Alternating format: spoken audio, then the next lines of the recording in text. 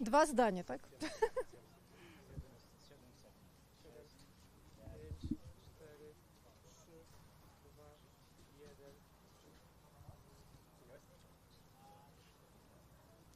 Вітаем гледачы Белсата. Гэта гучны фэст, які сёння распачынаецца і праходзіць у Варшаве. Мы знаходзімся зараз, паглядзіце, каля Віслы, вельмі горача, вельмі спякотна, і мы спадзяемся, будзе вельмі гучна. І гэты фэст распачынаецца з літаратурнай сцэны літаральна праз некалькі секундаў.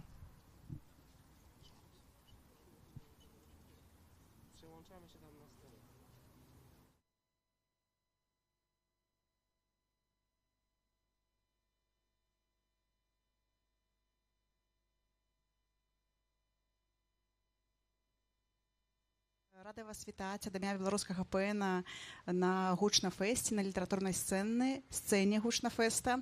Хачу падзякаваць усёй камандзе беларускага ПН за тое, што змагла зрабіць магчымым нашу размову, нашу сустрэчу сёння тут у межах гучнафэста. І сказаць, што сёння у Беларусі не менш за 38 людзей слова знаходзіцца ў няволі і не менш за 159 дзеячаў культуры знаходзяцца ў няволі. Гэта ўсё людзі, якія сёння не такія гучныя, як нам хацелася, у іх няма слова, яны пазбаўлены гэтай магчымасці гаварыць, і таму сёння ў значнай ступені мы гаворым таксама ад іх імя за іх і гаворым так, каб іх лёсы, іх словы, іх меркаванні былі сёння таксама чутныя, гучныя і бачныя. Запрашаем таксама, акрамя вельмі грунтоўнай праграмы на літаратурнай сцэне, у нас яшчэ ёсць пляцоўка беларускіх незалежных выдаўцоў, дзе можна набыць беларускія кнігі, у тым ліку кнігі беларускіх палітвязняў, нобелеўскага лаўрэата Алеся Беляцкага і кнігу Максіма Знака «Закамерон вершы гутаркі», які з лютага 2023 года знаходзіцца ў статусе інкамунікада. І гэтая кніга, гэта творы, напісаныя ім падчас першага года зняволення. Адзначу, што гэтыя кнігі, гэта некамерцыйны праект. Набываючы іх, вы зможаце падтрымаць сем'і беларускіх палітвязняў, дзеячаў культуры, людзей слова. Таму, калі ласка, далучайцеся і набывайце гэтыя і не толькі гэтыя кнігі. Я перадаю слово вядоўцы літаратурнай сцэны Крысціне Дробыш, якая зараз раскажа вам, што вас чакае тут. І хачу яшчэ раз падзякаваць Фрі Беларусь цэнтру за тое, што зрабілі магчымым гучнафэст, і камандзе беларускага ПН за тое, што магчымая беларуская сцэна тут літаратурная.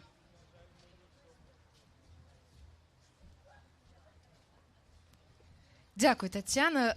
Вітаю, калі ласка, спадарства, не праходзьце міма, заходзьце, калі ласка, на нашу літаратурную сцэну. Разаб'ем межы і паняцце таго, што беларуская літаратура, ў прынцыпе, гэта нешта абмежаванае, чужое, далёкае, элітарнае. Это ўсё ж такі блізкае да кожнага з нас, і мы можам у гэтым пераканацца. Калі ласка, далучайцеся да онлайн-трансляцыі, і таксама у нас тут шмат крэслаў з лёгкім брызам з Віслы варшаўскай. Ну што ж, я рада вас бачыць, вітаю ўсіх на гучнафэсце 2004 года. Дзякую. Чым адметная будзе гэтая літаратурная сцэна ў гэтым годзе? Па-першае, грунтоўная праграма. Па-другое, арганізатары беларускі ПН і Фрі Беларусь цэнтр сёлета вырашылі прысвяціць гэтую сцэну жаночай і квір-літаратуры. Ёсць меркаванне такое вельмі стэрэатыпнае, што жаночая літаратура, яна нейкая абмежаваная, што яна мае нейкія канкрэтныя тэмы і больш ні пра што жанчыны не пішуць. Я думаю, што за апошні час можна было пераканацца, што існуе вялікая колькасць беларусак у тым ліку, которые разбіваюць ушчэнт гэты стэрэатып. І сёння акурат мы такіх жанчын тут і пабачым, і зможам самі ў гэтым пераканацца. Таму я хачу пазнаёміць вас, калі вы незнаёмыя, канешне ж, і прадставіць, калі вы знаёмыя, парадаваць вас прысутнасцю і прэзентацыяй зборніка вершаў «Астралябія Божых таямніц» паэткі і мовазнаўцы Анхелы Эспіносы Руіс. Я запрашаю, але Спадарыня Анхела будзе прэзентаваць зборнік не адна, а ў цудоўнай кампаніі, і я запрашаю сюды сямейны калектыў, напэўна, таленавітых Зміцера Бартосіка і Юстыну Карпіловіч. Выбачай, калі ласка. Ну што ж, вашы апладысменты, а я пакідаю вас.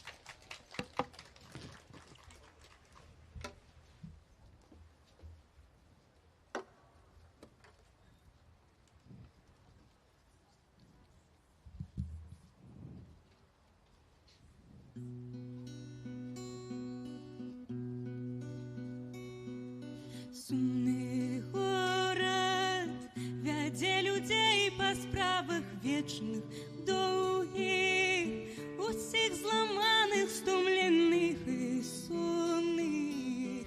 Панёсся дождж, ліхтар пагас. Сумны горад прымусіў неба выказаць усё гора, што накапіла яно паспяхова, штодзённа гледзячы на нас. Што ж ты неба, кажуць, што ведаеш ты ўсе адказы. Тады ж чаму такім ты недасяжны? Здаешся мне, здаешся нам. Свет наш дзіўны, яго стварыў, хто стаў чужым і знікнуў. Падказкі аніводнай не пакінуў. Як жыць, як запаліць ліхтар. Рукі вышэй, падымайся, бліжэй святлу пацягніся. Пераможа той, хто гарыць ярчэй за сонца. У гэтай гульні няма правіл. Плач, крычы, скуголь, побач з раем. Сам цяпер рашы, што праўдзіва, а што правільна.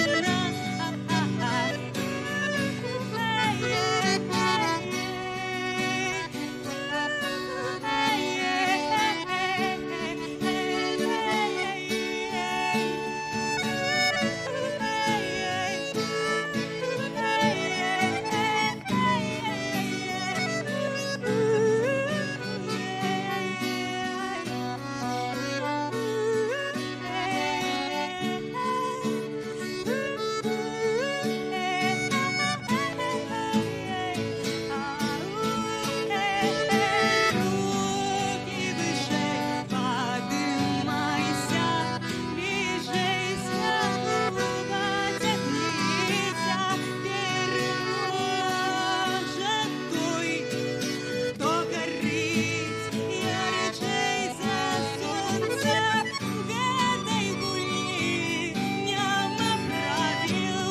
Плач, крычы, скуголь, побач з раем.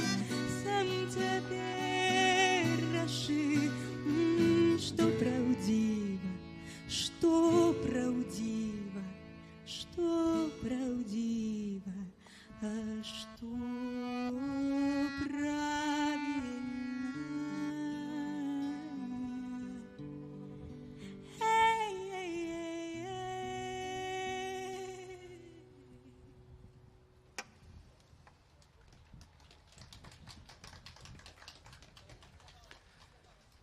Мяне заўжды цягне пачаць чытаць у голас, калі трапляю на нешта таленавітае.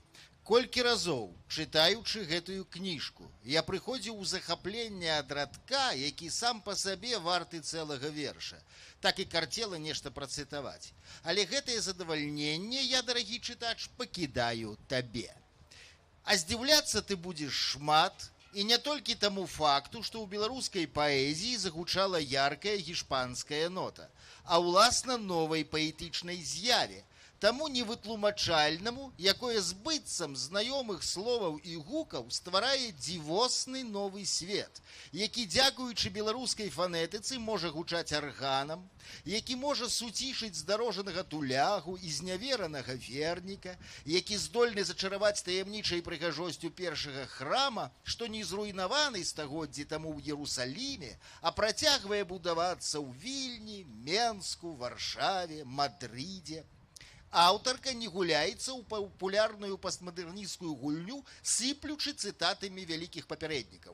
Тут гульня больш азартная і ад гэтага не менш складаная. Паэтка ажыўляе вялікія цені і запрашае ў беларускі свет сучаснікаў. Ад Шылера да Караткевіча, ад Міядзакі да Забушкі, адштурхоўваючыся ад геніяльных радкоў, нібы прымаючы падачу з мінулага і адказваючы сваёй падачай. Застаючыся на той жа высокай хвалі вобразнасці, бліскучай рыфмы і эмацыйнага пасылу. Каму патрэбныя кніжкі без карцінак альбо без вершыкаў? Не разумела Аліса, гераіня краіны цудаў Льюіса Кэрролла. Заўжды згадваю мудрую Алісу, трапляючы на сапраўдны цуд. Тыя карцінкі, якія народзяцца ў тваім уяўленні, дарагі чытач, ад дакранання з гэтымі вершыкамі, не будуць статычнымі і банальнымі, больш за тое. Яны заўжды будуць мяняцца, як змяняецца неба над галавою. І гэта толькі здаецца, што гэтая кніжка маленькая і тоненькая. Гэта аптычны падман, шаноўны чытач. Насамрэч, яна бяздонная, зрэшты, як і ўсё геніяльнае. У нашым горадзе нас не вучаць нічому. Бязмежжа мора хаваецца ў кожнай цагліне, у кожнай адсутнасці, у рэху кожнага кроку і ў празе вярнуцца дадому. І недзе, далёка, далёка, як на павуціне трымаюцца вера, надзея, любоў. Яе шмат не бывае на беразе раю, дзе ў потакай ходзіць за вулькамі слова «кахаю». І ўсе таямніцы ад чайкі да чайкі ляцяць праз блакітную вечнасць між крылаў сястрыцу. Не, у нас на радзіме ніхто не вучыць нікога. Вось 5 катэдральны сабор, цытадэль і актор старога тэатру пад позіркам Бога. А мы разам ўсё будуем падспевы ў сэрцах апошнюю вежу між горамі і морам бясконцым, малітваю шчырай з няверца, а з кепкамі неба і промнямі сонца. І зноў твае чары ўрочаць, што суровай модзе ў тон, і братамі людзі крочаць пад крыло тваё у палон. Фрыдрых Шілер да радасці. Ён адзін у краіне чужых галасоў, дзе кідаюцца літары ў вочы, як зверы, дзе крычыць цішыня, халадзее любоў, і паўсюль заўсёды зачынены дзверы. У заплечніку ружы, паэмы, лісты, гарадскі небасхіл за плячом, як аблава. Ён адзін, мімалётны, ні з кім не на ты, моўчкі топіцца ў кубку пагорклае кавы. Колькі слоў у шуфлядзе, а ў сэрцы любві, непазнаных каханак, сяброў незнаёмых, але толькі за мурам пяюць салаўі, перакрытая лёдам дарога дадому. А паглядзіш, загляне праменьчык святла сярод цёмнае ночы, спакойнай, крылатай, як сустрэнеш другога, бы вясну, што прыйшла, і паціснеш руку, каб пазнаць у ім брата. І мовлю по-эллинськи метутос кікльос тарате, мужчинам, імперіям часу, не руш моїх кіл, Оксана Забушка, новий закон Архімеда. Прошу, не чапай моїх колов, ці почапай. Рука подрижить, дик і сидя земля з орбіти. Растут печаки, нападают небы на рай, а небо в осенскім лісці ляжить забитым.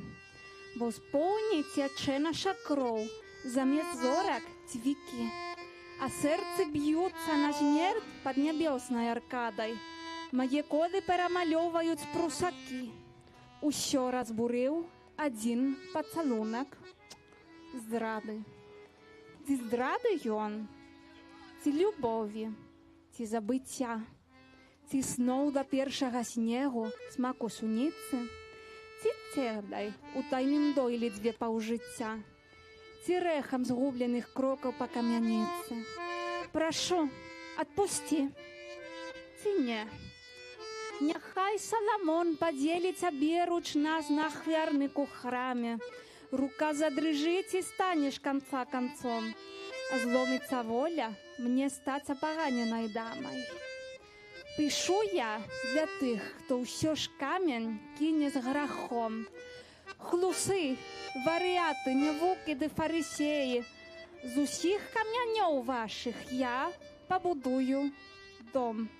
Ці храм угона свабоды, веры і надзеі.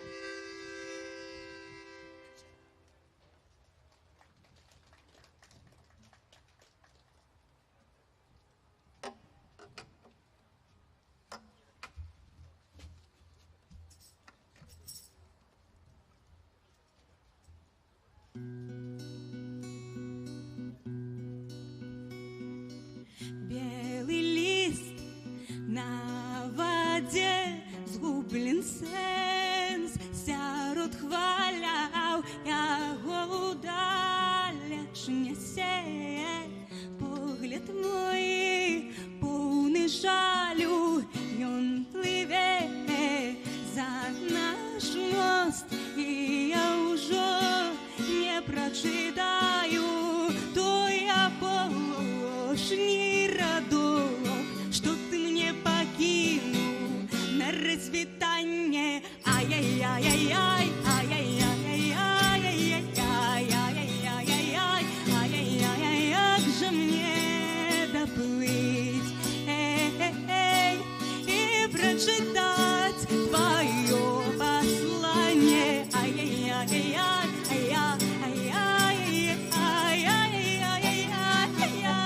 як же мне доплыть и прочитать твое послание, что хотели сказать мне тады твои вочы, калі ў іх згасла жарсць, нібы месяц зышоў з ночі, ты уцякаў ад чаго, дзе шукаў лепшай долі. Знікне ліст і за вадой нам не сустрэцца ужо ніколі. Ай-яй-яй-яй, ай-яй-яй-яй, ай-яй-яй-яй, як же мне забыць, як унутры усё палала. Ай-яй-яй-яй, ай-яй-яй-яй, як же мне забыць, як внутрі усё палала. Ай-яй-яй-яй, ай-яй-яй-яй, як же мне забыць, як внутрі усё палала. Ай-яй-яй-яй, як же мне забыть,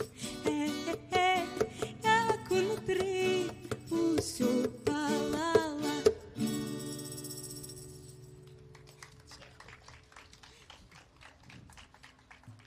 Існуе такі апокрыф, што аднойчы нейкі журналіст спытаў у расійскай паэткі Анны Ахматавай: Анна Андреевна, а ці цяжка пісаць вершы? Ні на што яна яму адказала: ну што ж тут цяжкага, калі дыктуюць. Вось, я адразу хачу спытацца, Анхела, табе таксама дыктавалі гэта? Ну, як табе сказаць? Я заўсёды, ну, вось гэтая кніга, вось, так? Я заўсёды пісала пра любоў, пра некую версію любві.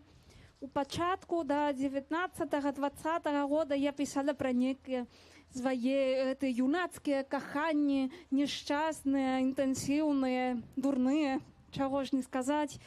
Пасля 20-га, асабліва пасля 22-га, я пісала пра такую балезную любоў, надзею. Я спадзявалася на лепшую будучыню для ўсіх блізкіх, некаторых далёкіх. І, вядома, пісала пра вось гэтыя пачуцці, якія, мяркую, ва ўсіх нас былі таксама. А гэтая кніга новая, вось я тут хацела пераўзысці гэтыя папярэднія пачуцці, хаця не адкінуць, гэта чалавечае таксама, чалавечы досвед. Але я хацела дайсці да універсальнай любві, да такой астралябі Божых таямніц. А ці дыктавалі? Ну, так, прызнаюся, трошачкі зверху паддыктоўвалі. Ну, тады падзяліся гэтай дыктоўкай. Дыктоўка. І прабілі яны зямлю, каб падрыхтаваць падмурак на пабудову. І пад зямлёю знайшлі яны руіны першага храма. Даўжыня будынка была 60 локцяў з усходу на захад. Шырыня яго 20 локцяў з поўначы на поўдзень, а вышынёй меў ён 30 локцяў. І месціліся ў храме 3 памяшканні: улам, гехаль і девір.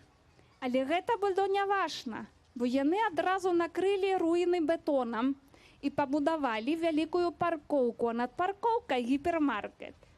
Так пачалі спекуляваць купцы сваімі таварамі над першым храмам. Набралі яны на працу падлеткаў і прынеслі ў ахвяру іх дзіцячыя мары і надзеі карпаратыўным ножом. І здабылі манаполію над прадуктамі першай патрэбы. І маленькія крамы ды цэхі паміралі навокал, як вянуць кветкі ў спёку. І стаў храм-гіпермаркет адзіным варыянтам закупаў для адчайных, бедных і жабракоў і месцам для продажы душы самому д'яблу. І ніводны месія не адважыўся перавярнуць бізнес, каб не асудзіць на смерць цэлую грамаду. І так грамада стала наўпроць выжываць. І выжывала грамада толькі вокал храма гіпермаркета. Настала чорная пятніца, пасля дня падзякі.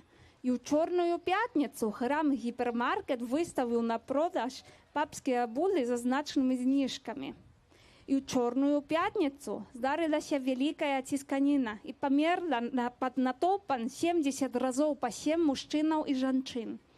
І тыя, хто набыў танную папскую булу, радаваўся бязмерна. І некаторыя зларадаваліся, маўляў, я булу маю, мая вечная душа апынецца ў рае твая? Не. І танчылі яны зларадна на баханаліях над руінамі першага храма. І вярнуліся дадому з купленай па зніжках справядлівасцю, або, хутчэй, суджэннем па выгоднай цане. А кароль усё спаў пад гіпермаркетам, пад паркоўкай, пад муркам і зямлёю. І нікога не судзіў.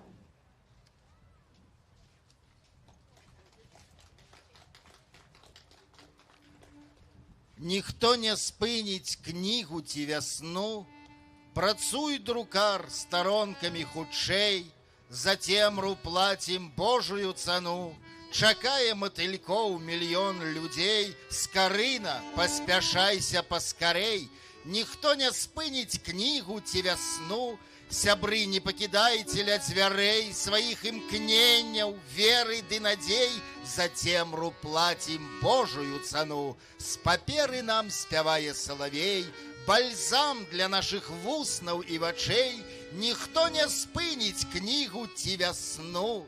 Пісаць, чытаць, ісці мусім далей, світанне пасля 1000 начэй, за цемру плацім Божую цану.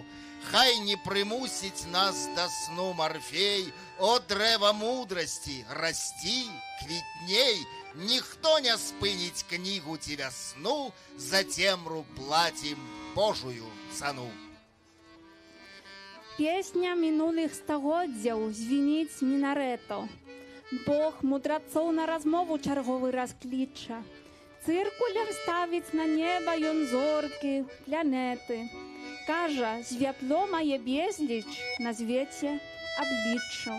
Кніга святло, святло гора, святло над дарогай зоркі, што шляхам тушыным да Рыму вядзе. Крокам няпэўным няўзнак аддзяляе ад Бога. Зяе на захадзе ўсходзе паўсюль і нідзе. Горад святла, святло золку, святло камяніца, дойліцкім светлым пяром намалёваны храм. Ціхага сонца святло і святло таямніца.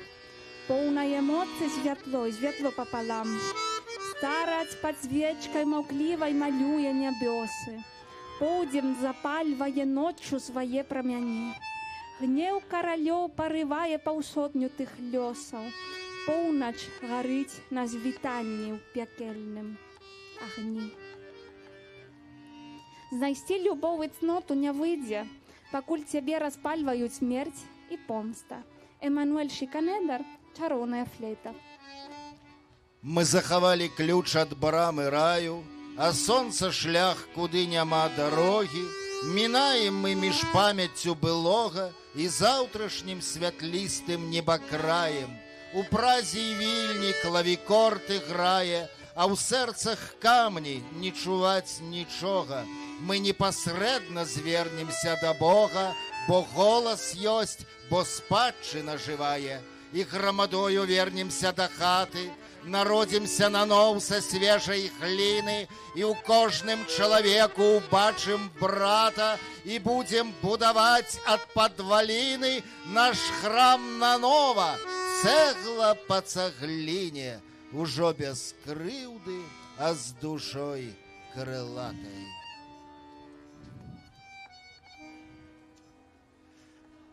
Ангела, скажи, калі ласка, а ці думала ты калі-небудзь, што твои вершы стануць песнямі, і як табе гэта все падабаецца? Я слухай, калі мне было 6-7 гадоў, я пісала ў стол, таму што мне нудотна было ў школе. Я ніколі не магла уявіць, нават думаць, што ў мяне будзе некая кніжка надрукаваная, тым болей, што хтосьці з музыкаў зацікавіцца настолькі, каб песню на гэты верш напісаць. А гэта здарылася. І, дарэчы, вось гурт «Сумарок» напісаў песню, а потым гурт «Амарок» таксама песню на той самы верш. Это «Зоркі былі супраць нас». Гэта вельмі стары верш пра каханне, за які ўжо сорамна. Нават яны выбралі той самы, гурты маюць вельмі падобныя назвы. Але вельмі прыемна, па-любому, і дзве цудоўныя песні атрымаліся. Але ў мяне засталася пасля гэтага яшчэ адна мара, бо я ўжо пачала марыць па-вялікаму, так? І гэта была, каб мая паэзія загучала прыгожым, пявучым, жаночым голасам. І гэтая мара здзейнілася, дзякуючы вось нашай цудоўнай Юстыне Карпілёвіч. Дзякуй табе. Але гэта верш з гэтага зборніка, так? Гэта так. Вось гэта.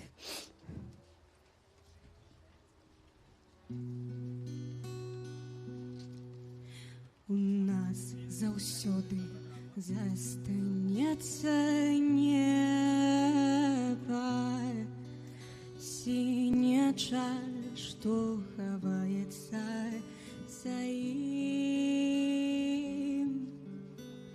і яблык, што далёка ўпала дрэва, і горад, што не можа стаць другим. Прочь, калі ласка, мы подстроим гитару.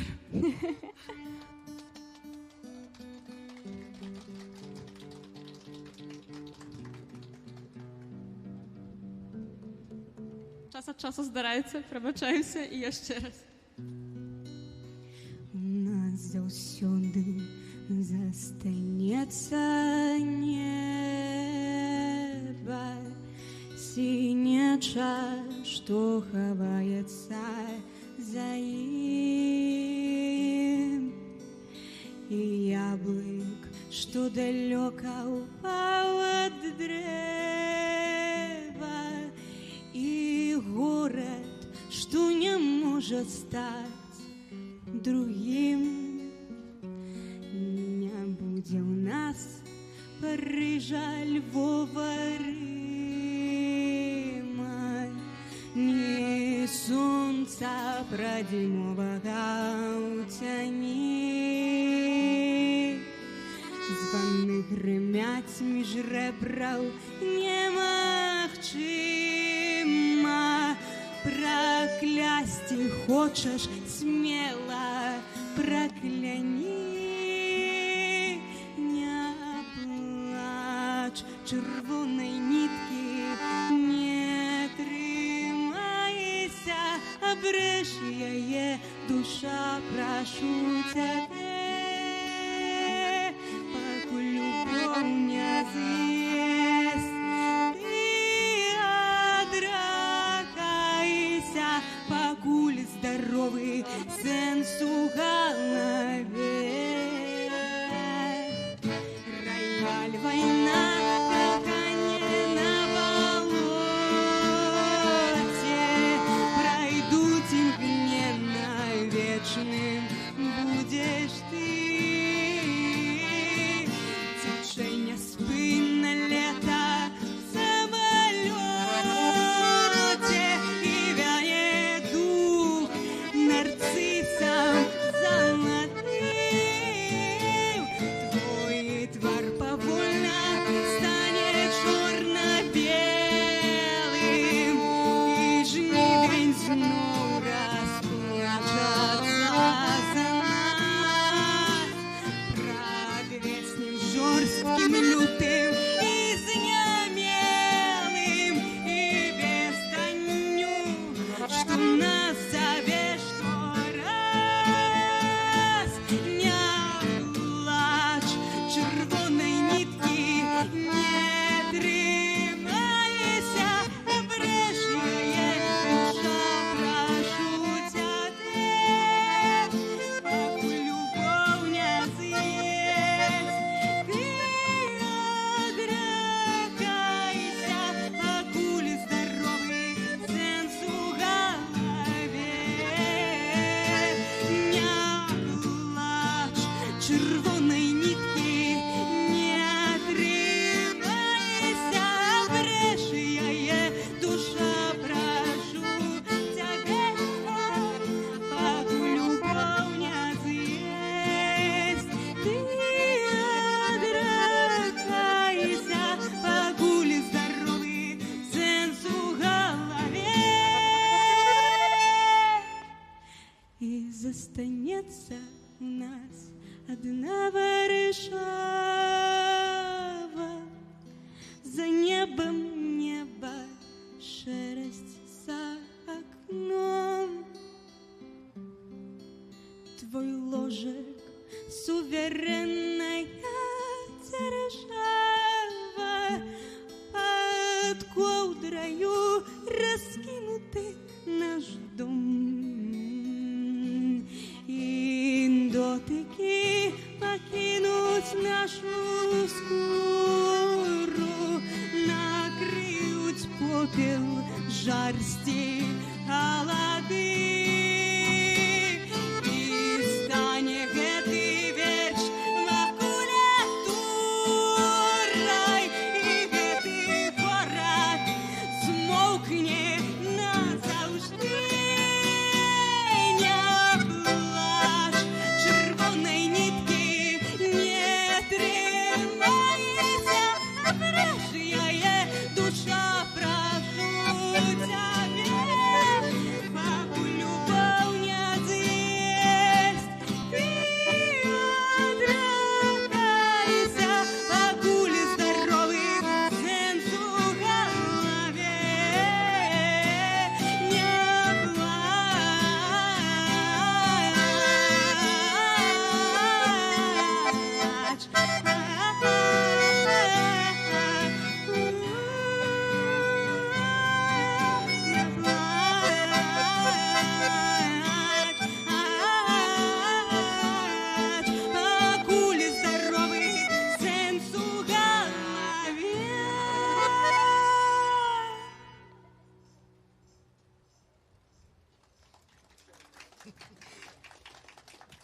Партия Баяна Татьяна Карпилович.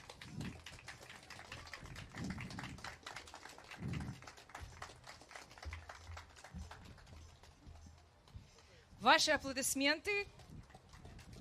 Анхела, Змітер, Юстина, Тетяна. Дякую, вялікі. Дякую.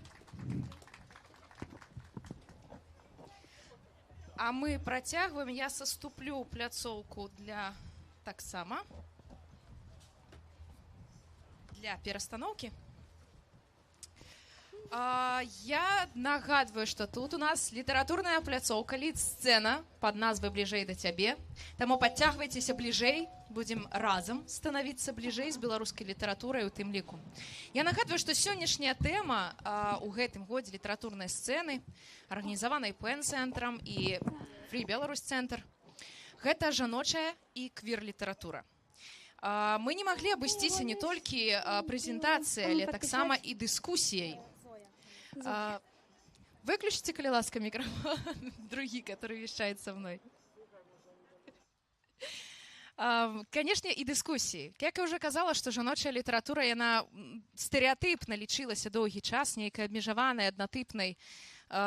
І вось цяпер сёння акурат ёсць магчымасць пазнаёміцца з аўтаркамі, паэткамі, драматуржкамі, которые пішуць, разбураюць гэтыя межы. Ну и, напэўна, галоўнае пытанне, что за женщина сейчас для вас вещает, собственно. Я забыла представиться, тому я назовусь. Меня звать Кристина Дробыш. Я таксама маю пэўнае дачыненне да беларускай літаратуры. Я раблю аўдыёкнігі, собственно, что написано у меня тут, для дзяцей і дарослых. Вось, таму таксама я тут з'яўляюся такой прадстаўніцай беларускай літаратуры, але нейкай яе іншай часткі. Ужо аўдыё-версіі. Таму, карыстаючыся нагодай, запрашаю вас знаёміцца з праектам «Кніжны воз». Гэта аўдыёкнігі для дзяцей, а таксама праект «Audiobooks by». Гэта два аўдыёвыдавецтвы, которые выдаюць кнігі па-беларуску ў якаснай аўдыёверсіі. Калі ласка, шукайце нас, слухайце нас, падпісвайцеся ў соцсеткі. А калі вы яшчэ не зрабілі прыгожую фота на сёння, то вось там, каля выдавецтваў, дзе можна набыць кнігі, пра якія мы сёння размаўляем у тым ліку, стаіць спецыяльна абарудаванае месца для фота, дзе можна зрабіць фотачку і пазначыць «Audiobooks by». Ну што ж, а я хочу расказаць, пра што мы будзем казаць цяпер. Як змяняецца роля жанчыны ў літаратуры? Якія ёсць новыя галасы, якія тэмы абмяркоўваюцца ў той самай новай беларускай літаратуры? Якія ёсць выклікі, з якімі сутыкаюцца, собственно, пісьменніцы, аўтаркі, драматуржкі, паэткі? Таму, каб абмеркаваць гэтыя пытанні, прычым з першых, што называецца, вуснаў, я хочу запрасіць на гэтую сцэну паэтку Насту Кудасаву. Наста, прашу, калі ласачка. Ваши аплодисменты, Наста Кудасава. Таксама паэтка і спявачка Света Бень. Святлана. Пісьменніцу Ганну Кондратюк. Спадарыня Ганна, прашу. А таксама драматуржку Касю Чыкатоўскую. А мадыраваць дыскусію будзе квір-фем-актывістка, паэтка і пісьменніца Тоні Лажден. Запрашаю таксама на сцэну, перадаю мікрафон і пляцоўку, вярнуся да вас крыху пазней.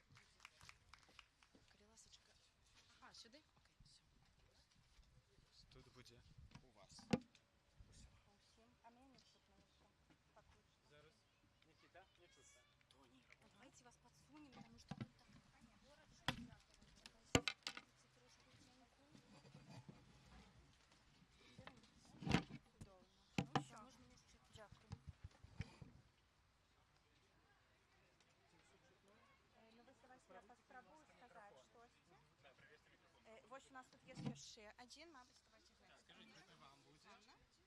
Галоўнае падключыць зараз тут. Не слышно. Раз. Стало чутно, так? А давайте мы гэта праверым. Паважаная аўдыторыя, вам чутно мяне? Не чутно.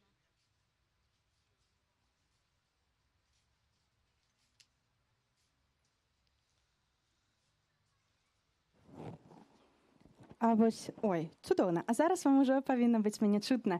Супер. Дзякуй вялікі, што вы дайшлі да нас сёння. Я ведаю, што сёння такое надвор'е, што толькі тыя, хто на 100% хоча дазнацца, што адбываецца з жаночай беларускай літаратурай, дайшлі да нас на гэтую пляцоўку. Дзякуй вам вялікі за ваш час. Мяне завуць Тоні Лаштан. Я буду мадэраваць нашу сённяшнюю дыскусію. І як ужо было сказана, наша сённяшняя дыскусія, яна будзе пра тое, што ўвогуле зараз адбываецца у беларускай літаратуры і якое месца жанчыны, культурнай дзеячкі і літаратаркі замаюць у ёй.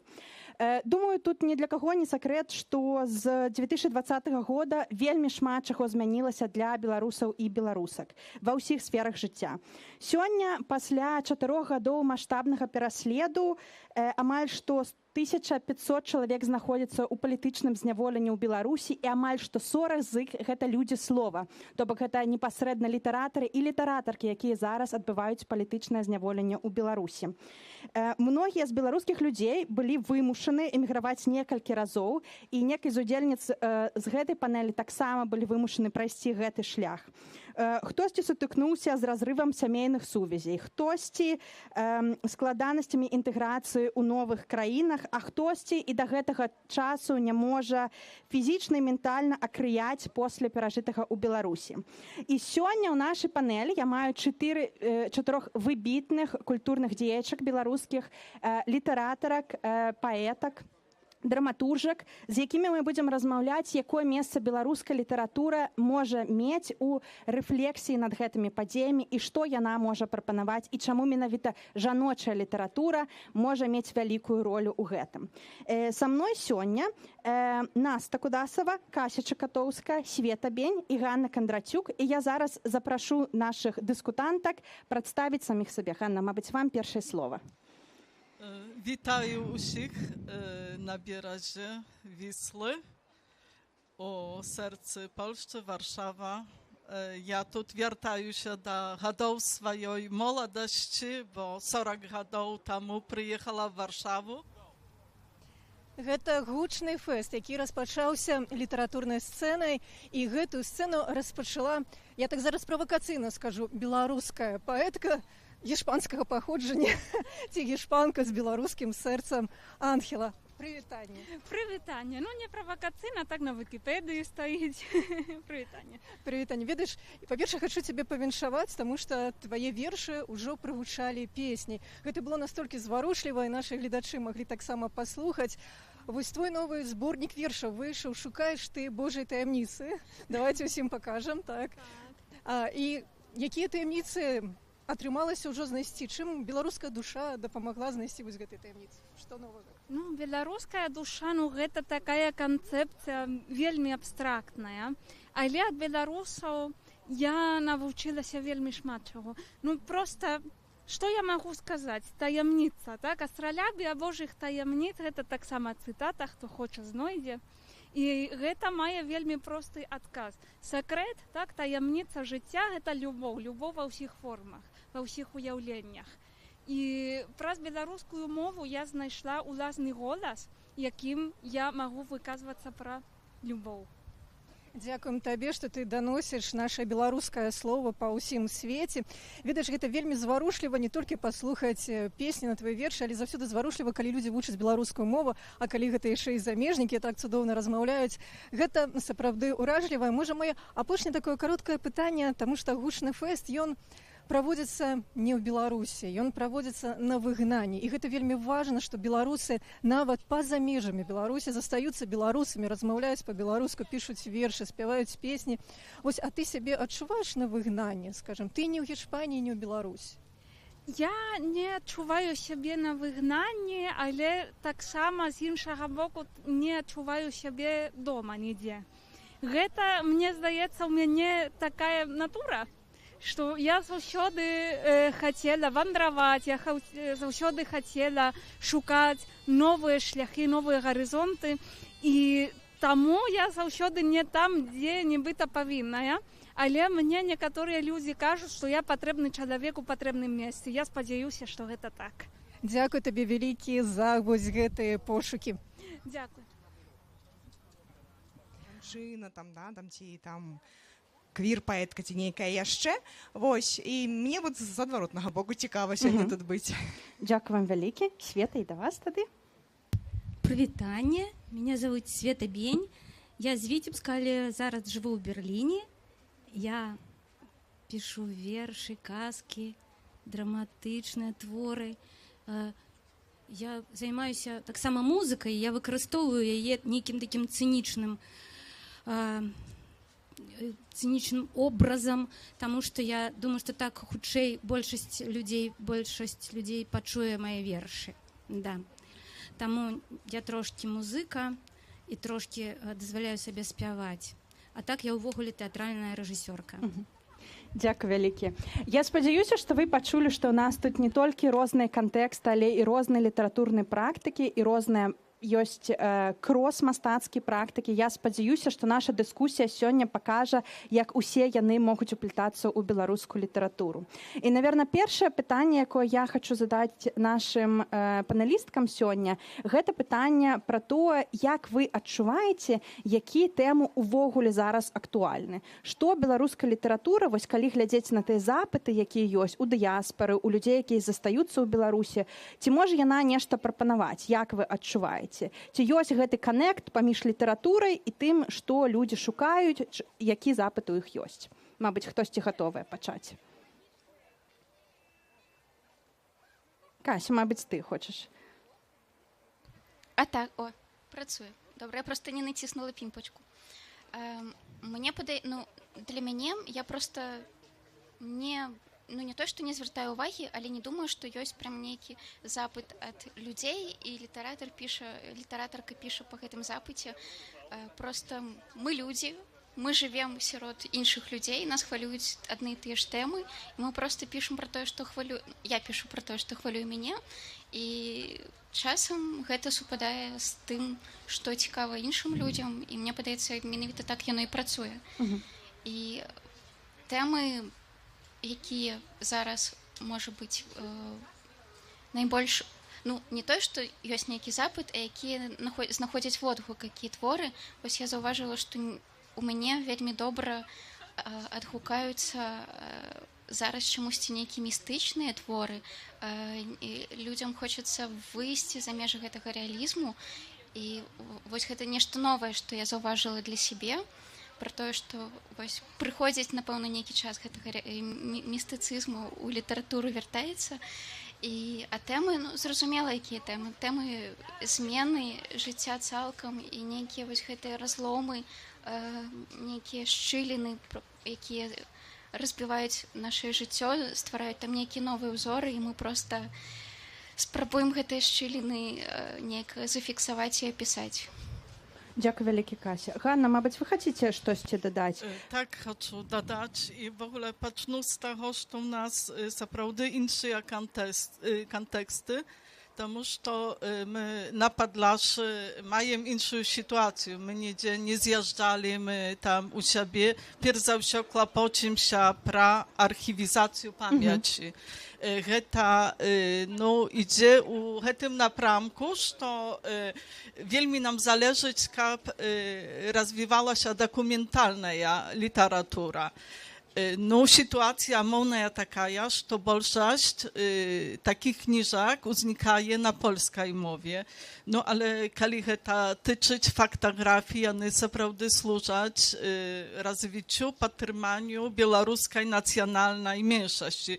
I woś u takich małych ośrodkach, nawet jak u wioskach nawet, ludzie mają ambicję, kab zapisać historię swojej miejscowości.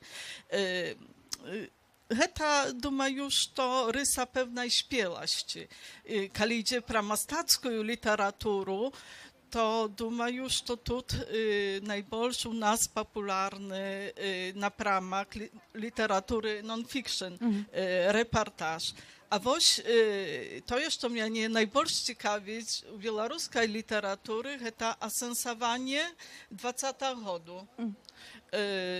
Усе мы перажываем яшчэ гэтую рэвалюцыю. Я думаю, што яна паўплывала на нас усіх так моцна, што гадамі будзем ale właśnie nie chapaje mnie na przykład takich reporterskich, wiecie, penetracji, jak przedstawić. Думаю, что это связано со страхами, только люди, jak ja поеду gdzieś замежу, могут про это говорить, ale говорить tak delikatnie, как nie podstawić tych, co остались się na rodzimie. To w ogóle składana sprawa. Czytała tu taką książkę, kiedy ja wyjdę na wolę, Hanny Komar, i tam ja naprawdę pokazuje atmosferę, pokazuje fenomen mianowita białoruskiej żonczyny, rolę żonczyn u tym procesie. Ale tak samo to nie może być faktografia, bo tam nie ma, скажем, proświszczał, nie ma konkretnych adresów. A z takich, думаю, что w ogóle cenię klasyku białoruską, cenię klasyku. Ja zawsze czekаю na każdą książkę Świetlany Aleksiejewicz, czekаю na nowy tom Maryi Martysiewicz, czekаю nowej książki Żmiciera Bartosika, czekаю każdy taki prejaw, jakby ja skazała, genialności, bo kiedy porównać białoruską literaturę i współczesną polską, to думаю, что белорусская ciekawa dla mnie nie mniejsza jak polska literatura, chociaż wiadomo, że tu namnoga bogatejsza tradycji. W białoruskiej literaturze jest taki fenomen, wiecie, żywy ferment, że uznikaje poezja i to piszą młodzi ludzie. U Polsce, ja wiedаю niektórych poetów, ale to już taki ludzie, mojemu wzroście, albo i starejszy, a woś to jest kreatywność, bo młodość to tak sama przyznak kreatywności, że one spaluczają naszą tradycję białoruską z tradycją świetną. I w ogóle думаю, że wielmi potrzebna i tak sama takiej propanowa jest książki Władimira Orlowa. Tu u Białostoku jest pierwsze wydanie, u всіх я отворив, бо це наука історії. Думаю, що чоловік, який опинився в еміграції, потребує такої підтримки, і він завжди мусить, коли зустріне ніяка поляка чи człowieka innej nacji, rozkazać про siebie. A te książki jakby pomagają nam samim zrozumieć, kto my. Ось так. Дякую вам вялікі. Мы вось тут ўжо абмеркавалі пра тое, што ёсць некаторыя запыты і ад людзей, ад саміх літаратарак, якія звязаны, па-першае, з рэфлексіяй над сучасным і нейкай спробай такое асэнсаваць, што з намі адбываецца, але ёсць нейкія такія больш шырокія запыты, як, напрыклад, архівацыя памяці ці гісторыя нашых мест, захаванне мовы, таксама асэнсаванне тых падзей, якія адбыліся ў мінулым, у 2020, мабыць, 2022. І вось мне падаецца, было вельмі цікавым думка, якая Ганна апошняя сказала, што паэзія, яна можа граць тут такую роль вельмі далікатную, роль крэатыўную, і вось тое, што з'яўляецца ўсё больш беларускай сучаснай паэзіі, мабыць, гэта нейкая такая рэакцыя таксама і на тое, як літаратаркі адчуваюць сабе ў гэтым вось сучасным поле. Наста, мабыць, вы, як вось менавіта паэтка, маглі б трошкі распавесці, як вы адчуваеце, што за тэмы зараз актуальны для вас, як для літаратаркі? Ці спалучаецца гэта нейкім чынам з тым, а што цікава людзям? Ці, мабыць, адчуваеце вы нейкі запыт ад іх? Дзякуй. Так, гэта, мне здаецца, такая ўжо ісціна хрэстаматыйная, так, што паэзія адгукаецца найперш, бо гэта проста такі кароткі, так, жанр, імпульс імгненны, таму, канешне, у паэзіі прасцей, адрэагаваць на нейкія рэчы, которые з намі здараюцца, чым у такіх больш грувасткіх такіх аб'ёмістых жанрах. Вось. У мяне, шчыра кажучы, пачынаючы з 20-го года і па сённяшні дзень ужо вот гэтая сітуацыя некалькі разоў памянялася вот з адчуваннем гэтага канекту, так, запыту і аддачы. І я сама перажыла ўжо некалькі этапаў. Скажем, найперш вот у 20-м годзе у мяне было адчуванне такой вялікай сувязі з людзьмі. У мяне з'явілася было такое адчуванне нашмат больш чытачоў проста ў адзін міг. Калі я пачала фіксаваць тое, што адбываецца з намі, я зразумела, што я не магу не адгукнуцца, і я пачала пісаць нейкія такія вершы, не знаю, рэпартажыць, як гэта называць, да? Нейкія такія імгненныя, так, занатоўкі таго, што я бачыла, каб проста пакінуць у памяці там прозвішчы гэтых людзей ці нейкія такія канкрэтныя дэталі. Праз усю вот восень 20-го года я пісала, і ў мяне, канешне, ну проста аўдыторыя вырасла нашмат. Я была, канешне, здзіўленая гэтым, і нават у нейкі момант адчула такую небяспечнае гэтае пачуццё такой сваёй запатрабаванасці, да, яно для аўтара заўсёды небяспечна. Таму што, ну, па сутнасці, насамрэч, трэба заўсёды памятаць, што ты сам па сабе, ты адзін, да, і, ну, насамрэч, я думаю, зважаць на нейкія запыты, так, груба кажучы, гэта не заўсёды добра. Вось. І таму вот я цяпер стараюся перажыць вот тую сітуацыю, у якой я апынулася. Я ўсё роўна адчуваю, што ў людзей ёсць патрэба прыходзіць на вечары паэзіі, слухаць мяне, таму што, мне здаецца, гэта нейкая такая калектыўная тэрапія. Ну, ясна, што літаратура ва ўсе часы, яна для таго і ёсць, каб суцішаць, даваць надзею. Не кожны можа словам назваць тое, што адчувае, да, а паэт можа назваць гэта словам. Ну, і вот я выконваю сваю такую спрадвечную функцыю, і людзі прыходзяць проста паплакаць на гэтых вечарах, каб так неяк у гэтых словах так пражыць тое, што яны, можа, самі не маглі сабе назваць. Дасюль так адбываецца. Але мне, шчыра кажучы, цяжка бывае. Бывае цяжка, ну, можа быць, таму што нейкая ўжо ёсць адлегласць ад гэтага 20-го года і нават 22-го. Я баюся ўвесь час трапіць у пастку нейкай такой, ведаеце, спекулятыўнасці, таму што, ну, сапраўды ёсць гэтая небяспека, трэба ўвесь час слухаць сябе вот, і памятаць пра нейкую такую сваю асабістую дарогу. І мне нават часам хочацца, як сказала вот Кася, дарэчы, вот чаму ў людзей запыт на нейкую, да, хочацца як быццам бы выйсці з гэтай рэальнасці ўжо. І мне часам нават людзі просяць, давайте ўжо вершы пра каханне пачытаем, так, як раней, давайте як было раней, давайте ўжо не будзем гэтага. Таму што вот все апошнія гады мы плакалі і як бы рэфлексавалі. Гэта таксама цяжка, таму што нічога ж не змянілася, і людзі там за кратамі застаюцца дагэтуль. Я пра гэта думаю штодня, як бы я не магу абстрагавацца. Я жыву нават не ў падручніку гісторыі, а ў такім рэпартажы навін штодня я жыву, як бы я гэта адчуваю, праз сябе прапускаю штодня, але ў мяне ўжо няма сіл пра гэта пісаць. І з'яўляецца нейкі такі эскапізм. І мне здаецца, не толькі ў мяне, у многіх людзі альбо проста перастаюць пісаць і кудысьці сыходзяць у сябе, ў нейкія бытавыя клопаты, таму што яны ўжо не знаходзяць словаў. Вось, альбо сапраўды эскапізм, нейкія вот такія тэмы абстрагаваныя ад палітычнай грамадскай сітуацыі, таму што, ну, проста псіхіка ўжо не вытрымлівае. Вось. Але, ну, скажам, еднасць з чытачамі я адчуваю дагэтуль. Проста штосьці мяняецца у чытачоў, у мяне штосьці мяняецца, мы часам перажываем складаныя перыяды, і там на гэтае дно ўвесь час эмацыйна апускаешся. Але ўсё адно я адчуваю, што беларуская літаратура, ну, і прыватнасці паэзія, яна жыве сваё такое жывое, сапраўднае жыццё цяпер. І мне нават сумна, што даводзіцца прамаўляць ізноў тыя ж самыя рэчы і апісваць вот гэтую сітуацыю, которую мы трапілі, потому што, ну, ё-маё, ну, гэта ж все ўжо было, і пра гэта ўжо пісалі раней, і мне нават было неёмка на пачатку пісаць пра тыя ж рэпрэсіі, да, пра гэтае пачуццё там чалавека ў таталітарным грамадстве. Але, ну, вось так атрымліваецца, што мы як бы ходзім па коле, гісторыя не вучыць, ну, значыць, будзем паўтараць ізноў ўсё тое ж. І яшчэ хацела сказаць, да, што мне самой цяжка стала чытаць у нейкі момант, я чытаю так мала дазіравана, і ў мяне таксама нейкае вот такое пачуццё, хочацца больш, вот, як Ганна сказала, класікі, вот нейкай такой вот вяртанне да свайго дзяцінства, вот нешта такое, вот закалы, можа быць, гэта эміграцыя, просто туга па радзіме. Больш хочацца тых кніжак, які ты ў дзяцінстве чытаў, вот нейкае такое ў сабе ўзгадаваць пачуццё.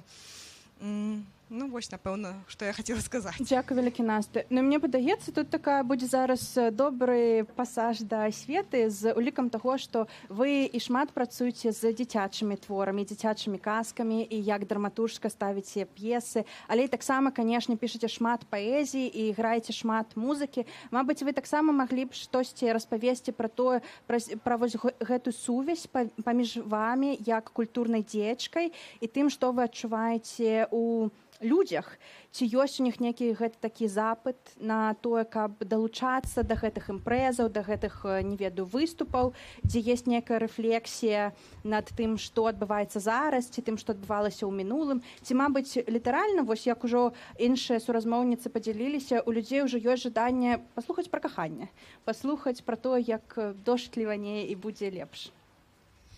Мне падаецца, што гэта ўсё залежыць ад таго, у якой кропкі знаходзіцца чалавек, які пражывае траўму. Мы ўсе вельмі траўматызаваныя і падзеямі, якія адбыліся ў Беларусі апошнімі гадамі, і стратай надзеі шмат хто адчувае, і, канешне, вайна зусім страшна адбылася, якраз наклалася. І гэта не можа не траўматызаваць чалавека, нават калі ён хацеў бы зайсці ў цалкам агульны эскапізм. І чалавек адчувае гэту траўму, і ўсё залежыць ад таго, дзе ён знаходзіцца. Калі ён хоча, калі ён не прызнае гэтай траўмы, альбо калі ён злуецца, альбо калі ён раз'юшны, альбо калі ён асэнсоўвае яе, альбо калі ён яе ўжо адпусціў і хоча пазбыцца яе. Гэта ўсё розныя этапы. І калі я штосьці раблю ў творчым плане, я думаю, перш за ўсё, што зараз патрэбна мне, якая псіхалагічная дапамога. І я кажу, ну давай, зрабі сабе лепей. І я раблю штосьці, каб мне зрабілася лепей, і гэта адначасова робіць лепей таму, хто знаходзіцца ў тым жа стане, як і я. А што пры гэтым адчуваюць іншыя людзі ў іншым стане, гэта ўжо не мая справа. Дзякуй вялікі. Дзякуй вялікі. Мне падаецца, мы зараз шмат такіх вельмі розных тэмаў і пластоў захапілі пра тое, якую функцыю літаратура можа выконваць зараз і як яна можа спалучацца з нашымі супольнасцямі і ў дыяспары, ў эміграцыі, і ўнутры Беларусі. І гэта было і пра некае такое будаванне наратыва пра сабе, пра сваю памяць, пра сваё месца, архівацыя гэтай гісторыі, гэта таксама асэнсаванне той траўмы, якая адбылася, ці тое, што адбываецца з намі зараз. Гэта пра тое, як літаратура можа адгукацца не толькі на тыя тэмы, якія зараз у паветры, але і таксама на тыя тэмы мінулага, якое ўжо адбылося. Ну і тут у мяне да вас такое іншае пытанне, як да літаратарак. Ці адчуваеце вы, што ёсць нейкая неабходнасць зараз казаць пра нейкую асобную жаночую фемінісцкую літаратуру ў межах агульнага кола беларускай літаратуры? Я гэта пытанне задаю вельмі шчыра і гатова да самых розных адказаў, і мне насамрэч вельмі цікава пачуць, што вы самі, як вы гэта адчуваеце. Мабыць, калі вось вы параўноўваеце сваю творчасць ці чытаеце іншых, ёсць нейкія тэмы ці інструменты, ці нейкія асаблівасці таго, як вы працуеце з сваімі тэкстамі, які вы адчуваеце звязаны непасрэдна з вашым досведам. Ці, наадварот, вы адчуваеце сабе, ну, вельмі так натуральна, проста часткай беларускай літаратуры, і вось, як, напрыклад, Наста ўжо падзялілася, ну, больш так індывідуальна ставіцеся да сабе і сваёй творчасці. Мабыць, хтосьці з вас гатовая пачаць падзяліцца сваімі думкамі на гэты конт. Наста, мабыць, вы і гатовая падзяліцца. Мне цяжка казаць, я так адмыслова просто не вывучала ніколі вот гэтае крыло літаратуры, да, которое вы называеце фемінісцкая літаратура. Я просто вельмі люблю жанчын, і так неяк заўважыла, што, ну, прынамсі, у паэзіі беларускай, ну, сёння, мне здаецца, так больш жаночых галасоў.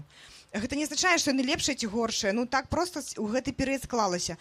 Ці можна рабіць з гэтага нейкія высновы? Ну, я думаю, што гэта даследчыкі мусяць рабіць высновы, так? Ці гэта час, як бы, які больш жанчынам пасуе там для рэфлексіі ці не? Ну, допустим, канешне, вот... Я думаю, я написала верш «Голас маці», так, прысвечаны Раману Бондарэнка, ягонай памяці, вот пакуль там стаяла ў гэтым двары. у лістападзе 2020 года. І для мяне было абсалютна натуральна пражыць гэтую сітуацыю як маці, таму што ўсё, што я думала на той момант, што ёсць мама, которая страціла сына. Для мяне гэта было натуральна. А што мог пры гэтым адчуваць там, мужчына, да, там, як ці мог бы ён там пісаць там верш, там, не знаю, голас таты, там, допустим. Я не ведаю.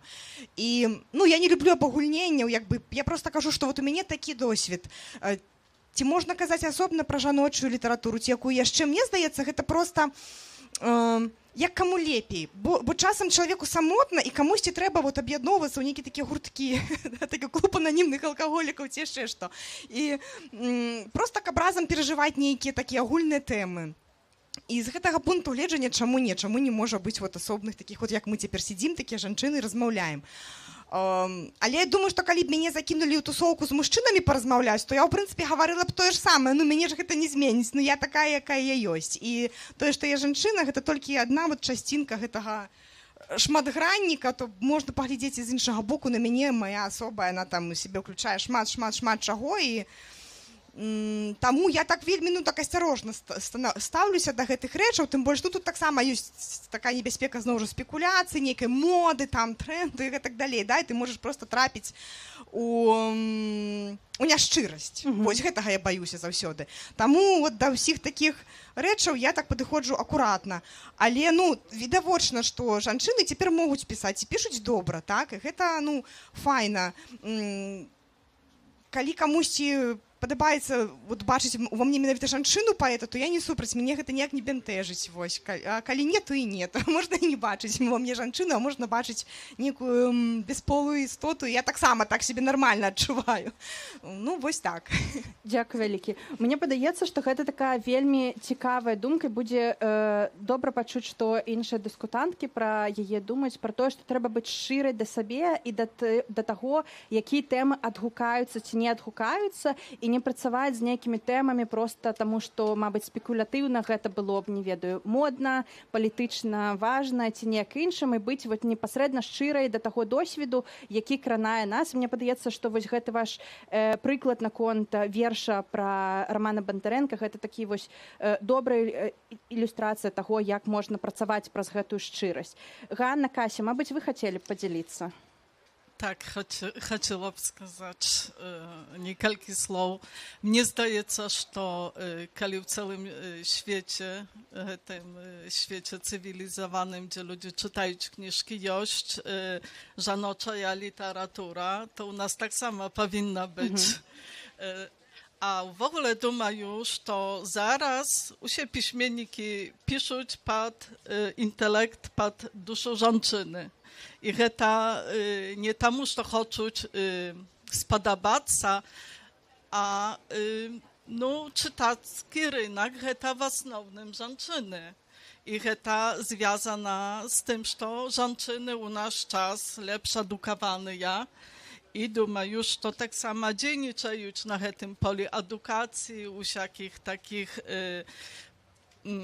instytucjach, jakie ja propaguję literaturę. W ogóle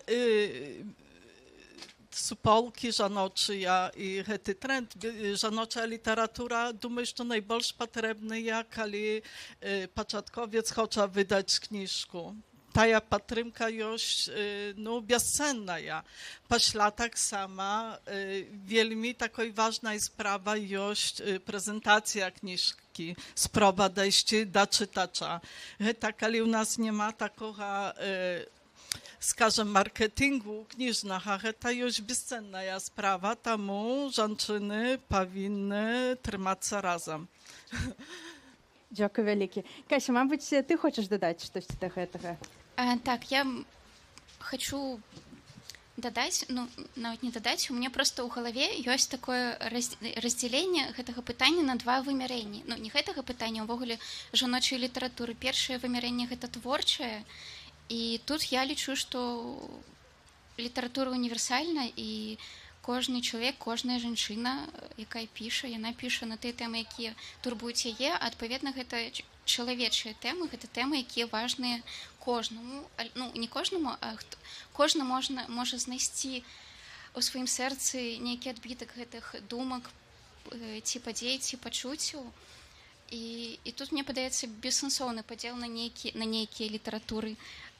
Але ёсць другое вымярэнне, гэта палітычнае, і вось тут мне падаецца для гэтага палітычнага вымярэння якраз такі патрэбны гэты лейбл жаночай літаратуры, таму што пакуль у свеце існуе патрыархат і пакуль жанчыны вымушаныя рабіць больш для таго, каб дасягнуць таго ж самага, што мужчыны, вось гэтая падтрымка неабходная, і вось гэтае аб'яднанне жаночай літаратуры неабходнае менавіта для таго, каб атрымаць больш магчымасцяў, дасягнуць чагосьці большага, атрымаць вось гэтую неабходную падтрымку, каб жанчыны маглі хаця б дасягаць тых узроўняў, што дасягаюць мужчыны без гэтай падтрымкі, таму што ім і так дапамагае патрыархат.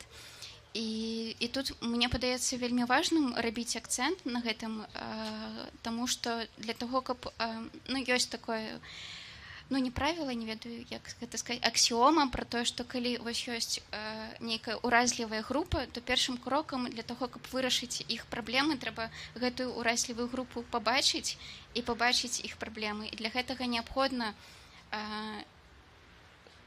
ствараць нейкія вось такія плыні, асобныя вось такія накірункі, але гэта менавіта вось з пункту гледжання развіцця жаночай літаратуры, з пункту гледжання культуры, а не з пункту гледжання творчасці. Вось, і наконт нейкіх інструментаў, асаблівасцяў, я тут выпадкова правяла на сабе такі эксперымент. Я некалькі месяцаў, так атрымалася, я падтрымліваю жаночую літаратуру, я купляю шмат кніг жанчын і не так шмат кніг, напісаных мужчынамі, і так атрымалася, што я некалькі месяцаў чытала толькі жанчын, а потым дайшлі ў мяне рукі да перакладу Жадана «Месапатаміі», і я не змагла. Я проста зразумела, наколькі гэта маскулінная літаратура, і я просто ўжо не магу яе чытаць. Не ведаю, можа быць, ачысціўся нейкі мой позірк, і я гляджу па-іншаму цяпер на гэтыя творы і просто бачу, наколькі там все, наколькі там ухваляецца, нармалізуецца гвалт, які я ўжо цяпер не магу нармальна ўспрымаць. І вось гэта такое цікавае назіранне. Можа быць, гэта толькі з Жаданом. Трэба паспрабаваць яшчэ кагосьці пачытаць мужчын, праверыць эфект. Але вось сапраўды гэта інтуітыўна так атрымалася, што ёсць нейкае адрозненне, проста я пакуль яшчэ не ў тым стане, каб сфармуляваць, але я буду над гэтым працаваць. Дзякуй вялікі. Кася, а яшчэ я хацела вас спытаць, як непасрэдна драматуржку. Вось калі вы працуеце з тэкстамі драматургічнымі, ці адчуваеце вы, ці ёсць нейкая розніца паміж тым, ці гэта быў тэкст напісаны, п'еса напісаная жанчынай, напрыклад? Мабыць, не ведаю, там ёсць некаторыя тэмы, ці нейкія інструменты.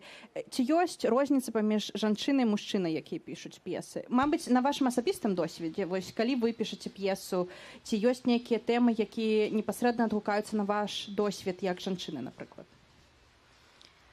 Наконт тэму не магу сказаць, таму што мне падаецца, па-першае, у нас у беларускай драматургіі апошнія гады гэта таксама росквіт жаночай драматургіі. У нас з'явілася вельмі шмат крутых драматуржак, класных імёнаў, і яны мне вельмі падабаюцца, я іх люблю.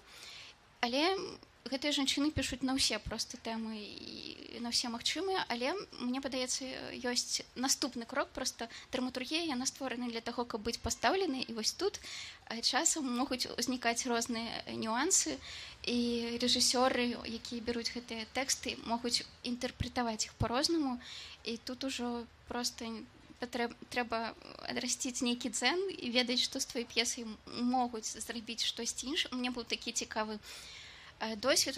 Самая моя першая п'еса, якая называецца «Мастектамія», і самая першая чытка гэтай п'есы я ставіў рэжысёр мужчына, а гэта п'еса пра харасмент, пра дамагальніцтва, і вось ён кажа, якая класная п'еса, але вось аўтарцы трэба лічыцца.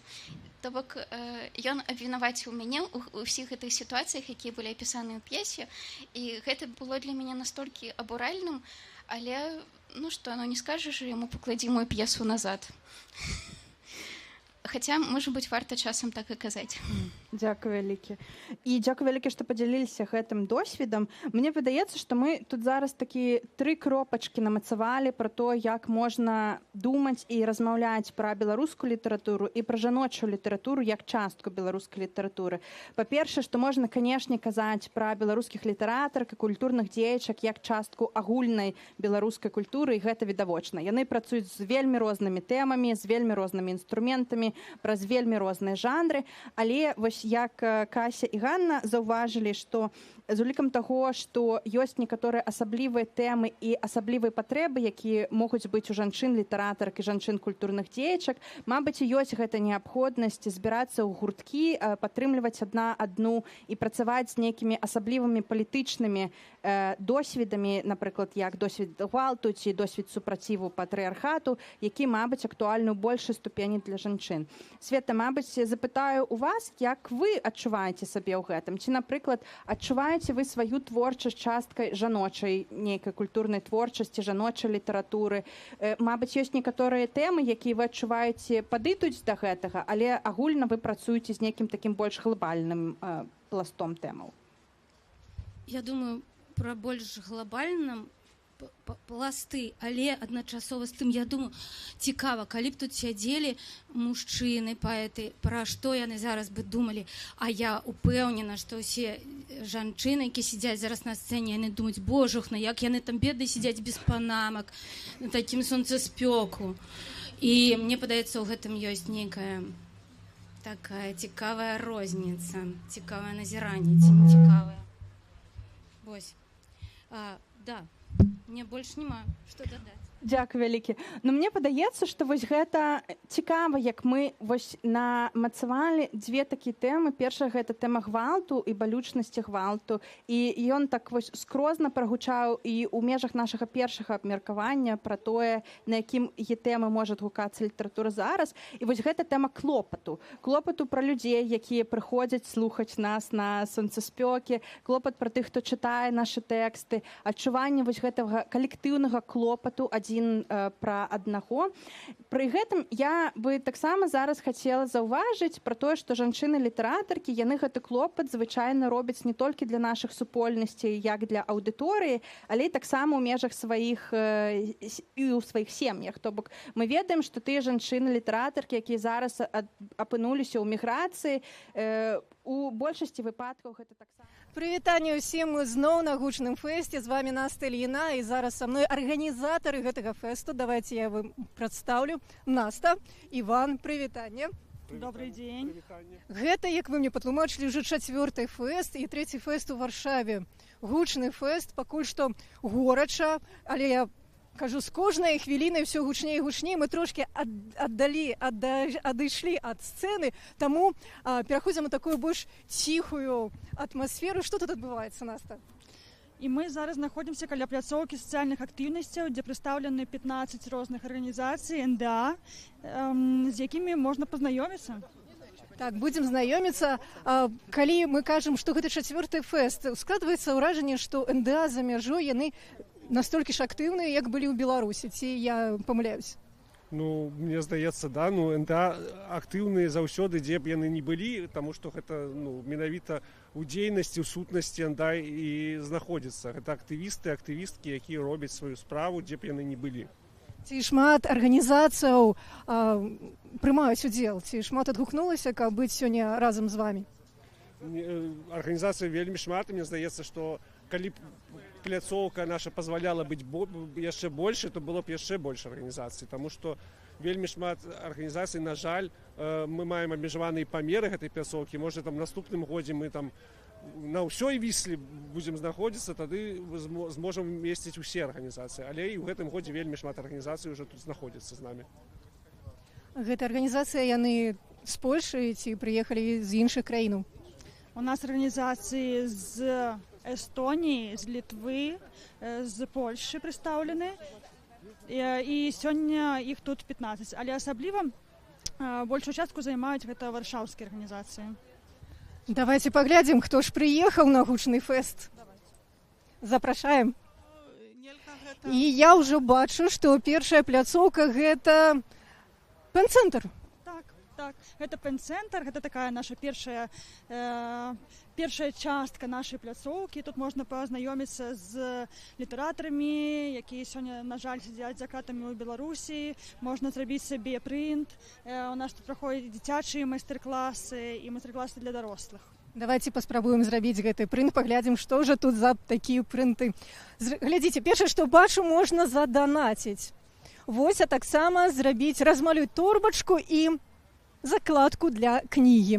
Вось адразу бачна, што мы сярод літаратараў, якія пішуць кнігі. І вось, магчыма, можна зрабіць вось такую закладачку для кнігі. І што у нас тут напісана? Што табе мроецца ноччу у час, калі зоры паснулі? Ну, можна адразу праводзіць пэўны квест. Хто аўтар гэтых радкоў? Я, на жаль, беларускую паэзію настолькі добра не ведаю, таму ўжо на вось гэтым першым квесце і завісла. Таксама можна зрабіць розныя прынты. Вось ужо хтосьці да нас зрабіў бліжэй да цябе вось такую валожку.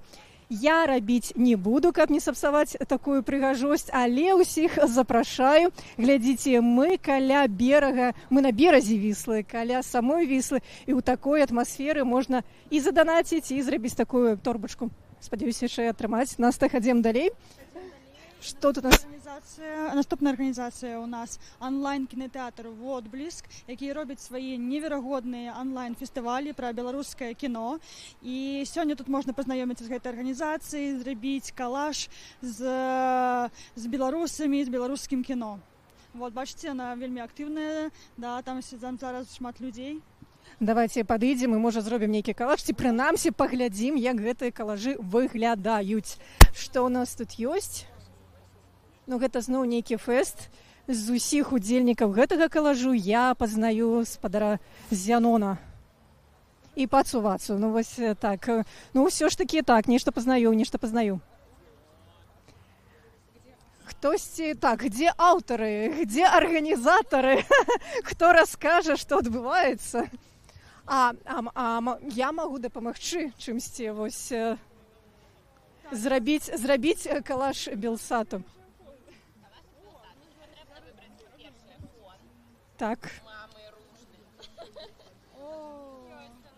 Да, вось, глядзіце, паглядзіце, якія цудоўныя беларускія краявіды. Я, як чалавек, які жыве за мяжою, я дакладна скажу, калі бачыш сваю родную хацінку, то адразу сэрца шчаміць. Вось, гэта, хацела сказаць, тое, чаго няма ў Беларусі, гэта мора, але ўсё ж такі, гэта Мінскае мора, хіба не? Ці проста, можа, нейкая рэчка, вось, так. Трэба знайсці нейкі фон, так? Вось, хачу у гледачоў запытацца, і каб адказалі, што гэта такое культавае месца. Так, ой, прабачце. Такое культавае месца, мабыць, ужо все здагадаліся, але вось мае суразмоўцы падкажуць. Давайте актыўней.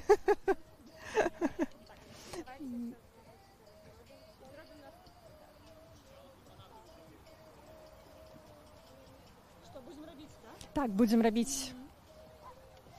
Добра, будзе загадка для нашых гледачоў, дзе гэта ў Менску знаходзіцца. Так. Вядомыя блогеры. Дарэчы, а ў гэтым фэсце ўдзельнічаюць блогеры, таксама не толькі арганізацыі. Блогеры вельмі любяць кпіць з гэтага месца, сустракацца. Ну, ці сустракаліся ім там. І што далей трэба рабіць? Так.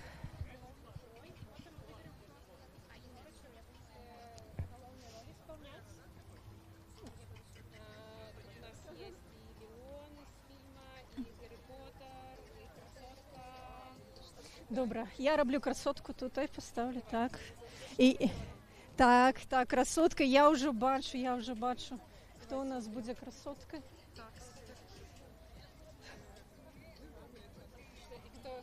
І вось гэта інтрыга, Іначай моя рука не магла пацягнуцца. Вось такі калаш. Слухайце, я заўсёды ведала, што ў меня ёсць яшчэ нейкія мастацкія здольнасці, але што аж на такім узроўні, то нават сама здзівілася. Добра, Наста, ідзем далей. Дзякую вам, дзяўчаты. Так. Нам сюды, мы сюды ідзем, так, далей? Не, зелёная нельга. Под грушкой показалася ёй Божая Маці.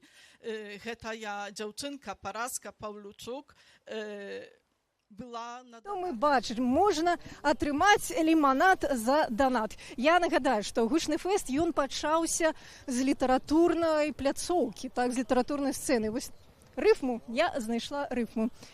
Пры сабе грошы не маю, данат зрабіць не магу, застаюся без ліманада. Ідзем далей. Прывіт, Танечка. Зараз, можа, паглядзім на беларускае сучаснае мастацтва. І, можа, хтосьці з намі пагаворыць. А, дарэчы, глядзіце, гэта называецца пленэр Алеся Пушкіна. Нам бы хтосьці з арганізатараў расказаў, ці гэта сапраўды карціна, якую намаляваў беларускі мастак Алесь Пушкін, які трагічна загінуў за кратамі. Вось, можна прайсціся, і я ўжо бачу мастака. Прывітанне, прадстаўцеся нашым гледачам. Прывітанне, мяне зовут Ярослав Кірвель. Ярослав, я не просто так прыйшла до вас, я ўжо бачу кошт вашай карціны. Это мало, я вам так скажу. Гэта мала. Слухайце, гэта мала. Таму, гледачы Белсату, калі вы ў Варшаве, у вас ёсць магчымасць далучыцца да гучнага фэсту, прыбегчы і вось... Купіць карціну з вуліцы Эліза Жэшка ў маім выкананні. Так, за 1000 евро. Я вам скажу, что у нас в академии кажется, что это такие стартовый кошт на такие великие картины, потому что картина реально великая. Так, картина реально великая. Є памер... Треба докладніць, что я вучуся ў академії мастацтваў, тому кажу менавіта так, тут у Варшаве. Тут у Варшаве академія мастацтва, так. Так. Хутка уже будет 3-й курс, ну как бы уже канікулы пайшлі. Ага, уже, мабуть, нейкую працу робіш ліцэнзіацкую. А у меня jednolitая, то бок у меня 5 гадоў. 5 гадоў. Ну мы не просто так прыйшлі, потому что мастак вядомы, по коштах уже бачна, тым больш, як кажаш, стартавы кошт. Чаму гэтая вуліца? Сказаў, твая, але які горад? Гародня, бо я з Гародні. Я гарадзенец, люблю гэты горад, паважаю і патрыёт этого города. Таксама ёсць у меня адна праца, называется «Чемодан эмігранта», дзе я зрабіў макет Гародні разам з рэчамі. Открываешь чемодан, а там у тебя Гародні. Як казаў Караткевич, кожны носіць свое небо з сабой. Я тут літаральна зрабіў так, чтобы его можна было носіць з сабой, свое небо, то бок свой город. Ведаеце, я заўсёды захаплялася, як гарадзенцы любяць свой горад, як яны заўсёды захапляюцца Гародняй і сапраўды носяць сваю малую радзіму у сабе ў сэрцы. Ведаеш, ці одну ты тут картину продаешь, так? Я на арт-маркете есть. Вон там крыху далей арт-маркет, и там уже больше моих картин, а это як выстава, тому выставлена только одна картина. Але я и представлена на арт-маркете. Давай погуляемся у мастацтвазнаўства. В якім стылі ты пішаш карціны? Экспрессионизм. Экспрессионизм. Гэта колеры такія экспрэсіўныя? Ну, очевидно. Ну, сапраўды, так. Ну, не толькі колеры, но і форма подачи і форма намалявання. Тут ж не скажешь, что это реализм, мягко кажучи. Ярослав, еще такое пытанне. Ці былі ў цябе выставы ў Беларусі? Ці паспеў ты перад ад'ездам показаць сваё мастацтва ў Беларусі? Ямана і Шишкін і Ямалевич былі такія выставы для ўсіх. Дзякуй Богу, тыя, хто праводзіў гэтыя выставы ўжо тут, тому можна спокойно казаць. А такія больш сур'ёзныя экспазіцыйныя маніфесты или перформансы былі тут. Бо мне толькі 21 год, і як бы просто не паспеў. Все наперадзе, вельмі гучна, все наперадзе. А калі параўноўваць, вось як гэта было ў Беларусі і як гэта адбываецца цяпер тут у вольнай краіне, што кідаецца ў вочы ў першую чаргу? Як быць мастаком, вольным мастаком у вольнай краіне? Это залежит только от себя, потому что там я могу параўнаць на ўзроўні вучобы. Бо там, напрыклад, банальна, ёсць тэхнічнае заданне і ёсць яшчэ спіс тэм, на якія можна намаляваць гэта по этому тэхнічнаму заданню. Там умоўна плакат, і у нас спіс тэм по плакату. Это ў Беларусі. Тут, напрыклад, калі мы возьмем плакат, ну плакат у нас на факультэце графікі, а я на жывапісе. Умоўна той же самы плакат возьмем. Вось ТЗ зрабіце плакат. А тэма, яе няма. Выбірайце любую. І хтосьці малюе 18+ контент, хтосьці малюе, вот як я, свае патрыятычныя мясціны, штосьці з Беларусю звязанае, хтосьці малюе, што яго турбуе, а хтосьці малюе некія правакацыйныя рэчы. І все гэта можна маляваць, а ў Беларусі акрэслены спіс тэм, на які можна намаляваць, і все. Дакладней, акрэслены спіс тэм, на якія не можна маляваць. Не, на якія можна маляваць, таму што рэчы, якія не можна маляваць, іх як бы болей. Дзякуй, Ярослаў, дзякуй, што пазнаёміў нас з творчасцю сваёй. Вось будзем уважліва сачыць, што далей. Будзем сачыць, дзе будуць твае выставы і прыходзіць. Дзякуй, сябры, пакуль перарываемся і неўзабаве зноў вернемся ў такую алею НДА. Мне цяжка, канешне, сказаць, ці трэба. Ну, у любым разе, калі гэта ёсць, гэта вельмі прыемна. Гэта такі бонус. Калі там, допустим, не знаю, на літаратурную рэзідэнцыю там падаешся ці кудысьці яшчэ, і яна жаночая для жанчын, то, ну, гэта чыста матэматычна вельмі прыемна, гэта мне зменшае канкурэнцыю. Вось, калі не мушу канкурыраваць з мужчынамі. Я хацела сказаць іншае, а цяпер вот я слухала вас і узгадала сваю маладосць. І цяпер я сябе вельмі ўпэўнена адчуваю. Вельмі такой моцнай сябе адчуваю. Мне здаецца, некаторыя нават, можа, і пабойваюцца, так і не так. А калі мне было гадоў 20, то мне насамрэч было вельмі складана. Таму што увесь час я сутыкалася з тым, што хтосьці хоча цябе згвалціць, хтосьці хоча цябе кудысьці зацягнуць. Просто, ну, безліч, я не знаю, колькі разоў, то бок это вот гісторыя, ну, маладосці. Мне тады здавалася, што гэта нармальна, напэўна, ва ўсіх, так я не ведаю. Цяпер як бы я гэтага не адчуваю, таму што, дзякуй Богу, пастарэла, ўжо не такая прывабная, такая ўжо больш мацёрая. Так, вось.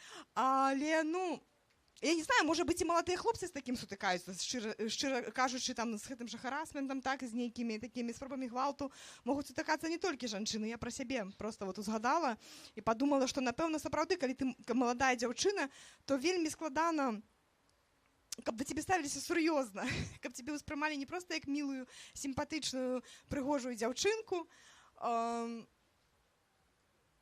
І просто што мы можам зрабіць? Я не знаю, ці можна так перайначыць грамадства, каб было іначай. Бо ёсць нейкія, як вот Ганна казала, ёсць нейкія такія, ну, аб'ектыўна такія вечныя рэчы, да, гэтыя біялагічныя два віды, мужчыны, жанчыны, ну, паміж імі ўвесь час узнікаюць гэтыя такія вот сітуацыі. Вось, просто дзе тут норма, дзе не норма, я не знаю. Вось, адно, што, канешне, хочацца і мужчын абараніць, бо ім таксама, допустим, цяжка. Цяпер у эміграцыі, ну, хіба мужчыны не павінны ўвесь час там працаваць, каб пракарміць сям'ю, іх таксама няма часу на творчасць, і, можа быць, яны таксама хацелі быць бачнымі і мець там нейкія прывілеі.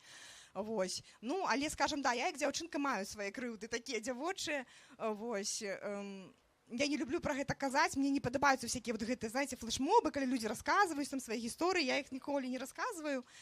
Але, ну, так, гэта ёсць, і, канешне, калі ёсць магчымасць дапамагчы маладым жанчынам і падтрымаць іх, то гэта файна. І, ну, я са свайго боку стараюся гэта рабіць, калі я бачу там маладых і таленавітых, і я так адразу у мяне трыгер такі, я разумею, як гэта, калі ты маладая, прыгожая, таленавітая, і што цябе чакае, о Боже. Вось, то хочацца неяк, да, так абняць і падтрымаць, бо гэта трэба прайсці. Дзякуй вам вялікі. Мне падаецца, што вось гэта адчуванне пра абняць і падтрымаць, яно такое вельмі калектыўна, і вы ўжо сёння распавядалі, што з'явілася і шмат новых маладых жаночых галасоў у паэзіі. І таму, мабыць, з тых, хто нас сёння слухае, калі у вас будзе шанец, я вельмі запрашаю вас на выдавецкую пляцоўку, не проста паслухаць, што маладая жаночая паэзія ёсць, а яшчэ і набыць яе і падтрымаць. Кася, мабыць, хачу да вас зараз звярнуцца. Як вы адчуваеце? Вось калі казаць пра гэту бачнасць, напрыклад, і беларускай жаночай драматургіі, не толькі як непасрэдна тэкстаў, але і ўжо і па установах, ці патрэбна некая дадатковая ўвага, ці некая дадатковая падтрымка для таго, каб гэта ўсё адбывалася? Ці, мабыць, няхай яно, ведаеце, будзе як будзе?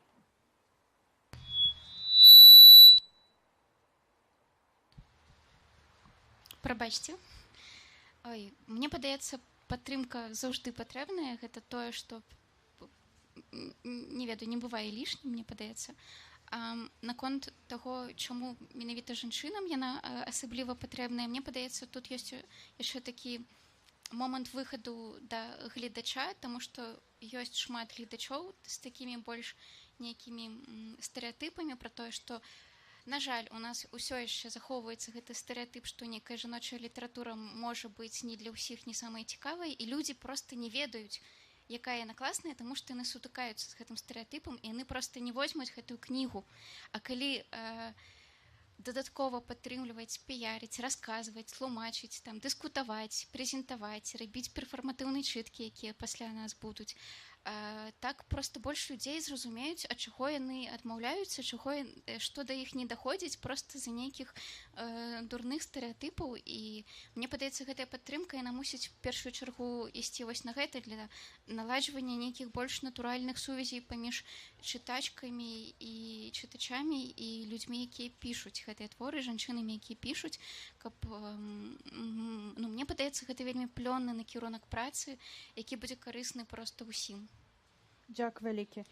Света, мабыць, да вас хачу звярнуцца. У вас таксама вось нядаўна выйшла паэтычная кніга, і мне было б цікава пачуць, як вы адчуваеце, ці патрэбна беларускім жанчынам-музыканткам нейкая такая дадатковая ўвага ці падтрымка, ці патрэбна гэтая ўвага кнігам, якія выходзяць зараз у эміграцыі? Мне няма адказу на гэта пытанне, я не ведаю. Што значыць дадатковая? Мне падаецца, кожнаму творцу патрэбна падтрымка. Фінансавая, чалавечая, каб кватэра была.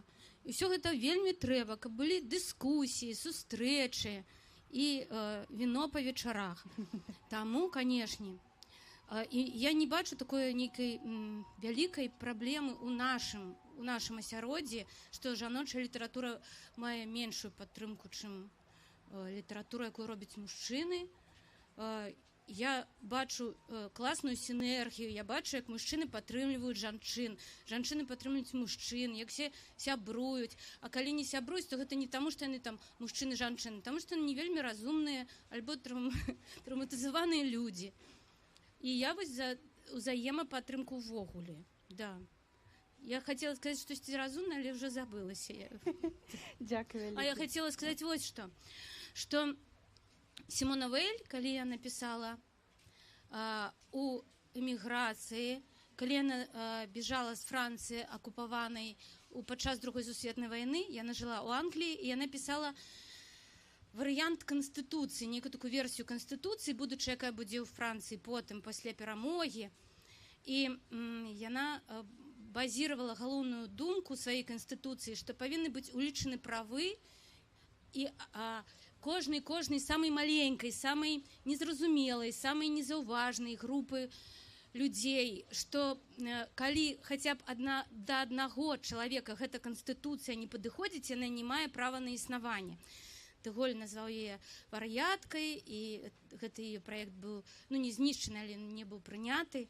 Я рада, што ў наш час мы ўсё больш і больш пільна ўглядаемся ў маленькія нюансы, і добра, што ёсць увогуле такія пытанні ўзняліся, і што кожны павінен мець увагу, кожны чалавек. Я б хутчэй, каб мы не падзяляліся, а мы падзяляліся на безліч розных людзей, кожны з якіх павінен атрымаць падтрымку і па сваіх патрэбах. Дзякуй вялікі.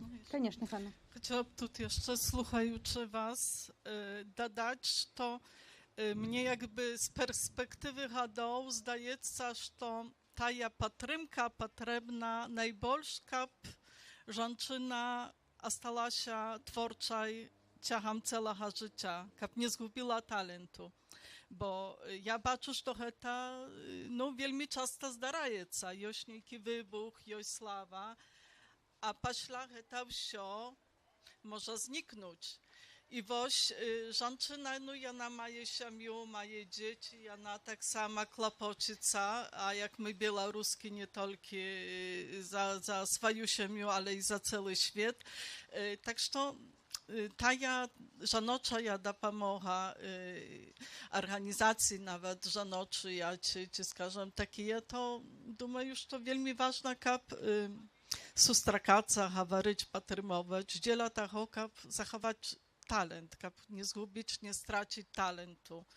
Bo powiedzcie, szmat ludzi, jaki wielmi dobra poczynała, mieli tam swoje uzloty, raptem przestała pisać.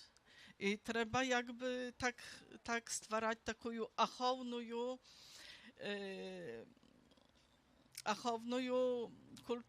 kulturу bycia, kab hety talent,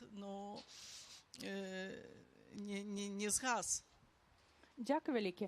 Мне падаецца, што вось ва ўсіх вашых прамовах сёння і вось непасрэдна на гэта пытанне шмат чаго гучала пра ўзаемадапамогу і ўзаемападтрымку, якая не столькі прывязана да нейкай, ведаеце, непасрэднай рысы тыпу гендеру ці ідэнтычнасці, але ўвогуле, што ў эміграцыі асабліва гэта ўзаемных клопат і такое пільнае клапачэнне пра патрэбы і сваіх, і іншых, яно дапамагае супольнасці працягваць быць і працягваць развівацца. А непасрэдна да жанчын, вось мы таксама сёння паразважалі пра тое, што асабліва, калі жанчына пачынаеш свой шлях у літаратуры, гэта падтрымка патрэбна для таго, каб выйсці да чытача ці чытачкі, для таго, каб не згубіцца на гэтым шлясе, для таго, каб вось у гэтай гады маладосці, не ведаю, там, ці то сітуацыі гвалту, ці то сітуацыі некага прымусу, ці то нейкія траўматычныя досведы, каб яны не збівалі жанчыну з яе творчага шляху і каб яна магла працягваць пісаць пра тое, што яна сама хоча выбіраць для свайго пісьма і несці свой голас да іншых. Мне падаецца, зараз такі добры момант нашай спякотнай аўдыторыі запрасіць яе, мабыць, далучыцца да нашай размовы. Я хацела б спытаць, мабыць, ёсць хтосьці, хто хоча задаць пытанне да нашых сённяшніх удзельніц панэлі.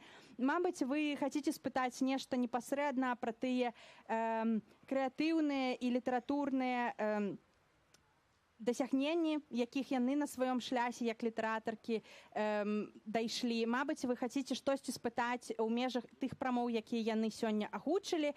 Мабыць, ёсць у нас нейкія пытаннічкі ці нейкія далонькі у аўдыторыі. Калі ёсць, калі ласка, мабыць, вы маглі б падняць далоньку, і мы б далі вам мікрафончык. Супер, падхадзіце да нас.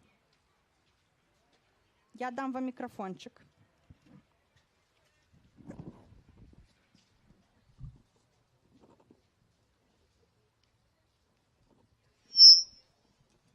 Не, есть просто слово подяки. Хотел выказать однозначную падтрымку такому руху. Багато просто мужчыны про гэта пишут, да, что там за жаночая литература. И я лишу гэтым няма ніякага сепаратызму. Я сидел и кайфовал, хотел вам сказать, что я шчыра атрымліваў асалоду, адчування таго, як група жанчынаў, свой вайб, таму што усталёвацца ў ёй абсалютна свая эмоцыя, ніякая мужчыны, яна была б нейкай іншай. Мне гэта вельмі цікава. І гэта будзе цікавым заўжды, то я б хацеў, каб гэта працягвалася, каб жаночая літаратура падкрэслівалася ў межах беларускай. Не буду тлумачыць таму што гэта крута паглядзець на гэта пад такой лінзай, павучыцца іншаму погляду. Таму што я думаю, калі 5 мужчынаў сидзела, слова ўзаемападтрымка столькі разоў не пагучала. Я не ведаю, якое прагучала. Вот я думаю, вы так казалі, я так просто лавіў словы, якія там былі. Я не магу сабе ўявіць, калі вы можаце. Вось, просто дзякую, гэта вельмі класная сустрэча. Я кайфую, панамка ёсць. Дзякуй вялікі. Дзякуй вялікі. Мабыць, яшчэ хтосьці хоча выказацца ці задаць нейкае пытанне. Я дам вам літаральна 1 хвіліначку падумаць над гэтым. Мабыць, калі вы яшчэ думаеце і пытаннічка ўзнікне, вы давайце мне ведаць. А я хацела б спытаць апошнюю нашых сённяшніх выступоўцаў. Гэта апошняя. Зараз я правяду магічны рытуал. Так. Дзякуй, вялікі Свет. Дзякуй. І апошняе, што я хочу спытаць, у межах таго, што мы тут сёння пра прамоцыю беларускай жаночай літаратуры, я б хацела папрасіць вас назваць, мабыць, нейкую сваю кнігу ці сваю нейкую п'есу ці нейкі свой тэкст, які б вы хацелі, каб людзі пачулі, дзе яго можна знайсці. Шмат якіх кніг сёння можна знайсці на беларускай пляцоўкі выдаўцоў, але, мабыць, можна завітаць да вас, літаратурна кажучы, яшчэ дзе-небудзь. Вось, было б суперфайна, калі б вы маглі проста падзяліцца, дзе вас можна пачытаць, пачуць і, мабыць, яшчэ сёння пабачыць на гучна фестывале. Мабыць, з вас давайте пачнем, Света. Я хотела сказать, что зараз рыхтуецца да выдавецтва кніжка з маёй казкай, якая зрабілася п'есай, якая ўжо была пастаўлена ў тэатры. Гэта казка пра дрэва, якое пайшло з парка прэч, з парка, у якім быў злы дырэктар. Гэта дрэва, яно працавала дрэвам у гэтым парку. І страціла і працу, і хату сваю, і домік, і пайшло ад усіх сваіх сяброў невядома куды. Шмат прыгод з ім адбылося, калішні яно выратавала само сабе тым, што дапамагала іншым, як і заўсёды ў жыцці адбываецца. І вось гэта кніжка зараз рыхтуецца, і пакуль яе няма, і невядома, калі яна будзе. Але я вельмі спадзяюся, што яна выйдзе і будзе суцяшаць і радаваць шмат каго. А пра штосьці яшчэ трэба было сказаць? Пабачыцца з вамі дзе сёння яшчэ. А сёння мы яшчэ будзе праз гадзінку здесь адбывацца чытка твораў жаночай і квір-паэзіі, і мы будзем там граць з новым праектам «Віцебск», граць музыку электронную. Прыходзьце, калі ласка. Калі ласка. Дзякуй вялікі. Наста, да вас тады.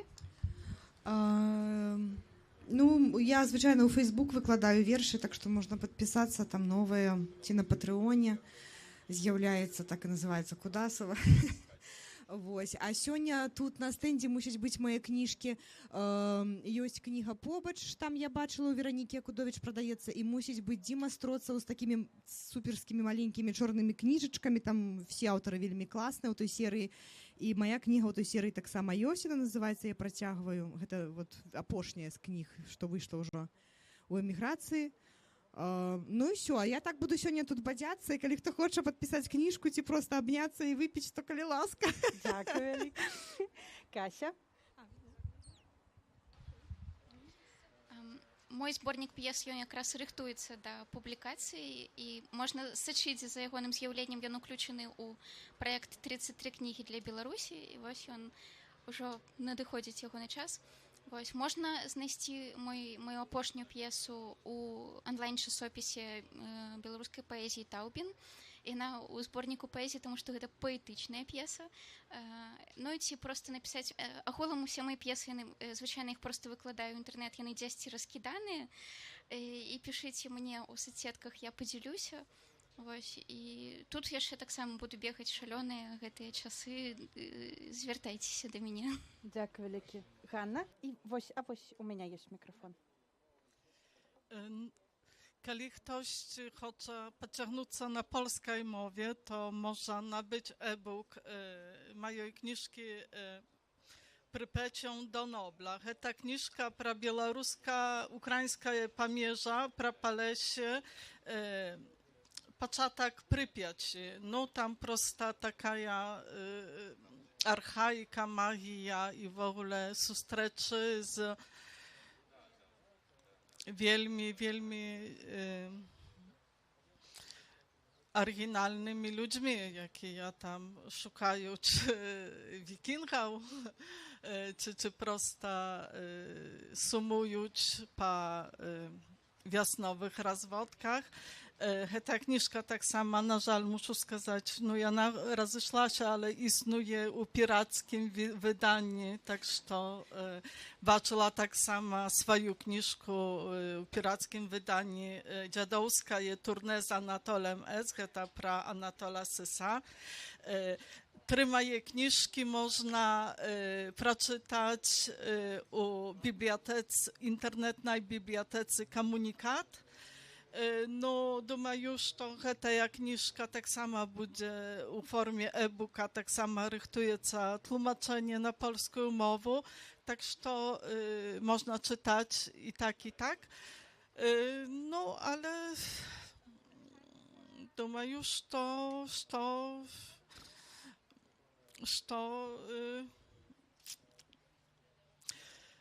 najlepsze, kali ludzie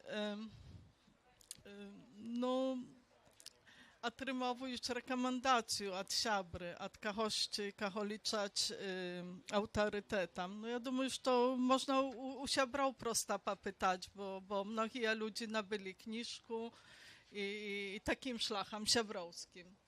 Дзякую вялікі. Спадзяюся, вы ўсё занатавалі, то бок спіс літаратуры на лета ўжо падрыхтованы.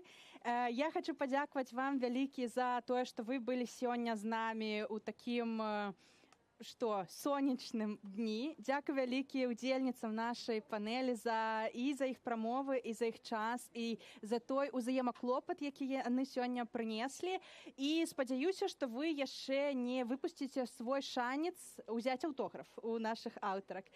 Дзякую вялікі і запрашаем вас да гэтай жа сцэны праз літаральна 10-15 хвілінак паслухаць размову Ганны Янкута разам з Крысцінай пра яшчэ адну выбітную беларускую кнігу, напісаную жанчынай Ганнай Янкутай «Час пустазелля». Дзякуй вялікі.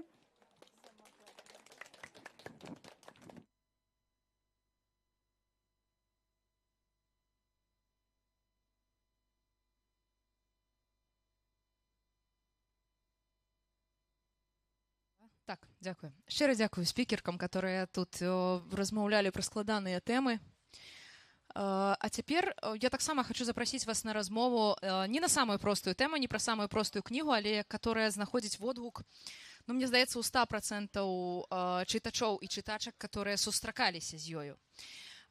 І пісьменніца, которая мае дыяпазон ад дзіцячага ката-шпрата да, напэўна, рэфлексіі ўсяго 20-го і таго, што было пасля, таму што тое, што напісала Ганна Янкута, зараз будзе з намі, знайшла водгук не толькі нават у беларускай часткі чытачоў і чытачак. Таму пра гэтую кнігу і не толькі я хочу запрасіць Ганну на размову, але мы пачакаем, пакуль нам з Ганнай владзіць месца.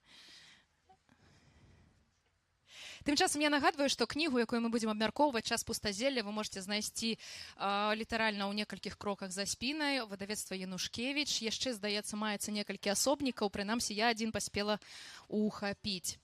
Вось. А таксама пасля размовы з Ганнай можна падысці туды на стэнд выдавецтва і падпісаць кнігу для сябе, для сяброў, як вам захочацца, як вам спатрэбіцца. Вось. Таму, калі ласачка, хто яшчэ жывы пад спёкай, там ёсць яшчэ месца і квіцянёчку. Далучайцеся да нашай размовы, пагаворым, напэўна, пра самую знакамітую кнігу пра падзеі 20-го і пасля яго, хутчэй пост 20-й. Так, запрашаю.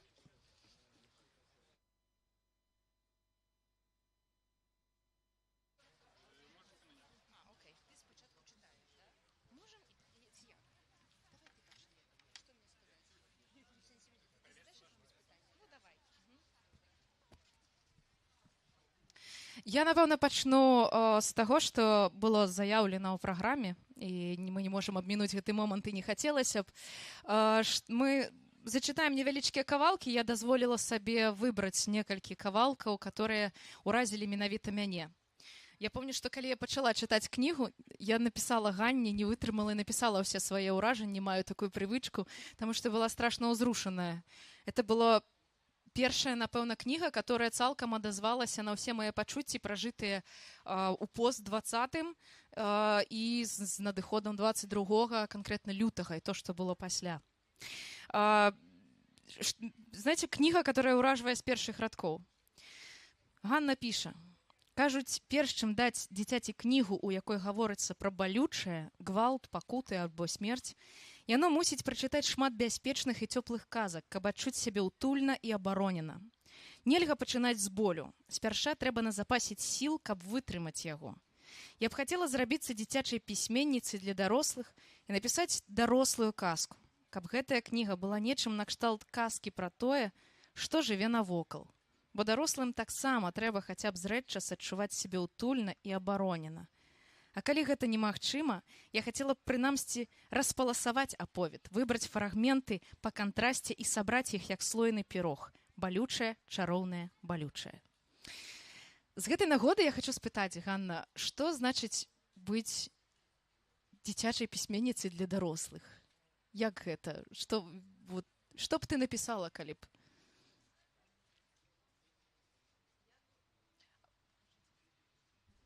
Раз. Добрый дзень. Чуваць? Працуе так? Увогуле, я думаю, што я б напісала казку, бо казка — гэта універсальны інструмент. Увогуле, казка, міф — гэта тое, што дапамагае нам узаемадзейнічаць са светам. Бо увогуле казкі першапачаткова расказваліся не дзеля забавы, а дзеля таго, каб навучыць, як у гэтым свеце увогуле можна выжыць.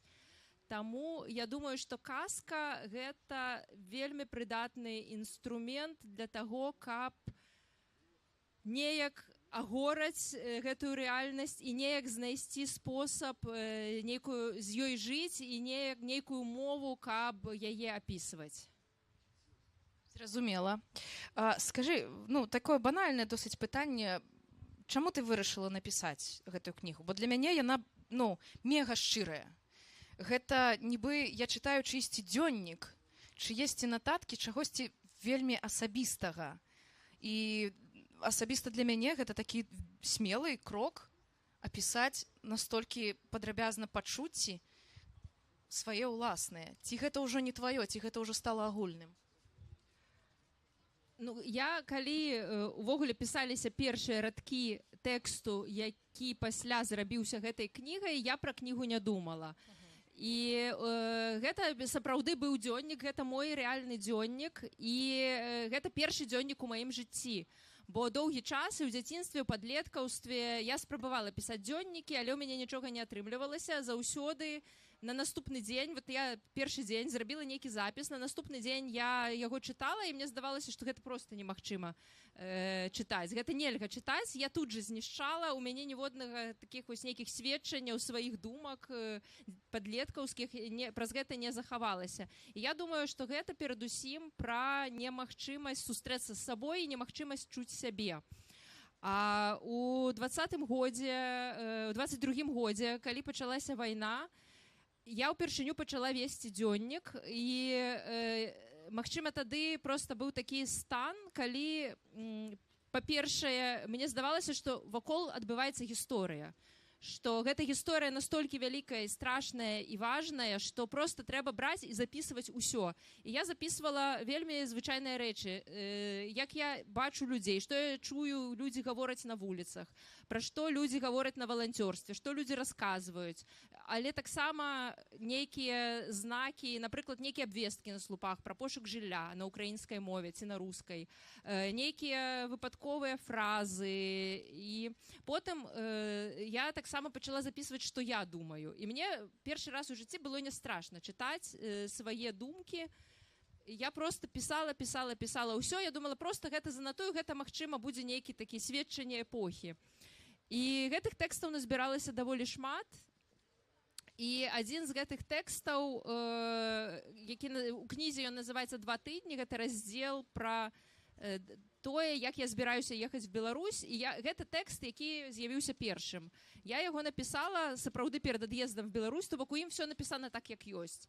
І я вельмі баялася ехаць в Беларусь, я баялася, што мяне арыштуюць, і гэта быў мой бунт супраць рэальнасці. Я вырашыла, што я просто напішу пра тое, як я баюся, і калі раптам мяне арыштуюць, то прынамсі застанецца гэты тэкст, яго можна будзе надрукаваць дзе-небудзь, і потым людзі будуць чытаць. То бок я буду сядзець в турме, а мой тэкст хтосьці будзе чытаць. Гэта нейкая такая спроба падпарадкаваць сабе рэальнасць, на якую мяне няма ніякага рэальнага ўплыву.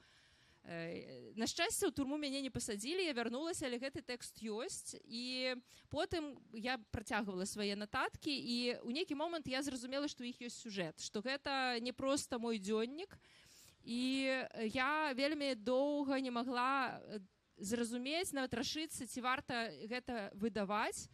і што мне падказала выдаць, бо ў цяжкія сітуацыі ў 20-м годзе, ў 22-м, в прынцыпе, дагэтуль для мяне вельмі важна было чытаць, ёсць вельмі важна чытаць сведчанні людзей, бо часам думаеш, напэўна, я звар'яцела, напэўна, штосьці не тое. Але потым ты чытаеш іншых людзей, ты разумееш, што в прынцыпе людзі перажываюць нешта падобнае. І мне нейкія такія прыватныя, фейсбучныя нават нататкі людзей, ці ў інстаграме, ці вось нейкія каментары, яны мне вельмі дапамагалі проста зразумець, што са мной ўсё ў парадку, што гэта проста, ну вось, жыццё такое цяпер. І таму я рашыла гэтую кніжку апублікаваць менавіта з думкай, што, магчыма, калі для мяне гэта было важна, прачытаць тое, што думаюць іншыя людзі, магчыма, мая кніга таксама дапаможа камусьці супаставіць свае думкі, можа там падобнае нешта знайсці, штосьці адрознае. І таксама нешта зразумець, што ну вось не я адзін, не я адна, што мы у цэлым неяк жывём, перажываем нешта падобнае. Ты вось пра Беларусь я абазначыла себе. Я згуляла ў рулетку і выйграла. Па сутнасці, это вось пра паездку.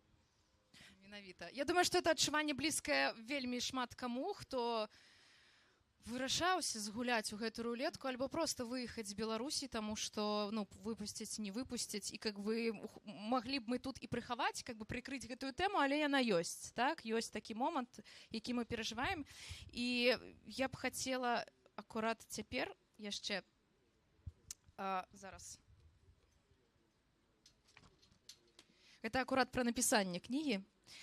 Разумею, што стараюся пісаць так, каб кнігу не прызналі экстрэмісткай, каб нікому не нашкодзіць, ні сабе, ні іншым, ні жывым, ні мёртвым. Ці можа мёртвым балець. Пішу з асцярогай, з аглядкай, нешта падсвечваю, нешта пакідаю ў цені. Цікава, ці змагу я пасля прыгадаць тое, пра што не напісала.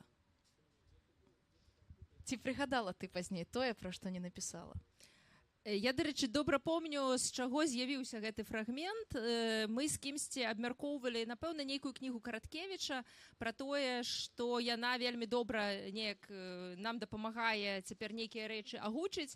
І у нас, я нават не помню, з кім была гэтая размова, але я помню вот гэтую сваю думку, што вось зараз я напішу, напрыклад, нейкі пост, ці нават не пост, а артыкул дзе-небудзь у якім-небудзь медыа, пра тое, што вось актуальны такі расказвае нават пра тое, што адбываецца з намі цяпер пасля 20-го, і вось хтосьці там прачытае гэты артыкул і прызнае кнігу экстрэмісткай, і яе пачнуць, напрыклад, неяк прыбіраць з бібліятэк, з кнігарняў. І вось я тады падумала, што нейкае шаленства, вось чалавек уже даўно памёр, а дагэтуль вось я думаю, як бы не нашкодзіць, каб гэтая кніга не знікла. Безумоўна, ў гэтых думках вельмі шмат параноі, але я думаю, што гэта такі тып думак, шмат у каго, шмат у якіх абставінах узнікае. Што наконт памяці, то увогуле гэта кніга, безумоўна, прысвечаная памяці, і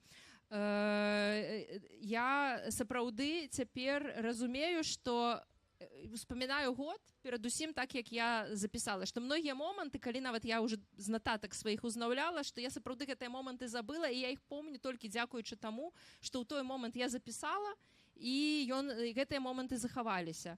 Але гэта памяць выбіральная тут, таму што насамрэч вось першы раздзел гэтай кнігі «Дар мовы» у асноўным прысвечаны валанцёрству, і у мяне сапраўды, вось, калі сабраць усе мае нататкі з таго часу, вот яшчэ цэлая кніга бы атрымалася, але, безумоўна, я выбірала тыя моманты, якія мне здаваліся важнымі, якія маглі пра нешта, як мне здаецца, расказаць, але таксама я выбірала моманты, з якімі я магу справіцца. Бо я думаю, што многія могуць тое самае сказаць, што ў пачатку вайны, у канцы лютага, у сакавіку было вельмі шмат момантаў, вельмі складаных, з якімі я дагэтуль не ведаю, як з імі спраўляцца і якія словы для гэтых момантаў знайсці. Таму тут таксама ёсць такое, што не з усімі сюжэтамі, не з усімі выклікамі я справілася, і калі гэта я лічыла, што я не справілася, у мяне не атрымалася пра штосьці сказаць, то я, безумоўна, не дадавала гэта ў кнігу, бо мне не хацелася множыць хаос, мне хацелася, наадварот, хаця б трошачкі гэтую абсалютна шалёную рэальнасць хоць трошачкі неяк упарадкаваць. Бо калі знаходзіш слова для нейкай з'явы, гэтая з'ява для мяне робіцца прасцейшай. Нават калі нешта вельмі-вельмі балючае, і ты проста мяне раздзірае ад эмоцый, але калі я магу гэта у словы нейкія ўкласці і вот просто даць гэтаму фармулёўку, якая мне здаецца дарэчнай, мне адразу робіцца прасцей з гэтай эмоцыяй, з гэтай сітуацыяй жыць. Таму я перадусім старалася выбіраць, каб у гэтай кнізе не было вось гэтых момантаў, якія яшчэ больш раздзіраюць. Мне хацелася, каб яна склейвала. Вось па сутнасці я хацела б вярнуцца яшчэ да пытання ад'езду, таму што раз мы ўсе тут, значыцца, у нас быў той самы момант, калі мы апошні раз сядалі ў машыну, сядалі ў аўтобус Мінск-транса і адпраўляліся, думаючы, хтосьці думаючы, што ў адпачынак, хтосьці разумеючы, што з квітком у адзін канец. Але ў гэты момант быў у кожнага. Магчыма, хтосьці тут цяпер ідзе, і заўтра ён таксама сядзе на аўтобус Мінск-транс і згуляе ў гэтую латарэю. Таму гэта такі досыць цёплы ўспамін. Я назвала его Мінск-транс, таму што ён шыкоўна апісаны. Я зачытаю кавалак. Мы на аўтавакзале. Аўтобус ад'язджае ў 19:00, але з 18:30 ён на платформе, гатовы прымаць пасажыраў. Гэта Мінск-транс. Ён такі ж дысцыплінаваны, як мы. Любоў да парадку. Спрадвечная рыса беларусаў ці пабочны эфект ад жыцця за дыктатурай.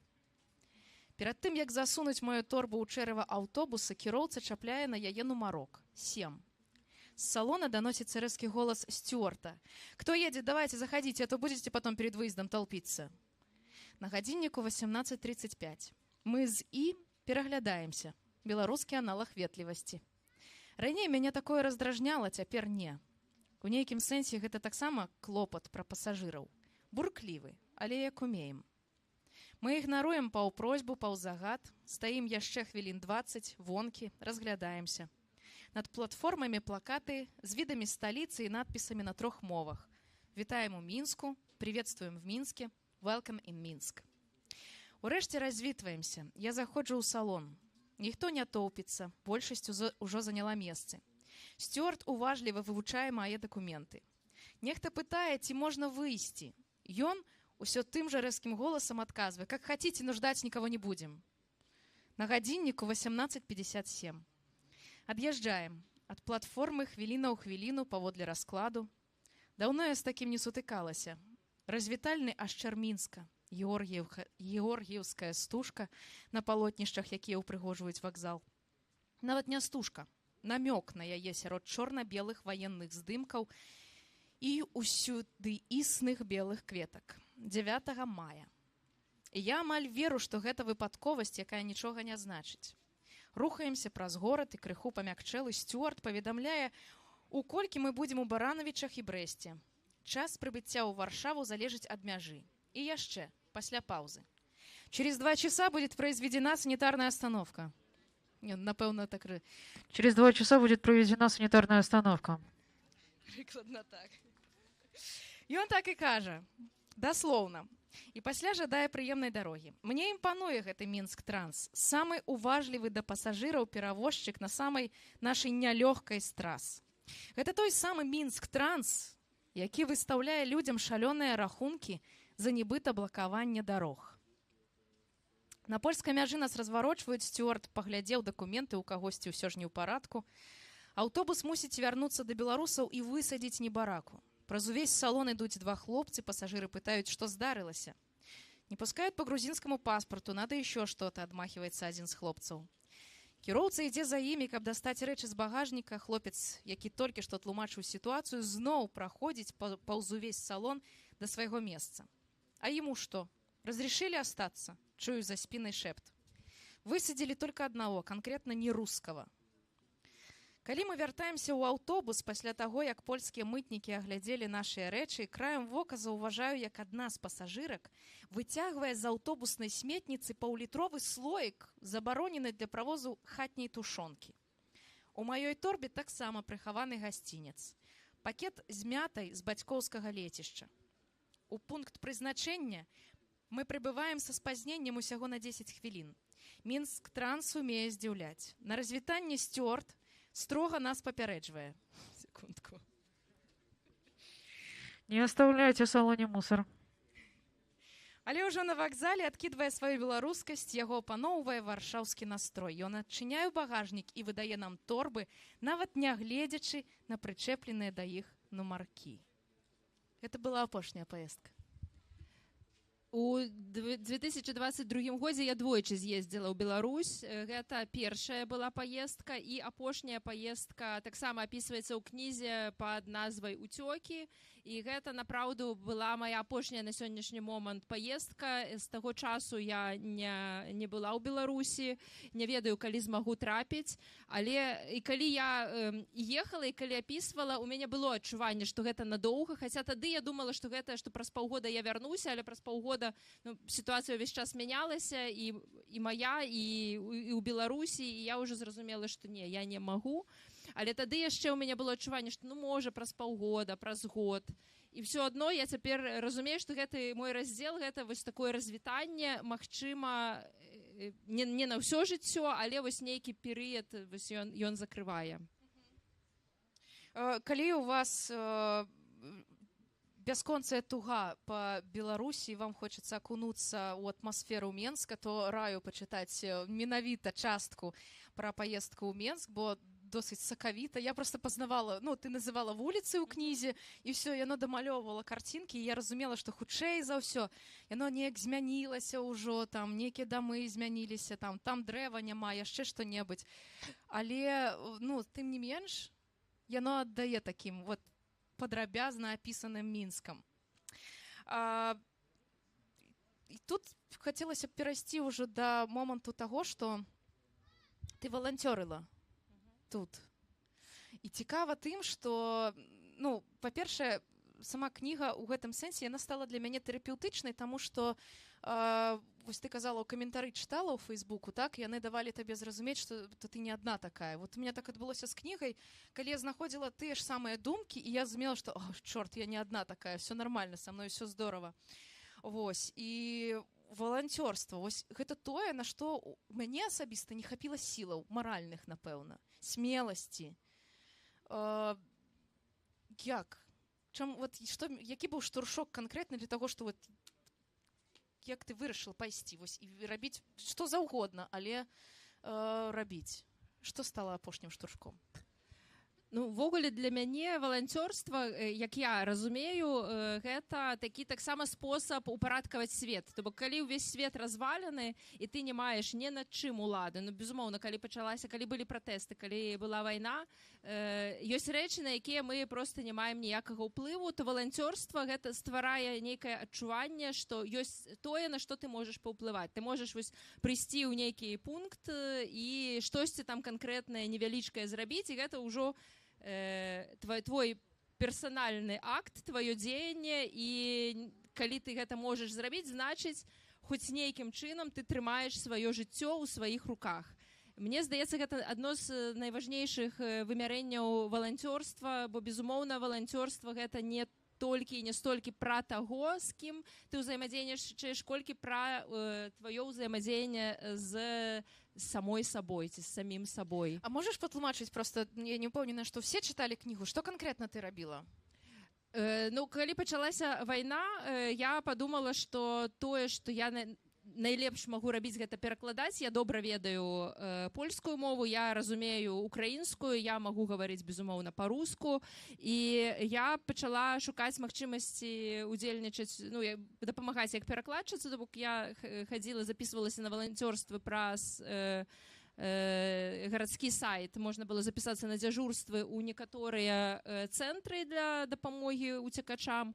І мне таксама вельмі хацелася паехаць на мяжу паміж Польшчай і Украінай, бо я чытала, што там вельмі вялікая патрэба ў валанцёрах, якія ведаюць мовы. І на той момант я ўжо бачыла, гэта ўжо была, напэўна, другая палова сакавіка, што ў асноўным патрэбы ў Варшаве былі задаволеныя, бо было вельмі шмат людзей. Нават вот калі заходзіш у валанцёрскі сервіс, было бачна, што на асноўныя такія самыя загружаныя змены ўжо закрытая патрэба ў валанцёрах.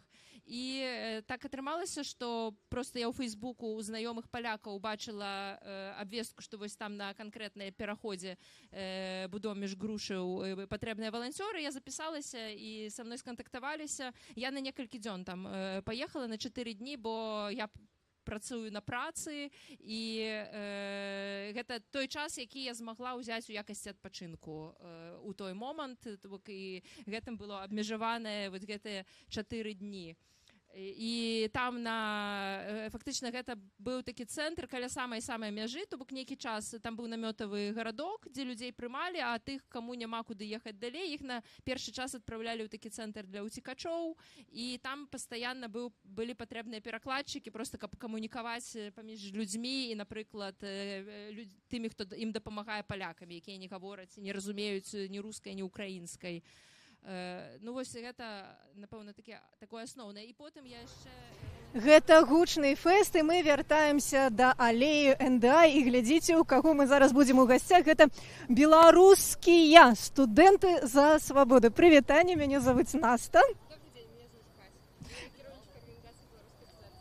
А як вось гэтую сабачку зваць?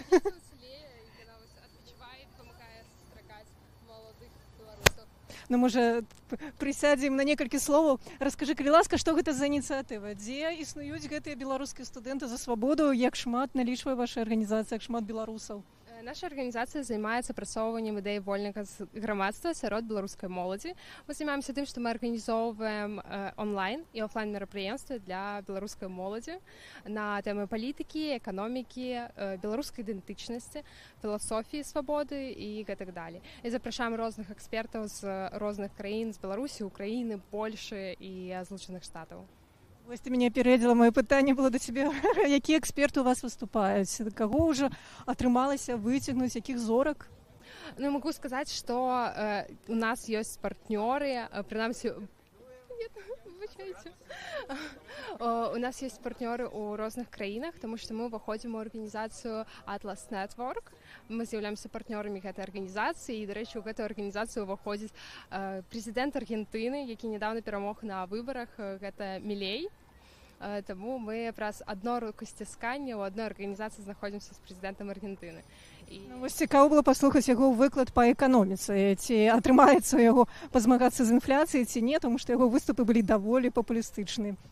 Я магу з вамі і пагадзіцца, і не пагадзіцца, таму што, па-першае, палітыка гэта заўсёды спроба патлумачыць людзям нейкія складаныя рэчы простымі словамі, і нейкія папулістычныя ідэі, яны, па-першае, карыстаюцца попытам сярод людзей, якія, я думаю, што менш адукаваныя, напэўна, неяк так, таму што людзі, якія маюць адукацыю ў галіне, напрыклад, паліталогіі ці эканоміцы, яны ўсё ж такі будуць па-іншаму глядзець на тыя пытанні, якія агучваюцца падчас розных канферэнцый. А як можна патрапіць на такую канферэнцыю? Вось ці там толькі студэнты, якія па-за Беларусю, ці студэнты, якія ў Беларусі таксама могуць паўдзельнічаць, наколькі гэта бяспечна? Гэта тычыцца нашай арганізацыі, так? Вядома, што зарэгістравацца на ўдзел у нашых мерапрыемствах могуць як беларусы з Беларусі, так і моладзь па-за межамі Беларусі.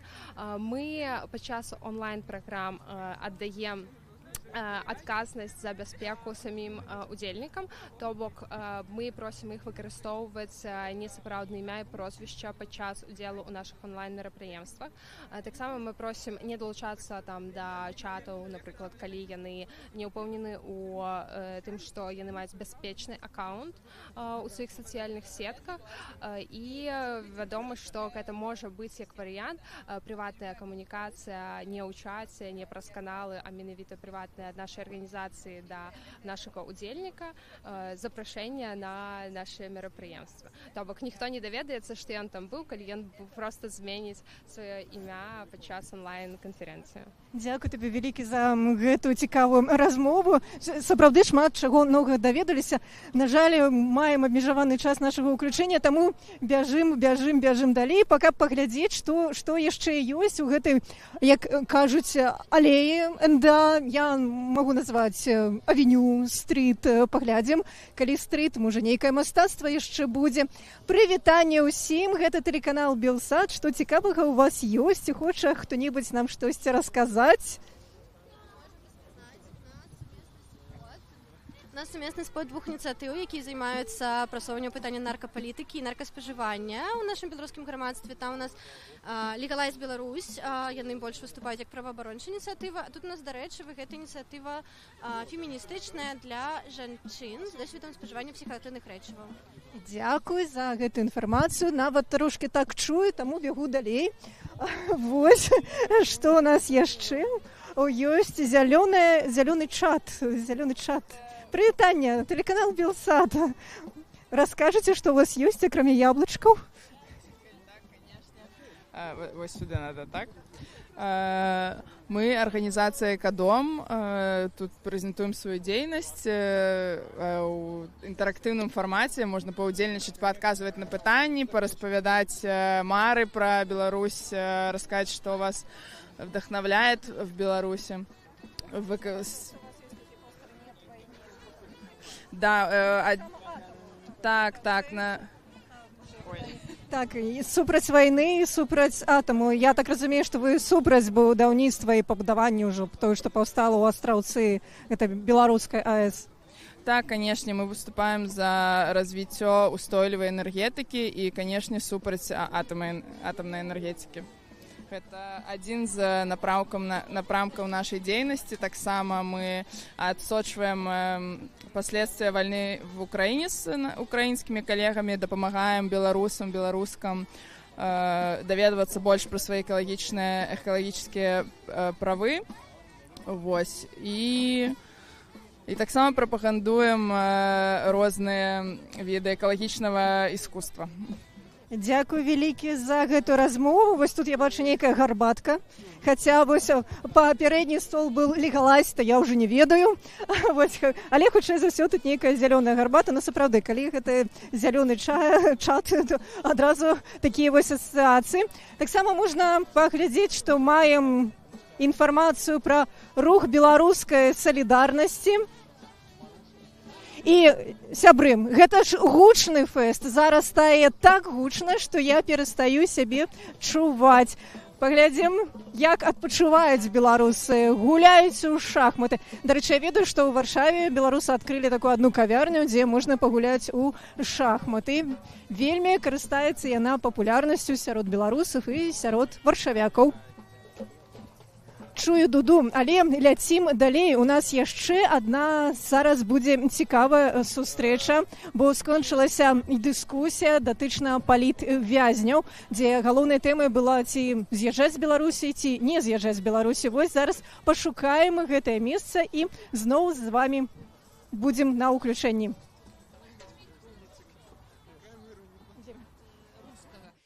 Таксама зразумела, што гэта напраўду не такія ўжо і падобныя мовы насамрэч. Проста гэта нам заўсёды гаварылі, што ну гэта ж мовы сёстры. Так, братскія народы і сёстры мовы. Ну.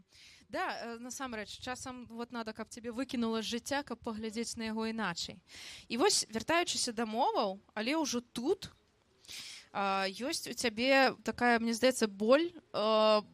Ну, хіба не кожнага і кожнай, хто выязджае, то хто я тут. Хто я тут, што я, размаўляючы з шмат якімі людзьмі, задаючы пытанне ў розны час, ці плануеш ты з'язджаць, то там часта гучыць аргумент, і я цалкам разумею пра што, таму што у мяне таксама ён быў, а што я буду там рабіць? Хто я там? Каму я там патрэбна? Ну, вядома, што нідзе ты асабліва па сутнасці сваёй нікому не патрэбна, але месца можна сабе знайсці. Я зачытаю кавалачак з гэтай нагоды. Рэклама ў метро. Студыя глобальных магчымасцей. Усё, што тычыцца магчымасцяў любых, здаецца мне цяпер нясцерпна цяжкім. У дзяцінстве у нас была забава збегчы з 9-го паверха хутчэй за ліфт. Часам атрымлівалася, варта было прынаравіцца, пераскокваць праз 2-3 прыступкі і ні на секунду не спыняцца. Цяпер мне здаецца, што я гуляю ў тое самае. І ўсё адно тут я не канкурэнтная.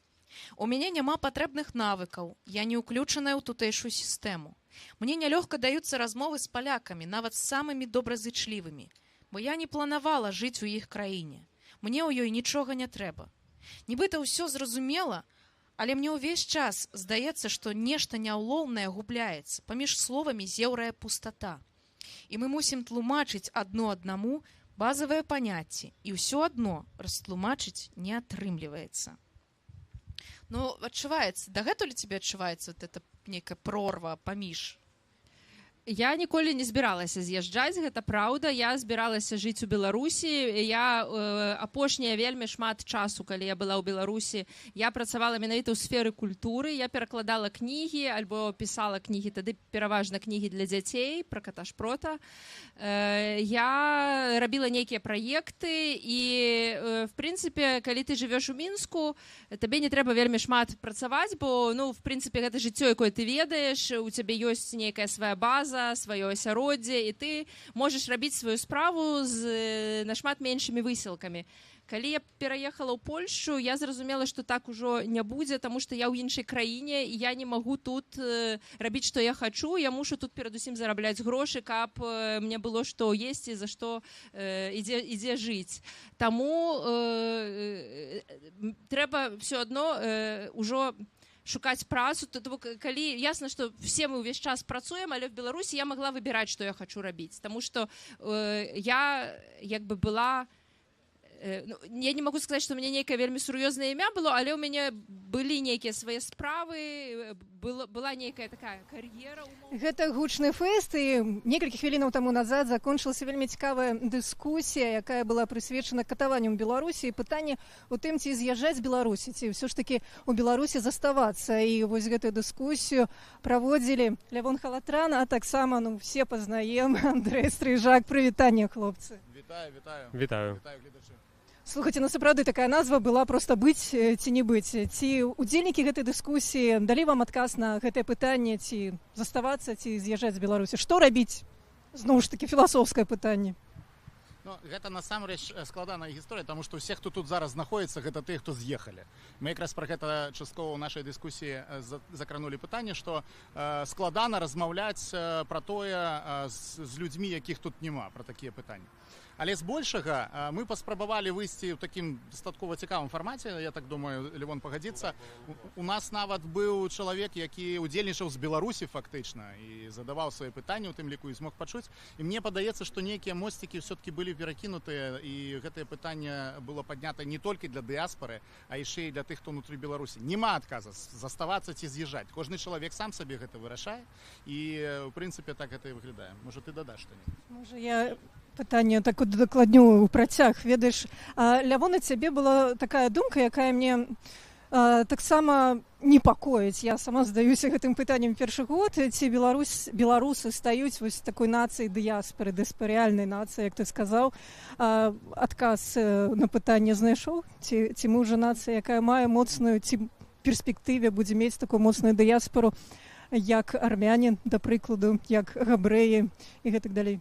Ну, я на самом деле надеюсь, что нет, что белорусы не станут диаспоральной нацией в полном смысле этого слова, как там евреи или армяне, например, потому что не хочется, чтобы такое большое количество людей выезжало из Беларуси, потому что мой поинт был в том, что белорусы в Беларуси — это самые важные белорусы, несмотря на то, что так много людей уехало. И все-таки хочется, чтобы вот эта возвратная миграция, она была после того, как изменится политический климат, то чтобы люди возвращались и чтобы Беларусь в полной мере как бы выстроила вот эти вот нацию, у которой, потому что мне мне так кажется, что не было такой возможности до сих пор полноценно завершить этот процесс. Поэтому хочется, чтобы белорусы вернулись в Беларусь в основном. И наш поинт был в том, что люди-мосты, которые ездят туда-назад, их нужно ценить, кто остался.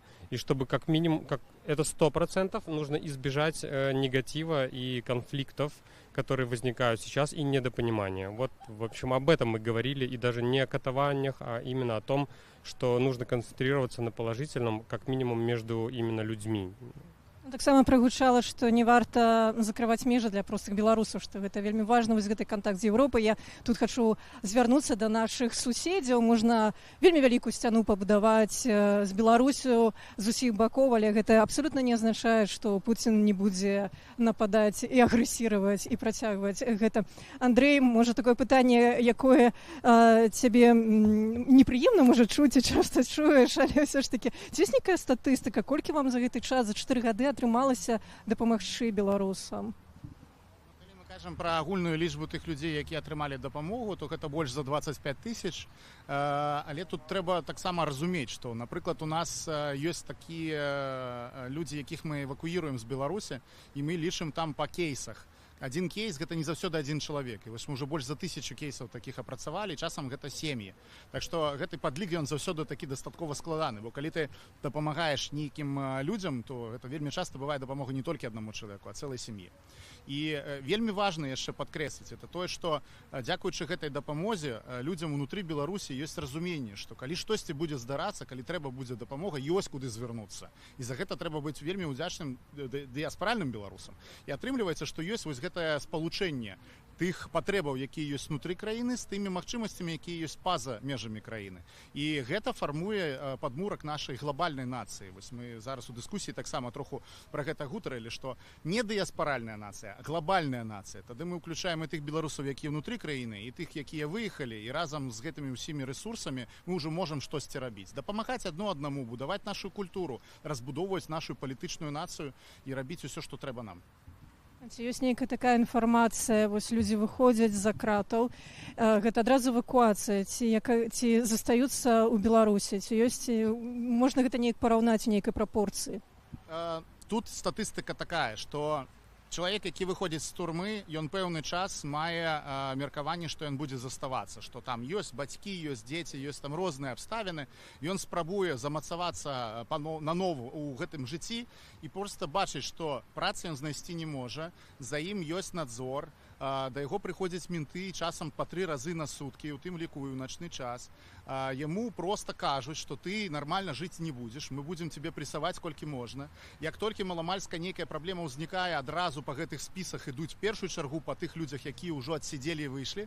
І людзі прымаюць рашэнне з'ехаць. Калі гэта адбываецца не адразу, пасля выхаду іх з турмы, то часцей за ўсё да нас гэтыя людзі звяртаюцца цягам паўгады, году і ўсё роўна выязджаюць. Для палітвязняў былых у Беларусі, на жаль, вельмі складаныя умовы для жыцця, і дзяржава, улада лукашэнкаўская робіць усё для таго, каб гэтыя людзі з'ехалі. Можа, кароткае апошняе пытанне. Калі мы параўноўваем беларусаў і іншыя дыяспары, то хочацца беларусам параіць вось гэты досвед, што дапамагаць адзін аднаму. Так, калі мы выязджаем у Амерыку, мы ведаем, што вось тут працуюць у гэтай галіне прадстаўнікі такой нацыі, такога народа і гэтак далей. Ці ёсць у вас прыклады яскравыя, што беларусы сапраўды дапамагаюць адзін аднаму, уладкоўваюць на працу, ці ёсць такая коммуникация? Да, безусловно, есть. Тут как бы, не хочется конкретные примеры какие-то приводить, но в целом, когда видишь, когда организовывается белорусский бизнес, или когда человек приезжает, то ему помогают. Может быть, конечно, интенсивность как-то снизилась, там, условно, с 2020-2022 года, но все равно это большая помощь, и она есть, и я не думаю, что она куда-то исчезнет. Дзякую вялікі за гэту размову. Мы працягваем далей. Гучна фэст працягваецца. Зараз паглядзім, што адбываецца на сцэне, таксама наведаем маркет. Заставайцеся. Цяпер на яе месцы звычайны жылы дом. Побач помнік закатаваным. 5 балаў паводле карыстальнікаў Google картаў. Месца для шпацыру з сабакамі, хуткая дарога па закупы на рынак, у дзіцячы садок і ў школу. Месца разваг над гісторыяй. Ці значыць гэта, што ў Варшаве шмат турмаў? было б варта праверыць статыстыку. Цяпер і ў сацыялістычнай Польшчы, бо абедзве гэтыя турмы сацыялістычныя эпохі. А можа гэта значыць, што я нашу сваю турму з сабой? Я мушу абачліва выбіраць словы, бо яны зноў маюць сэнс, і гэта не цацка ў краіне з такой колькасцю палітвязняў. Ёсць такое пытанне, і таксама там ёсць і рэфлексія пра тое, шмат хто і ў сярэдзіне, і тут таксама, не толькі тут, а па-за Беларусю. Я буду казаць з пункту гледжання чалавека, который знаходзіцца тут і адчувае гэту лютую бездапаможнасць. Калі была вайна, можна, ты разумееш, што ты можаш хоць штосьці зрабіць. Ты можаш паехаць на мяжу, ты можаш дапамагаць перакладамі, ты можаш нейкія крокі рабіць. А ёсць вось турма, которую ты носіш з сабой. Ці ёсць шанец яе вылезці неяк? Это вельмі трапнае. Мяне аж дрыжыкі прабегалі ад турмы, которую я ношу з сабой, потому что, да, это небо в клеточку, которое, извините, мы носим с собой. Як ни крути. Ад гэтага не пазбавіцца. Што рабіць? Каб же я ведала. Але тут я не магу нічога сказаць, што рабіць, таму што гэта таксама такое пытанне, што немагчыма штосьці сказаць. Я думаю, што калі б на гэта пытанне быў адказ, мы б яго ўжо знайшлі і ўжо б нешта зрабілі такое вельмі важнае. Але мы мусім увесь час штосьці вынаходзіць нанова. Але ў гэтым плане для мяне была паказальная гісторыя. Я летась была ў Аргентыне. У Аргентыне была жудасная дыктатура 40 гадоў таму. Яны якраз святкавалі 40-годдзе вызвалення ад дыктатуры, і у мяне, я спадзяюся, што гэта так, у мяне было адчуванне, што я трапіла ў нашу будучыню. І аргентынская дыктатура была жудасная тым, што людзей выкрадалі, апанентаў рэжыму. Гэта быў урад, які змагаўся супраць камуністычных уплываў, і гэта называлася брудная вайна, то бок урад, змагаючыся супраць патэнцыйных камуністаў, арганізаваў так, што людзей выкрадаюць. Часам гэта сапраўды былі камуністы, што, безумоўна, ніякім чынам не легітымізуе дзеянне ўраду, але часта гэта проста былі выпадковыя людзі, прычым в асноўным моладзь. І гэтыя людзі былі, іх трымалі у цэнтрах такіх спецыяльна таемных, і не было вядома, дзе гэтыя цэнтры знаходзяцца. І хтосьці, безумоўна, потым неяк вызваляўся, выходзіў, але вельмі вялікая колькасць людзей была закатавана і забітая. Больш за 30 000 чалавек за гэтыя гады, прычым яны не проста былі забітыя, а гэты факт хаваўся. То бок гэтыя людзі называліся зніклымі, desaparecidos. І нават на сваім судзе Відаль, які быў фактычна галавой хунты, якая трымала ўладу ў тыя гады, калі ў яго спыталі, што з гэтымі людзьмі, ён так і сказаў: яны не жывыя і не мёртвыя, яны зніклі. І гэта, безумоўна, жудасная траўма, якая жыве ў грамадстве дагэтуль.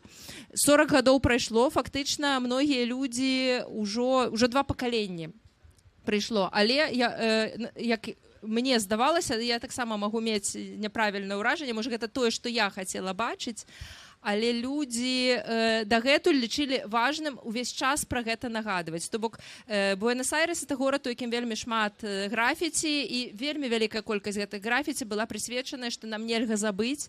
Людзі зніклі, мы помнім, мы хочам ведаць да канца все, што адбылося, і гэта тое, што нельга паўтарыць.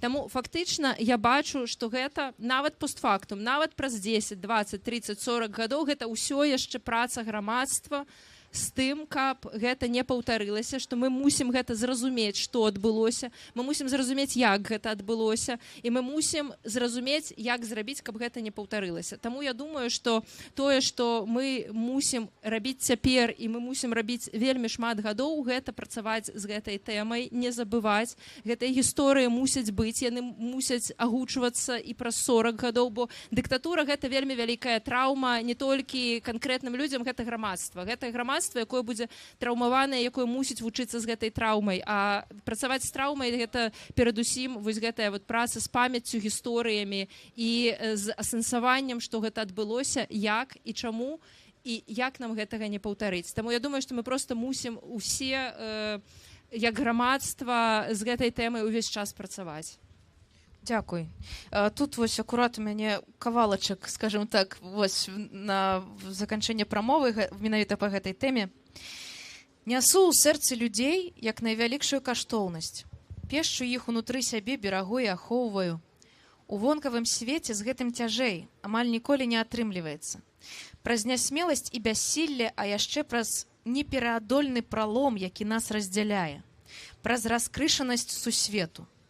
Шмат хто кажа, што цяпер мы ўсе мусім дапамагаць адно аднаму. Такі час. Але я думаю, што гэта не толькі пра час, але і пра надмер любові. Аказалася, што яе ў нас столькі, што хапае нават на іншых. Адчуваю, як усё размываецца. Межы маёй радзімы і нават сям'і. Мая сям'я цяпер гэта яшчэ і людзі побач, якім я магу хоць неяк дапамагчы. І якія захочуць дапамогу прыняць. Мне падабаецца гэтае размыванне, з'яўленне некага новага, з кім можна разам перачакаць буру. Гэта дуже кранальна.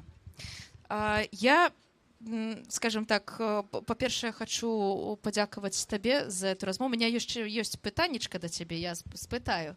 Хочу спытаць у вас, ці ёсць у вас пытанні да Ганны якія-небудзь, да кнігі? Калі ласачка, задавайце, і калі хочаце. Это к нам бежит?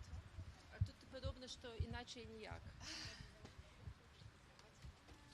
Я боюся, што трэба вот просто выходзіць і гаварыць тут. Ну, у мяне ёсць пытанне, ці я не ведаю каментар, мне просто стала так сумна, што мы тут у гэтай польскамоўнай Польшы ўсё жыццё будзем такімі чужымі. І вот я падумала, мы ж усе другасна беларускамоўныя, і мы неяк навучыліся па-беларуску пісаць, размаўляць, вось, і ствараем тэксты па-беларуску, хаця з рускамоўных сем'яў паходзім. Ну і вот узгадала таксама Мілана Кундэру, які з Чэхаславакіі пераехаў як палітуцікач у Францыю, пісаў па-французску. І вот яшчэ пісьменнік з Польшы, на жаль, не памятаю яго прозвішча, бо ён працуе ў нейкім жанре, які я не вельмі чытаю, ці то дэтэктывы, ці то фэнтэзі. І вот палякі хваляцца, што як бы яго цэняць у англамоўным свеце менавіта за тое, што ён неяк не так будуе сказы, вот людзям англамоўным цікава гэта чытаць, таму што вот ён так піша на такім польска-ангельскае такое можа быць, вось. Ну, але, канешне, ёсць сумныя прыклады, кшталту мяне, ці там маіх сябровак, якія там праз 3, а нават праз 10 гадоў жыцця ў Польшы не могуць напісаць тэкста навуковага па-польску без дадатковай карэктуры. Ну, і вось, карацей, што вы на гэта пракаментуеце? Ці сапраўды мы будзем тут заўсёды такімі вось чужымі, у тым ліку умоўным плане? Так, чуваць. Ну, мне здаецца, што... Все, добра, няма рэха. Што, безумоўна, ёсць неабходнасць, калі мы в эміграцыі, нават калі мы не збіраліся з'язджаць в эміграцыю, все адно мы будзем тут адаптавацца і мы будзем вучыць мову і, магчыма, мы будзем кепска гаварыць па-польску, але ўжо дзеці людзей, якія тут, хутчэй за ўсё, ўжо будуць больш палякамі. Тое, што, мне здаецца, мы можам цяпер і як калі працуючы ў сферы культуры, сферы адукацыі і гэтак далей, гэта мы можам людзям, якія тут, іх дзецям дапамагчы захаваць любоў да Беларусі. То бок гэта можа будуць ужо палякі, немцы, літоўцы ці яшчэ хтосьці, але з вялікім сантыментам да вось гэтай радзімы бацькоў, да гэтага краю, з якога людзі выехалі. Насамрэч, гісторыі дыяспар, мне здаецца, яны даволі падобныя і яны існуюць пэўны час, пакуль існуе вось гэтае старэйшае пакаленне. Малодшае пакаленне ўжо часцей за ўсё жыве сваім натуралізаваным жыццём ужо як грамадзяне краіны. Але гэта людзі, якія, магчыма, будуць у будучыні лабіраваць інтарэсы Беларусі у польскім, нямецкім, яшчэ нейкім парламенце. Гэта людзі, якія, магчыма, будуць, калі ў Беларусі нешта зменіцца, інвеставаць туды, будуць туды прыязджаць, шукаць свае карані. І я думаю, што гэта таксама даволі важна, і гэта тое, у што варта укладаць свае высілкі. І Так, пытанне было пра тое, ці вывучым мы мовы. Ці прыжывемся. Ну, я не могу сказаць пра сябе ці пра кагосьці канкрэтна, таму што я яшчэ не... Мы гэта мусім перажыць. Мы мусім крок за крокам просто вот проживать и нашу диктатуру, и нашу эмиграцию, и нашу ситуацию, и крок за кроком альбо пускать тут караней, альбо выдумать нешта яшчэ стать на галаву. Але я могу зноў жа такую аргентынскую гісторыю прыгадаць, бо в Аргентыне я сустракалася з старой польскай, з прадстаўніцамі старой польскай эміграцыі, і я ўжо таксама як зазірнула ў нашу будучыню, бо гэта нават такія не толькі людзі, якія з'ехалі, а іх дзеці, нават часам іх унукі. І, безумоўна,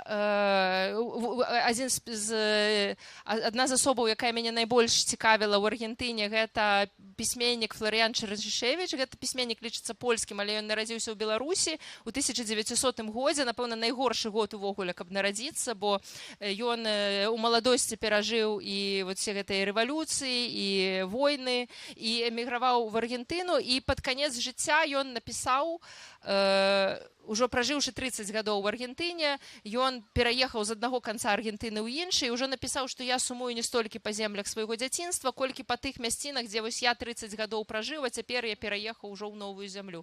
На новую зямлю, якая для мяне зноў трошачкі такая ўжо, хоць і знаёмая, але не зусім блізкая.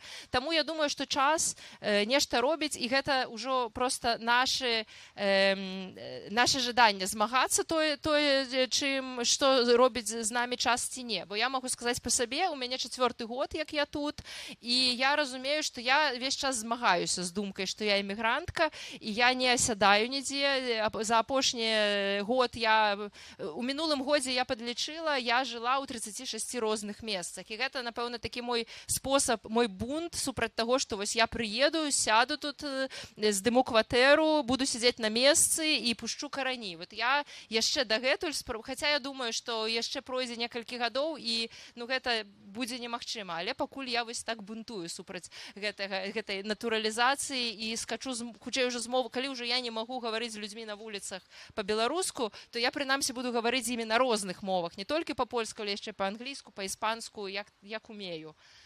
Але я думаю, што гэта таксама у кожнага будзе свая гісторыя, і гэта залежыць ад таго, хто якое рашэнне ў выніку для сябе прыме. Одним словом, это не вырок того, что все мы все умрем, и все, и ассимилируемся тут в конец.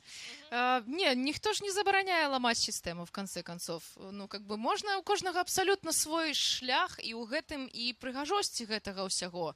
Это ж ніхто не раскажа табе, як яно будзе. Але можна дапамагчы адрэфлексаваць некаторыя моманты, которые могуць натхніць і навесці на нейкія думкі цікавыя. Дзякуй вялікі. Хто-небудзь, может быть, яшчэ хоча что-то спытаць? Тогда спытаю я. Пытанне, которое асабістае, скажем так. Раскрый мне секрет. На кухню прыходзіць кот-бык. У кожны мой прыезд яму даводзіцца нанова да мяне прывыкаць. Мы знайшлі яго тут жа, пад акном, праз пару месяцаў пасля таго, як памёр Шпрот, кот з чалавечым позіркам. Я нагадаю, што Ганна піша не толькі дарослыя сур'ёзныя кнігі, але і ёсць цэлая серыя шыкоўнага героя, пра прыгоды шыкоўнага героя кота Шпрота, которую таксама можна купіць там. Вось, скажы мне, это прототип? Безумоўна, кот Шпрот, гэта кот, які жыў у нас доўгі час, гэта не тое, што прототип, гэта вось літаральна партрэт гэтага кота, і все, што напісана у коце Шпроце, все адбывалася насамрэч. Таму тут нават пытаць няма чаго і расказваць, але ўжо калі прыватная гісторыя, вельмі сумная, з котом Шпротам, кот Шпрот хварэў на рак, як хварэюць людзі, і ён памёр фактычна за дзень да выхаду другой кнігі, і гэта быў, напэўна, самая сумная ў мяне публікацыя, таму што я мусіла ісці да дзяцей, падпісваць кнігу, расказваць ім з усмешкай пра кота Шпрота, які насамрэч некалькі дзён да гэтага памёр. Але ў гэтай гісторыі ўсё ж такі ёсць, безумоўна, коты паміраюць, але мы знайшлі хворае кацянятка, неўзабаве і мы не хацелі браць ніякага кота больш ніколі, таму што мы занадта перажывалі і сумавалі па гэтым каце, але калі ў цябе пад акном крычыць кацянятка, якое памірае літаральна ад смагі і голаду, ну нічога не засталося, мы яго ўзялі і гэты кот, ён застаўся сляпым, але ён цудоўны і ўжо нават паколькі я все ж таки аўтарка кніг пра кота Шпрота, то у мяне ёсць гісторыя пра кота Шпрота, якая яшчэ нідзе не з'явілася, але ну я спадзяюся, што атрымаецца прыдумаць, што з ёй рабіць, пра то, як маленькага кацянятку узялі дадому, і ўжо насамрэч, хоць гэты коцік, ён там называецца Шпроцікам, але насамрэч гэта ўжо гісторыя пра іншага коціка, якога мы вось маленькім узялі. Никому не рассказывайте об этом. На жаль, гэты коцік цяпер не са мной, бо немагчыма вазіць з сабой кота з Варшавы ў Берлін і назад, ці яшчэ кудысьці. Ён жыве пакуль што ў Мінску, але я спадзяюся, што калі-небудзь все ж таки ён яшчэ даволі малады, што все ж таки я змагу яго забраць і можа давядзецца дзеля кота і нейкіх іншых яшчэ не толькі дзеля кота, але ў тым ліку все ж таки пускаць дзесьці карані. Дзякуй. І напрыканцы нашай размовы я хочу спытаць, чаго чакаць, якіх кніг чакаць далей? Перакладаў, можа быць, альбо тваіх напісаных? Што будзе далей? Ці гэта сакрэт? Ну, заўсёды страшна расказваць, бо я в прынцыпе шмат гавару пра тое, што я збіраюся рабіць, потым я гэтага не раблю, але прынамсі тое, чаго мне б вельмі хацелася, мне хацелася б зрабіць кнігу пра Аргентыну, бо у любым разе я магу пісаць толькі пра эміграцыю. Я не магу пісаць Беларусь, я там не была ўжо хутка як 2 гады і не ведаю, калі траплю, але мне б хацелася пісаць штосьці, што было б цікава тым ліку людзям у Беларусі. Таму я вырашыла, што Аргентына гэта такая дастаткова цікавая тэма, пра нешта далёкае, незвычайнае, але тым не менш важная ў беларускай гісторыі, бо ў Аргентыну ехала вялізная колькасць беларускіх, не заўсёды беларусаў, але эмігрантаў з беларускіх зямель, гэта былі і беларусы, і габрэі, і палякі, ці спаланізаваныя беларусы у 20-х годах, і сапраўды у нас вельмі шмат ёсць гісторыі такіх беларуска-аргентынскіх, даволі нечаканае спалучэнне. І вось я б хацела напісаць пра гэта кнігу. Гэта мусіў бы быць з аднаго боку такі нон-фікшн, бо рэальная гісторыя, але таксама трошкі аўтафікшна, бо гэта і мая гісторыя, бо я все адно буду працягваць асэнсоўваць сябе як эмігрантку сваю эміграцыю, і таксама падарожныя нататкі, то бок проста пра тое, як я ездзіла па Аргентыне і шукала там і знаходзіла там беларусаў ці кагосьці звязанага з Беларусю. Дзякуй вялікі, я шчыра дзякую табе за размову. Дзякуй вялікі. Я і вам таксама дзякую, спадзяюся, там нікога не спаліла. Я хочу нагадаць, што Ганна таксама можа падпісаць для вас кніжку. Вось, купіць яе можна на стэндзе выдавецтваў. Вось, таму, калі ласка, калі маеце жаданне, або ўжо маеце кніжку, то, калі ласка, падыходзьце туды да стэнду выдавецтва, і Ганна вам все красиво падпішет. Дзякуй вялікі, а мы яшчэ не развітваемся з вами. Дзякуй. Я вызвалю пляцоўку для чарговай перастаноўкі. Мы з вами пра ўсё пагаварылі ў такім фармаце стандартным, таму зараз мы вам раскажам нестандартным фарматам пра нестандартныя праблемы, але паўсюдныя. Вось, можете пераставляцца, да?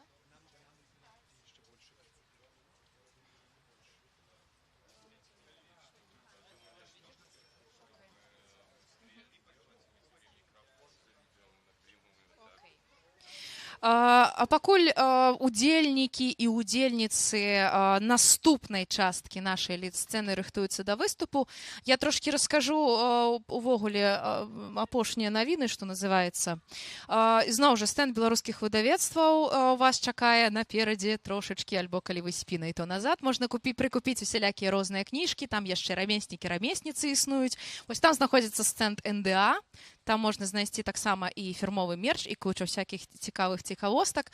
Вось. А таксама запрашаю знаёміцца з аўдыёкнігамі, аўдыёбокс-бай, кніжны воз. Далучайцеся, калі ласка, слухайце, дзяліцеся меркаваннямі.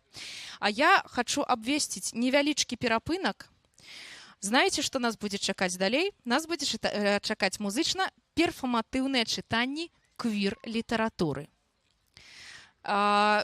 І на сцэне перад вами будзе Тоніш Лажден, Уладзь Гарбацкі, Артур Камароўскі і Святлана Бень. Таму вы можете папіць вадзічкі, астудзіцца дзе-нибудь у цянёчку, вяртаемся, сустракаемся тут праз 10 хвілін. Не спазняйцеся.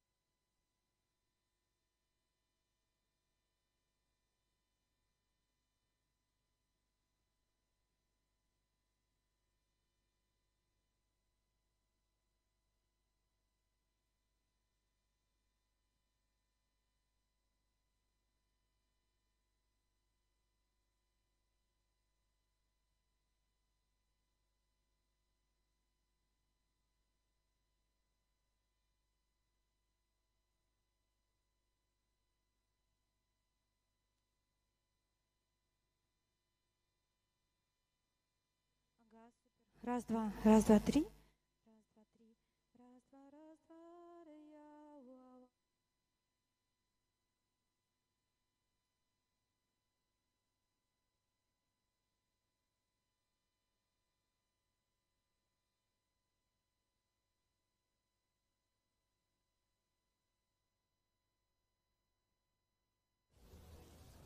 Вяртаемся, гэта гучны фэст, і зараз мы знаходзімся на такой даволі цікавай пляцоўцы. Гэта арт-маркет, дзе ёсць розныя месцы, якія можна наведаць. Давайте пачнем, калі пачыналі мы з літаратурнай сцэны, то пачнем, мабыць, з беларускіх выдавецтваў. І глядзіце, першы, хто трапляе мне ў вочы, гэта выдавецтва «Камунікат». Добры дзень, спадар Ярослаў. Добрый день, вітаю. Раскажыце гледачам Белсата, што цікавага, якія навінкі, якія цікавосткі. Вось я паглядзела, што па-беларуску у вас выйшла кніга Анеты Прымак «О Анішк бежанства», 1915 год. Дарэчы, сябры, гэтая тэма ў Беларусі малавядомая. Бо у савецкай гістарыяграфіі пра гэта не казалі, у так званай вольнай Беларусі таксама гэтую тэму не даследавалі. Таму, калі вам цікава, то уважліва звярніце ўвагу, паглядзіце гэтую кнігу. Яна тычыцца не толькі Падляшша, там таксама гісторыя закранута і Палесся, скажем, Берасцейшчыны. Добра, я ўжо забрала вашае слово, так, раскажыце нам. Kniha Anety Prymaki pra bieżeństwa, ona była jeszcze wydana przez Instytut Białoruskiej Kultury u Białorusi, a nasze knihy już wychodzą na Podlasie u Białostoku i my tak samo na Huczna Fest przyjechali z naszymi nawinkami. U nas wyszł, no same nowe, ja wczoraj tylko co zabrał z drukarni, to Zmicier Dziedzienka, autor Hulni Cyrcei, autor to pozycjonuje jak taki retro-kryminał, podzieje tego retro-kryminału odbywająca u Worszy 100 lat temu.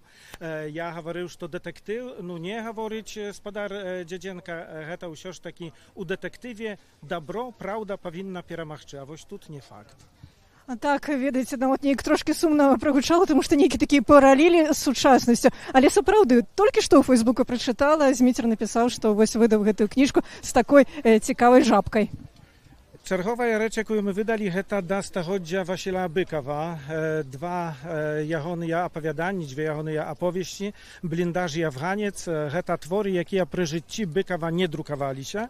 Blindaż da rzeczy opowieść niedokończona, i tu można przekonać, że na końcu jest tylko takie notatki Bykowa. I on nie pośpiał tego przeutworzyć już u mastacki tekst. U swoją czergu Afganiec to pra Białoruś сучасную Быкаву, конец 90-х, початок 2000-х, ale jak zwyczajna u Wasila Bykawa, гэта фактычна пра выбар чалавека, пра мараль, пра этыку, ці мы можам наогул быць добрымі людзьмі ва ўмовах вайны, ва ўмовах такіх экстрэмальных сітуацыяў. Ну, сапраўды, зараз у нас таксама і умовы вайны, і умовы экстрэмальных сітуацый. Сябры, 100годдзя Быкава. Калі яшчэ не адсвяткавалі, абавязкова бяжыце і набывайце кнігі Васіля Быкава. Jeszcze jedna nowinka, tak sama wczoraj zabrana z drukarni. To jest kniga Astrolabia Bożych Tajemnic Angely Spinozy Ruiz, hiszpańskiej poetki, jaka pisze po białorusku. Ona, do rzeczy, u swój czas była uznagrodzona premią Michasia Strelcowa, tak że możecie sobie ujawić, że nawet Hiszpaniec, Hiszpanka w tym wypadku, może tak wyuczyć białoruską mowę, jak pisać wiersze, jakie zasługują tak prestiżnej uznagrody, jak imię Michasia Strelcowa. Так, сёння з Анхелай мы размаўлялі, калі мы ўжо пра розныя літаратурныя прэміі. Я вось тут гляджу, што у вас ёсць кніга таксама лаўрэаткі прэміі Гідройца ў гэтым годзе. Tak, ta kniha laureatki minulогоднього rozdania uznagrodzał imię Jerzy Gidrojca, Hanny Kandraciuk z Podlasza. Один osobniczek został się, tak że kali niechta zachocza podejść, niechaj podchodzić, niechaj nabywaje. Tę knihu wydała Programna Rada Tydniowieka Białorusów Polszczyniwa. Дзякую. Я не магу не прайсці і не заўважыць вось гэтае выданне не расстралянае, таму што на Белсаце, на канале, YouTube-канале Белсат Гісторыя вы можете глядзець праграму «Лабірынты», і ў праграме «Лабірынты» рабілі мы адмысловую серыю нерасстралянай паэзіі. Раскажыце крыху пра гэта. Гэта другое выданне кнігі «Нерасстраляныя», праект на агул аўтарства Spadara Budkina. On гэта wydawał jeszcze u Białorusi, ale pakolki u Białorusi u 20 godzie zmieniła się. My domówili się, aby razem z komunikatem tę knihu wydać jeszcze raz u Polszczy.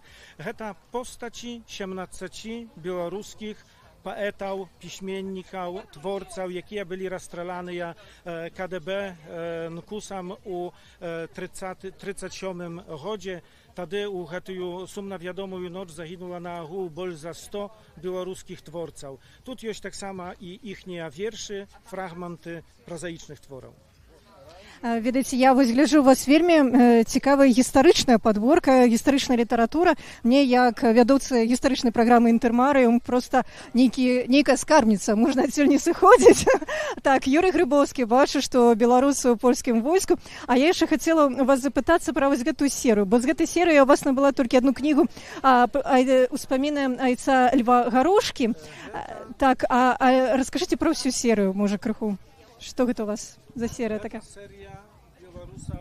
Гэта серія згуртавання беларусаў światu Бацькаўшчына, якой 47 tomów wyszła u Białorusi, тому что jeszcze u той czas można było wydawać takie książki про białoruską emigrację, про białoruskich emigracyjnych twórców.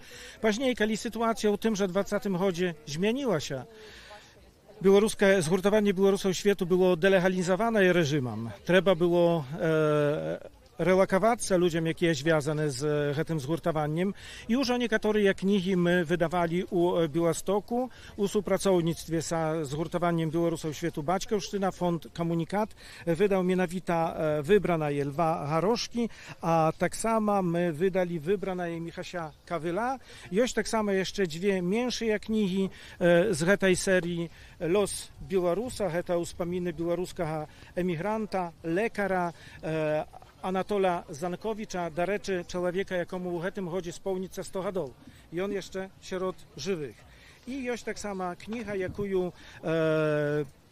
napisał Piotr Murzionek, to jego rozmowy z mamą, jaka była dziejaczka białoruskiej emigracji u Kanadzie. Do rzeczy kalibra Piotru Murzionka, to tylko что na tym tygodniu tak samo wyszła właśnie ta książeczka, tu prawda komunikat nie jak wydawiec, a jak wydawiecka jaka operacja. Kochaju, lubię wybrane twory Piotra Murzionka, emigranta u Kanadzie i już spodziewają się, że naprzykład następnego tygodnia ta książka będzie tak samo dostępna dla Białorusów Kanady. Ярослав, дзякуй вялікі. Можна яшчэ шмат часу у вас правесці, таму што вельмі цікавыя пазіцыі, можна размаўляць і размаўляць, і галоўнае чытаць. Вось да гэтага заахвочваем нашых гледачоў. Глядзіце, ёсць і кнігі Владзіміра Арлова, якія зараз у Беларусі канфіскоўваюцца, ёсць і кнігі Віктара Марціновіча, ёсць серыя кнігаў і даследаванняў беларускага гісторыка Олега Латышонка. Баюся памыліцца. Мабыць, таксама новае выданне. Гэта не новае выданне, гэта яшчэ выйшла ў Беларусі. Гэта таксама з тае серыі пра беларускую эміграцыю. Гэта кніга, якая прысвечаная 90-годдзю Янкі Запрудніка.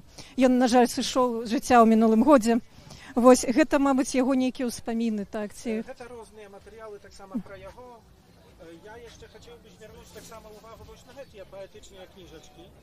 Гэта серыя «Паэты планеты». Амаль сотня гэтых, гэта серія «Паэты планеты». Амаль сотня гэтых кніжачак выйшла ў Беларусі, калі можна было яшчэ выдаваць, а 3 новыя ўжо тут у нас у Беластоку. Гэта вершы Владзіміра Арлова, Владзіміра Некляева ды Андрэя Хадановіча. Вось такім чынам мы таксама распачалі як камунікат сувыданне гэтай серыі, вельмі прэстыжнай серыі «Паэты планеты». Дзякую, сябры, ўсё гэта ў камунікаце знойдзеце.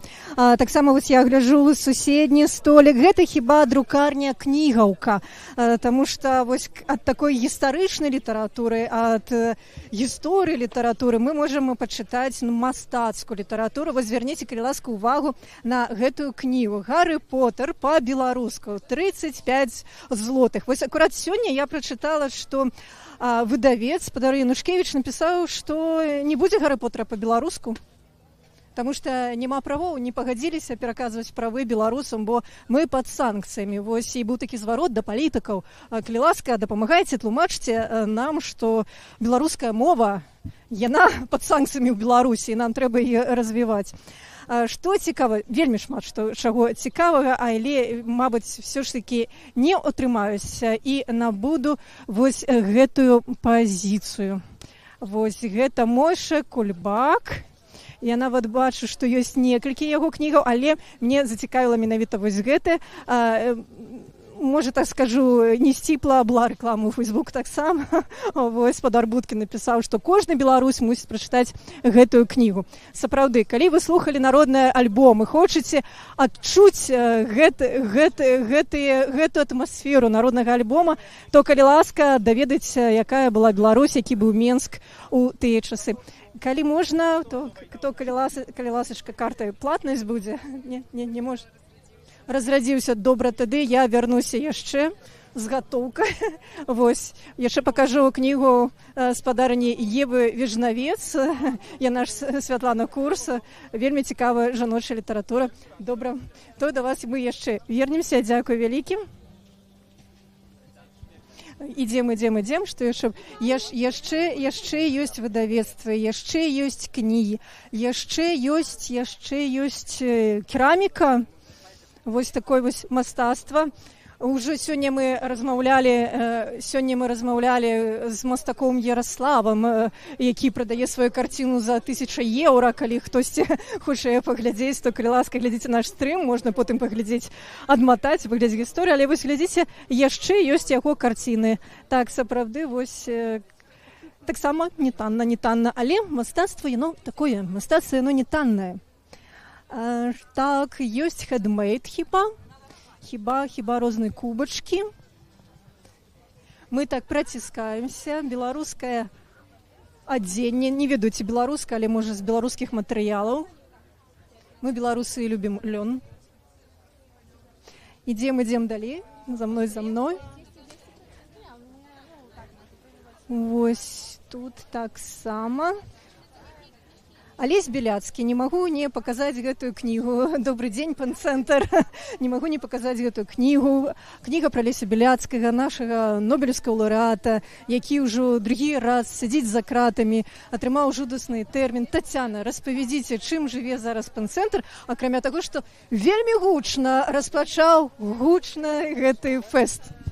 Мы зараз называемся беларускі ПН, ўжо без цэнтра, так што але не паспяваем за трендамі, але мы захоўваем усю нашу місію, усе нашы каштоўнасці і працягваем усе нашы актыўнасці, якія рабілі ў Беларусі, таму што яны па-ранейшаму, на жаль, застаюцца актуальнымі. На гэтым фэсце у нас ёсць літаратурная сцэна, якую мы арганізоўвалі, у нас ёсць выдавецкія стэнды, дзе прадстаўленыя беларускія незалежныя выдаўцы, і таксама ёсць выданні, да якіх быў спрычынены беларускі ПН. Гэта все некамерцыйныя праекты, падтрымліваючы, набываючы гэтыя кнігі, вы падтрымліваеце сем'і палітвязняў, людзей слова, дзеячаў культуры. Гэта і кніга Максіма Знака «Закамерон вершы гутаркі», і кніга Алеся Беляцкага, ну і таксама кніга «Блуканец» Карлоса Шермана, ягоныя няскончаныя ўспаміны, якія мы выдалі яшчэ ў Беларусі ў 2020 годзе, але не паспелі прэзентаваць праз усе тыя падзеі, якія там адбываліся. І, канешне, у нас ёсць газета, мы выдалі першы нумар газеты «Беларускі ПН», у якой, дзякуй вялікі, у якой ёсць бінга літаратурнае, якое можна скласці. Тут ёсць вельмі такія тыповыя, напрыклад, заявы, што літаратурныя ўзнагароды падзеленыя загадзя, і гэтая бінга можа скласці хтосьці. Ёсць таксама крыжаванка. Калі разгадаць гэтую крыжаванку, то можна на стэндзе беларускага ПН сабе размаляваць торбачку палатняную і таксама мець яе ў падарунак. Таксама на стэндзе беларускага ПН, калі вы пройдзеце трошкі далей, будуць літаратурныя прадказанні. Гэта ўсё цытаты з беларускай літаратуры, якія можна сабе выцягнуць, і мы спадзяемся, што гэта будзе штосьці добрае для вас на жыццё, ці на будучы год, ці на будучы месяц. Дзякуй, Тацяна вялікая. Сябры, на гэтым пакуль скончваем наше падарожжа па арт-маркету. Заставайцеся з намі.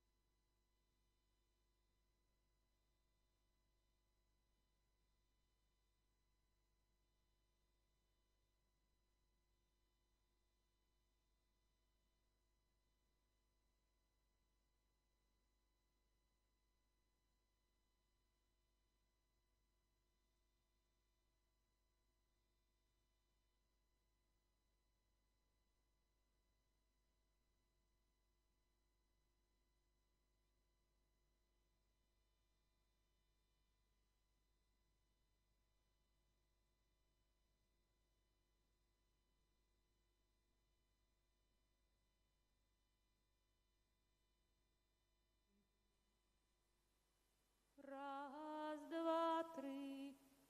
Раз. Лес ратуе, ратуе.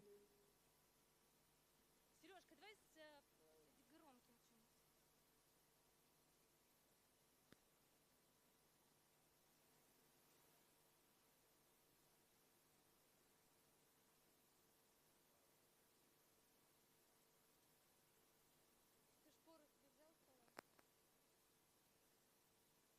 Раз, два, раз, два.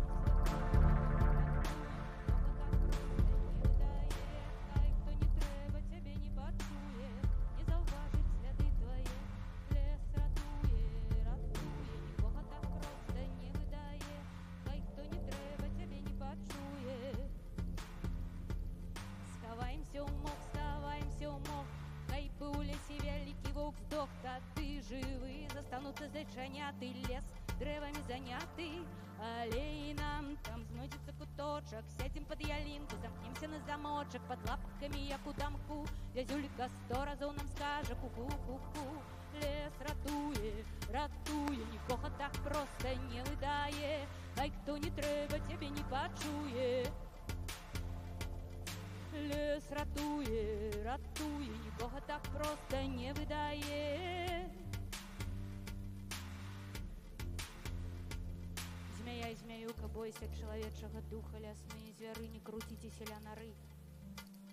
Мне тут тиховато. А как там нормально все?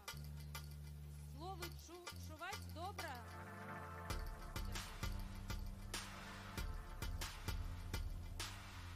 Лес ратуе,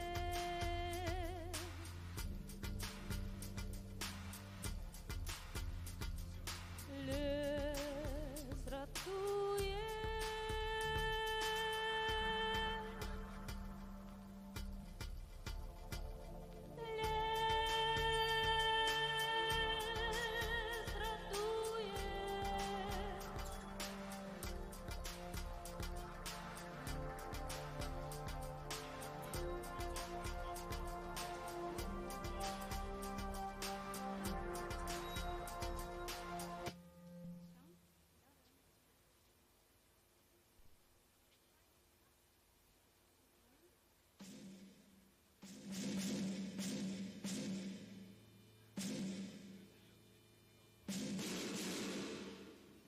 Шановне господарство, хто дачакаўся, вітаю. Хто яшчэ падбягае, падбягайце хутчэй. Мы пачынаем завяршэнне, на заканчэнне нашага літаратурнага марафону.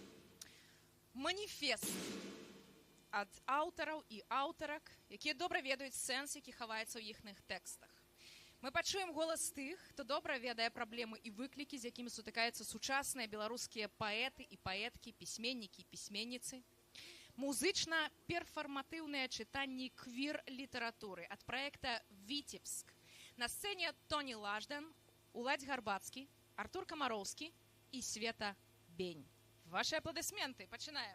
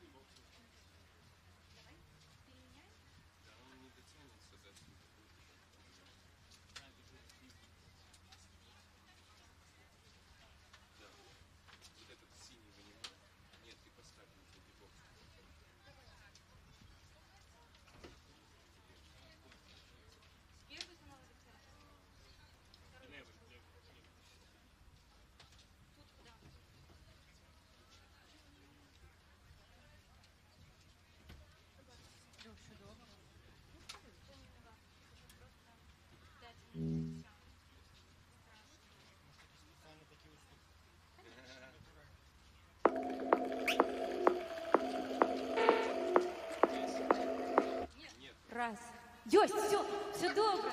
Уважаемые сябры, прабачце за замінку. Гэта быў спецыяльна адрэпеціраваны вступ.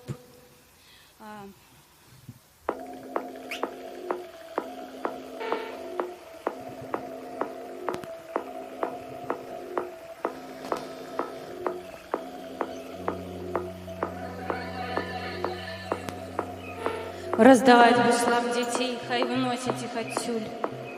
Тут никому не месца. Тут и правда не прайшла натуральный отбор, зачапілася за плот, ляснулася непрыгожае каханне. Неяк няўславна подслизнулася, зламала шийку сцягна, шийку синички, ракавую шийку матки нажило. И надея скисла, як молоко, створожилася, створками раковинки бразнула без аніяких табе жамчужин. Тут никому не месца, тут никому не месца, тут никому не месца. Няхай буслы постараюцца, няхай не слухаюць плачу, вярніце мяне маме. Вырастут дзеці, зразумеюць усё самі. Няхай буслы нікога не шкадуюць, лятуць сабе і лятуць, пашукаюць месцы больш надзейныя, толькі падалей адсюль. Тут нікому не месца, тут нікому не месца, тут нікому не месца, тут нікому не месца.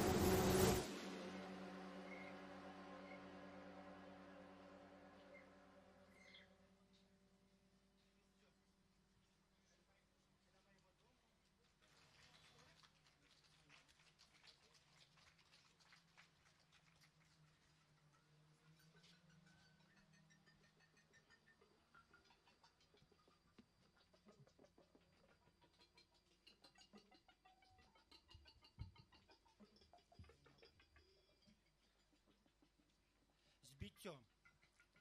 Каля майго дому, акурат каля цьмянага пад'езду, для якога 100 год уже няма лямпачкі, а не тым больш ліхтарыка, стаялі нейкія мальцы. Ну, там заўсёды нехта ды тоўпіцца. Я звычайна і не звяртаю ўвагі на такое, на такіх. Але тады я хіба заўважыў іх шабаністыя сілуэты, шабаністы стыль. Ну, такі, ведаеце, аля сучасны урбаністычны хлопчукова-хуліганісты стыль. Модны на захадзе, а цяпер і ў нас. Вы бачыце такіх мальцаў штодня. На іх спартовыя штаны ці нагавіцы споўзлыя, бы усраўшыся, каскеткі, нейкія куртэчкі-пільчачкі з капюшонамі і аднолькавыя, што ўзімку, што ўлетку спартовыя чаравікі на нагах. Там стаялі непад'ездныя мальцы. Я такіх раней не бачыў у нас. Яны зацікавіліся маім з'яўленнем, як цікавяцца наеты і каты іншымі катамі ці коткамі. Нехта з іх трох запытаў, ці маю я цыгарку. Я паглядзеў на іх дзіўна і смела, бо каля хаты не меў звычкі лякацца. І адказаў таму невядомаму і нават непабачанаму за сутоння, што не маю. Тады іншы голас, шукалы авантуру, падхапіў: «А што гэта ты з бабскай торбы ходзіш?» Гэта ён так назваў мою прыгожую, сінюю, а белыя гарохі торбу, не бабскую, у мужчынскай краме набытую, праўда, не ў нас. Вясёлы, але ўжо абураны, я адказаў, як я звычайна ў такіх сітуацыях адказваю. Якая мардалысаму справа да ўсяго гэтага? Ну, зразумела, адказу я ўжо не атрымаў, а толькі грымакі ў нос і вуха. Я чакаў прыблізу такога, дакладней цела маё загадзя падрыхтавалася да такога, напялася, таму першы удар я стрэў гатовы, не быў пэўным збіццё змякчальным карапасе. Таму і я змог адразу лупануць у пысу маладзёну, якога пакрыўдзіла маё мардалысай. На маё мардалысай я некалькі разоў пачуў підарас. Юшка бегала ў мяне, юшка зацурабаніла і ў яго. Мне не стала шкада шабаністага, ані. Звычайна мне шкада збітага чалавека, але тут я разумеў, што ён не збіты, а справядліва атрымалы па нахабнай цынічнай храпе. Мне стала так міла і прыемна, а яшчэ пэўна ад таго, што я даў здачы. Ці не першыню я падумаў, што адпор – гэта не збіццё, гэта адзіная прымальная форма гвалту. Гэта справядлівы, як не дзіўна гучыць, гвалт. Толькі аб гэтым мне ўдалося падумаць. Потым пачаўся несправядлівы гвалт. Няроўная бойка 3 на 1. Калі мяне збівалі, прыгадаў яшчэ, я ўздумаў пра маці, якая абавязкова рынулася ў бой ратаваць мяне. Мая маці так, але іншыя нашы маці маўчаць. Многія з іх не ведаюць, што іх дзеці геі ці лесбійкі, а многія проста маўчаць, а можа нават і патураюць такім паўшабэлкам шабаноў ці білева. Зрэшты, калі мяне збівалі, я ведаў, што ў нашай краіне такое чакае мяне не ў апошні раз.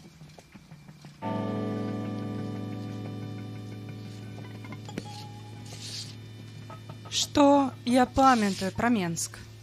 Пробел, прочерк, выразанный фрагмент газеты, забароненные навіны, дасланные сябрам, вуліцу под летней водой, а ў ёй кветкі каштану, кветкі бэзу, ботанічны сад, розы, розачки, гвоздики, вечный огонь. У маім доме вечны огонь бунту. Што я памятаю пра Менск, я ўсё забываю. Нумар аўтобуса, які ідзе ў яе мікрараён, да самага яе дома. Амаль што ў самы яе пакой, у яе вузкі ложак, на якім мы ледзь змяшчаліся.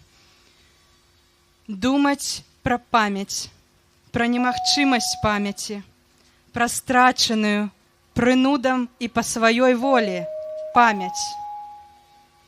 Сыходзіць, з'язджаць, эміграваць, хавацца, ратавацца. Я ўсё далей і далей, далей і далей. Я ўжо нічога не памятаю пра Менск, не памятаю.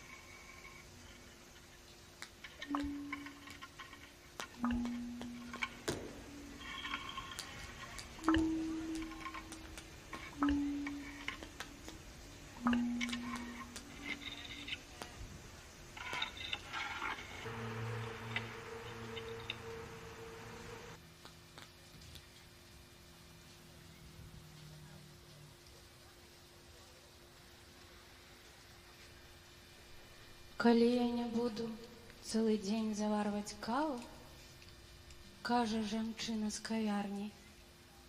Я проста з глузду з'еду ад гэтага трупнага паху. Ведаеце, кажа яна, трошку панізіўшы голас.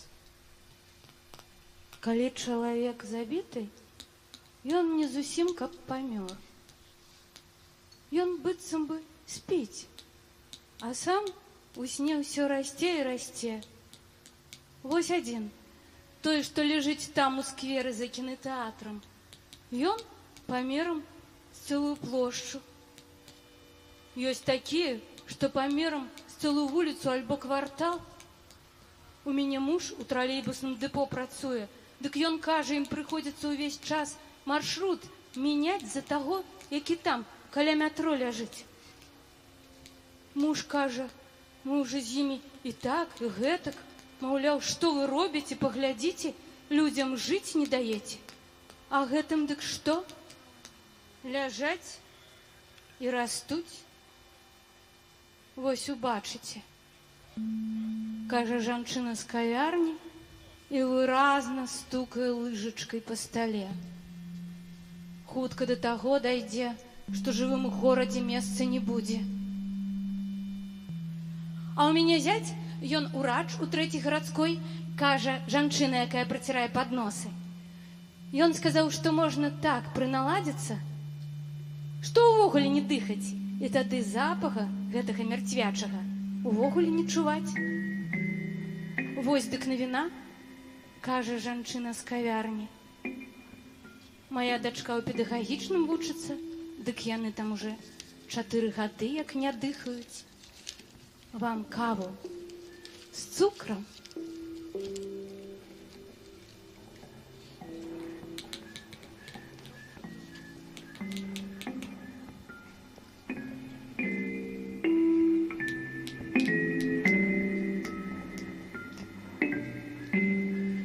Пакуль яшчэ ты, запамінаю. Лета, ровар, сяджу на раме. Ты імчыш праз туман навобмацак, давяраючы памяці і рукам, якімі ты церабіў раней лес, і якія цяпер ляжаць на каленях, бы зламанае сохлае вецце. Паміж мной і табой цяпер больш падабенстваў, нягледзячы на адлегласць. Сівізна нашай памяці крохкая і тонкая, золата нашых успамінаў бязважкае. Твое імя запісанае на маім новым пластыку. Я беру тебе во все свои подорожжи. Кажу, приземлились мягко. Ты отказываешь. Закрутилась в голове. У твоим свете давно не выбирают, за кого воевать. Там усе пераможаныя і жывыя. Палестына, Ізраіль, Украіна, усе іншыя краіны паўстаюць перад табой вялізнай радзімкай правільнай формы. Ніякіх даглядаў і перашкод. Цербер знік. Цішыня і змрок. Пакуль яшчэ ты раз-пораз крадзешся ў мой сон. Запамінаеш, колькі высмаліў цыгарэт. Па тваіх жоўтых пальцах, як па гадавых кольцах, я лічу і лічу. Колькі вёсак аб'ездзіў раённых, колькі бачыў дарог, колькі разоў прачынаўся ноччу. Блытаешься, пачынаеш наноў. Наша агульная памяць дрыжыць на паветры, нібы павуцінне.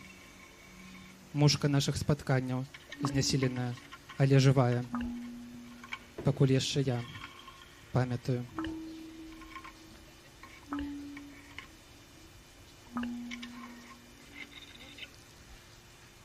Далёкі травень маладосці, калі ўсё усмяхалася мне, калі прыдарожныя дрэвы, кветкі заглядалі мне ў вочы і казалі ціхама: «Усё так, цешся жыццю, яшчэ можна». Калі цягнікі не проста неслі мяне ў новае месца, яны кідалі мяне ў новае жыццё. Травень маладосці, які цягнуўся вечнасць. І з тым амаль райскім траўнем звязаныя прыдарожныя макі. Пунцовыя макі, а раскіданыя ляпёсткі, які быццам слаба напятыя ветразі схіляюцца ад вятрыскі. Прыдарожныя макі абапал чугункі, да ўсяго прыгожвалі шлях да кахання, да каханага. Яны былі ліхтарыкамі, якія асвятлялі дарогу. 100 год не бачу пасля таго казачнага траўня макаў ля дарогі. У Беларусі іх больш няма. Іх вынішчаюць як шкодныя, як наркатычныя. Але мае прыдарожныя макі вабілі мяне ў Польшчы, дзе сустракаўся я з каханкам. Пунцовы шлях, колер, не пах паўстае ў памяці аб тым траўні маладосці. Макі сталіся кветкамі майго кахання, бо пунцовасць маку пыхала, як пунцовасць вусну ў пацалунку, як пунцовасць плямаў на скуры, уз'ятраны пацалункамі. Пунцовасць юні, юру, наіўных жадункаў. Але ў наш рай неяк уварваўся гвалт, і пунцовасць вусну да пацалунку перакінулись раптам у пунцовасць скуры ад збіцця арышту. Але хутка забыты пунцовы гвалт. Як заўсёды чалавек выціскае благое з памяці, і вось ужо проста гляджу на прыдарожныя макі, якія нагадваюць толькі цябе. Белая чысцюткая скура, дотык вуснуў да яе, і вось уже квітнее бель пунцовасцю. Макі раптам усюль на тваім целе. Макі на шыі, спіне, галах. Макам вусны палаюць, і ў вачах вобліскі макава нашага жадання. Памятаеш, як праз гэтыя макі мы збіліся шляху? Макі зачмуцілі нам галаву. Мы селі ў цягнік, які вёз нас не ў Варшаву, а ў адваротны пад Літву бок. Макавыя вусны нашы палалі і смылелі ў цьмяным і пуставатым вагоне. Вогнішча маку перакінулася ў вагон, і мы цалаваліся, не баючыся наваколля. Мы палалі, не хаваючы хэнці. Мы бессаромна палохалі іншых пасажыраў, сядзелі абняўшыся, як любая іншая пара. Разам хаваліся ў прыбіральні, як любая закаханая маладая пара. Макі распальвалі нас і рабілі сляпымі, глухімі, адарванымі ад усяго, згубленымі на цэлай планеце. І раптам кандуктарка прызямліла нас, заліла вогнішча чмуту. Мы ехалі з квіткамі, але ў іншы бок. Зграбная кандуктарка хіба на крыху суняла нас. Мы сышлі на станцыі Граево. І там адразу на пероне праз бетон паўсюдна зноў тырчалі макі. Падаецца, і мы ў гэтым мястэчку выглядалі як тыя прабітныя скрозь бетонны карапас да святла, жыцця, кахання макі. Макі паланілі, збілі шляху, з панталыку, спавадавалі чмут у галаве, гальвань у целе. Макі затрымалі нас на гадзіны, на яшчэ адзін дзень разам. Праз макі ты спазніўся на лятак. Усё праз макі. А яшчэ, я думаю, спадзяваўся, што крыху і праз мяне ты застаўся на яшчэ каліва за мною.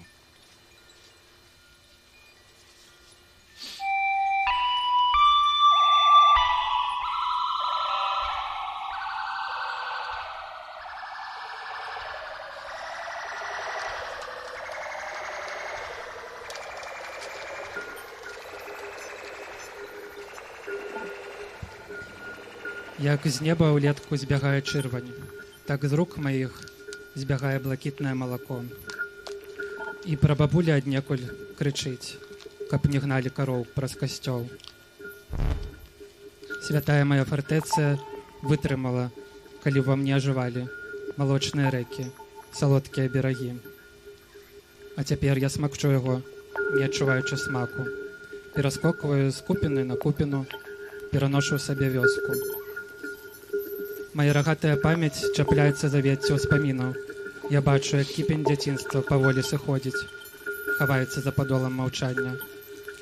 Я бачу сівых валасоў васкрослую ядь.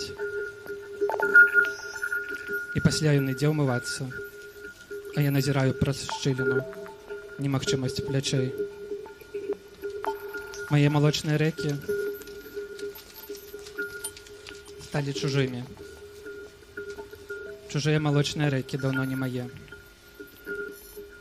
Мне бракуе самотнасці лесу, арэхаў, зямлі, навальніцу збітага цвету, дрэваганку, яго поўсці шурпатай, махлярства дзіцячай дрымоты, пасля смаку суніц, вішнёвага соку на твары.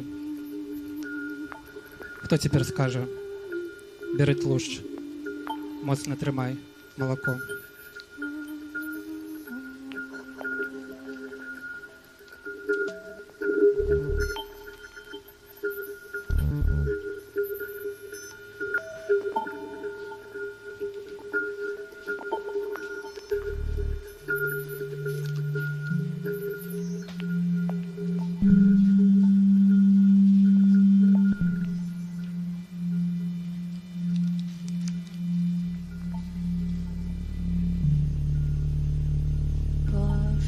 Табе змяты сукеначку, стрыпутніка спаднічку.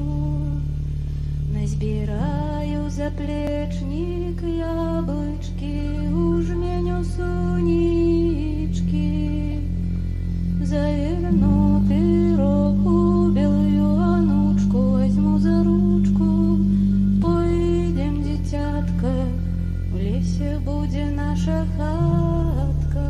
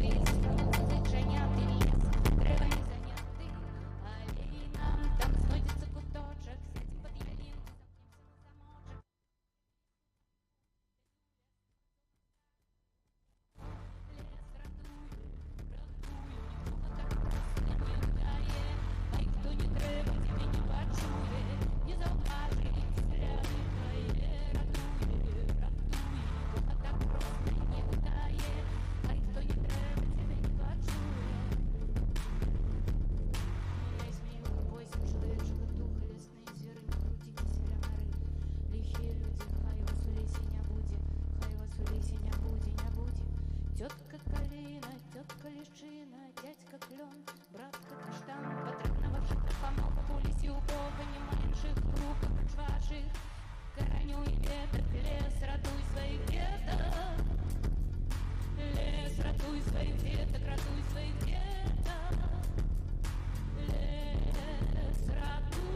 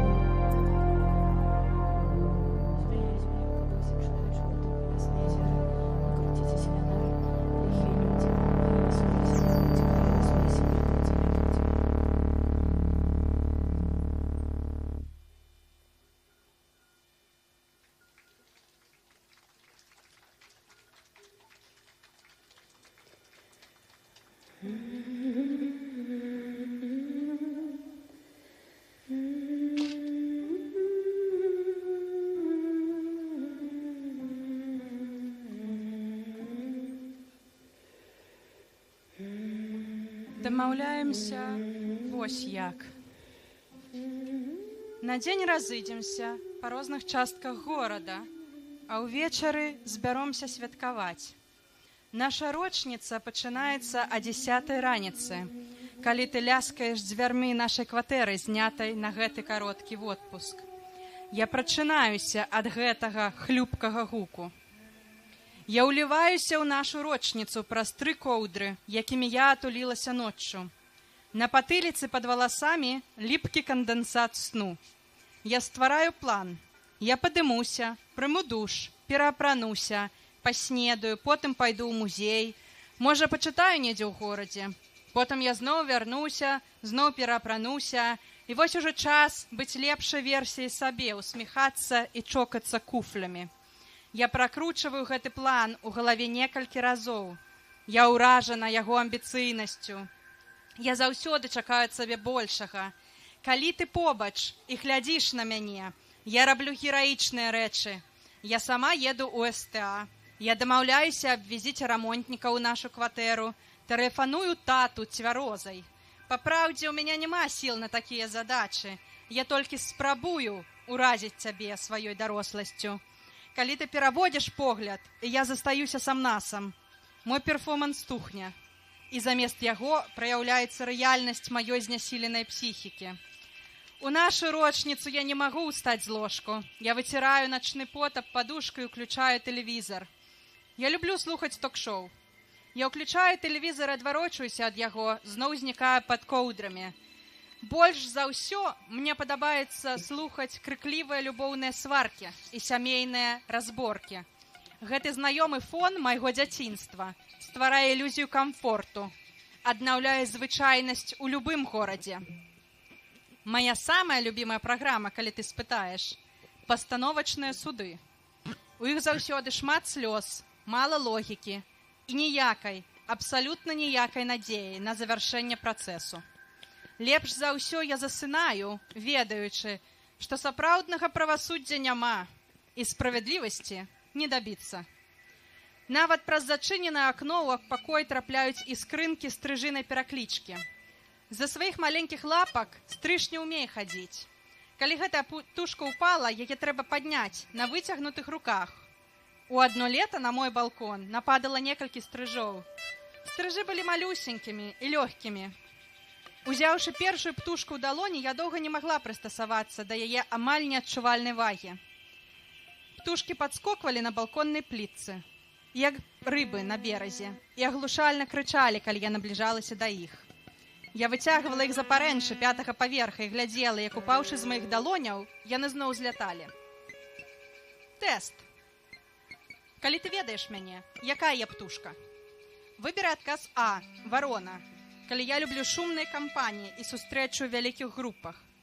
Выберы адказ Б, сойка, калі я шаную адзіноту і самастойнасць. Выберы адказ В, голуб, калі аднойчы мяне прыручылі, а потым пакінулі за непатрэбнасцю. Сама я лічу, што я адказ Г, нервовая крачка-скандалістка. Ты кажаш, што мне трэба праяўляць да сябе больш талерантнасці. Калі б я ўмела быць добрай да сабе, я б сцерла папярэдні адказ і напісала, што я любая падбітая птушка. Від не мае ніякага значэння. Мяне вызначае не ён, а мой боль.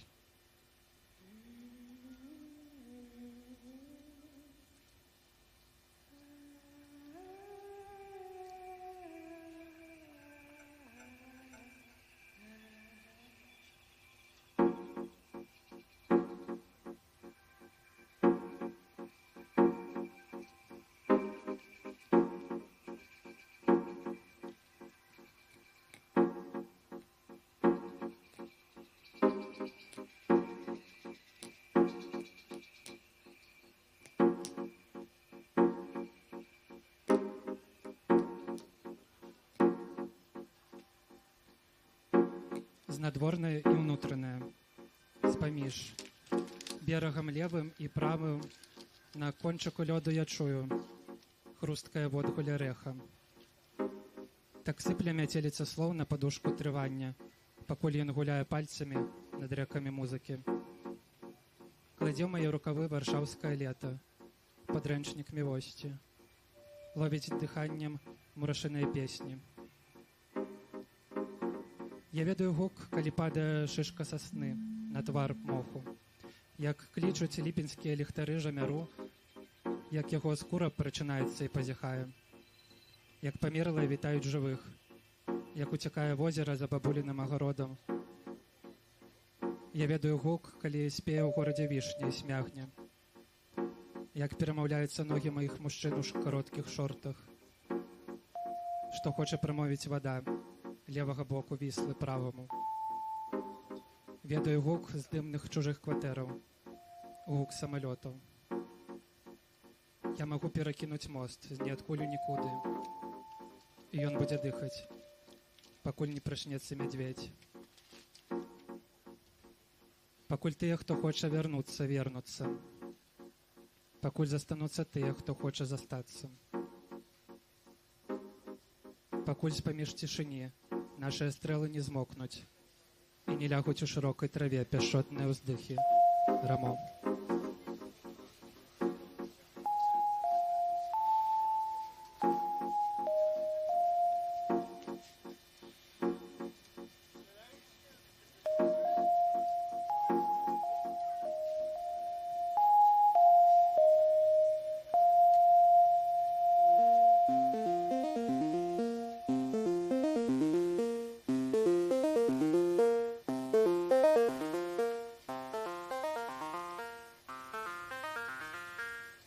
Першы раз помніцца выразна, хоць і малец я, хоць вучыць нас помніць адрознае ад жаночых досведаў.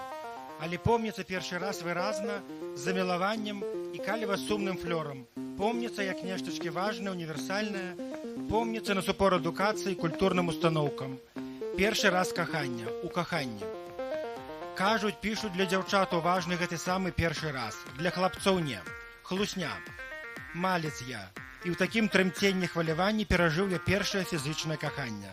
У прачуванні яго амаль траціў прытомнасць. Прыемна траціў.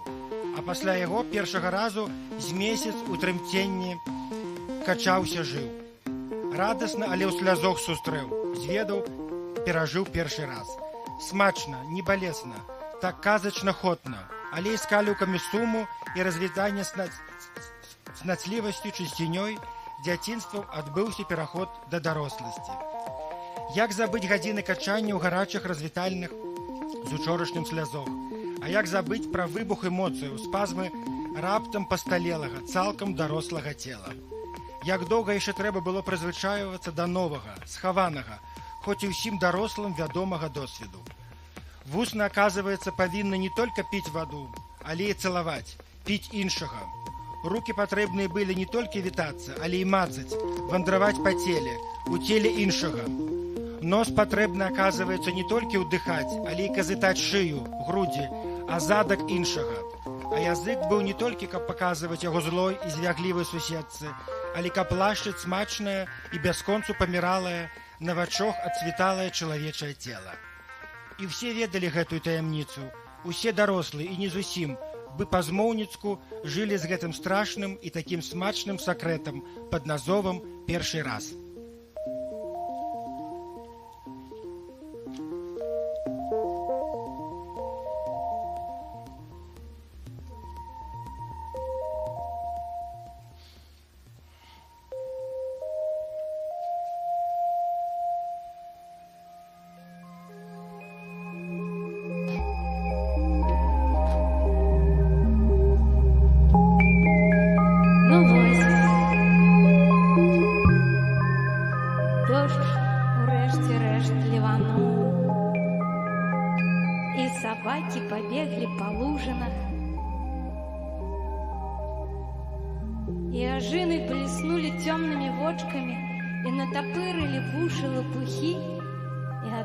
Заплакали півоні, п'ючи солодкі кроплі. А чорная парэчка пачала спрачацца з чырвонай, хто з іх больш не цярпеўся ад спякоты. А ў бочцы з вадой абдымаліся вадамеркі. Мы дачакаліся.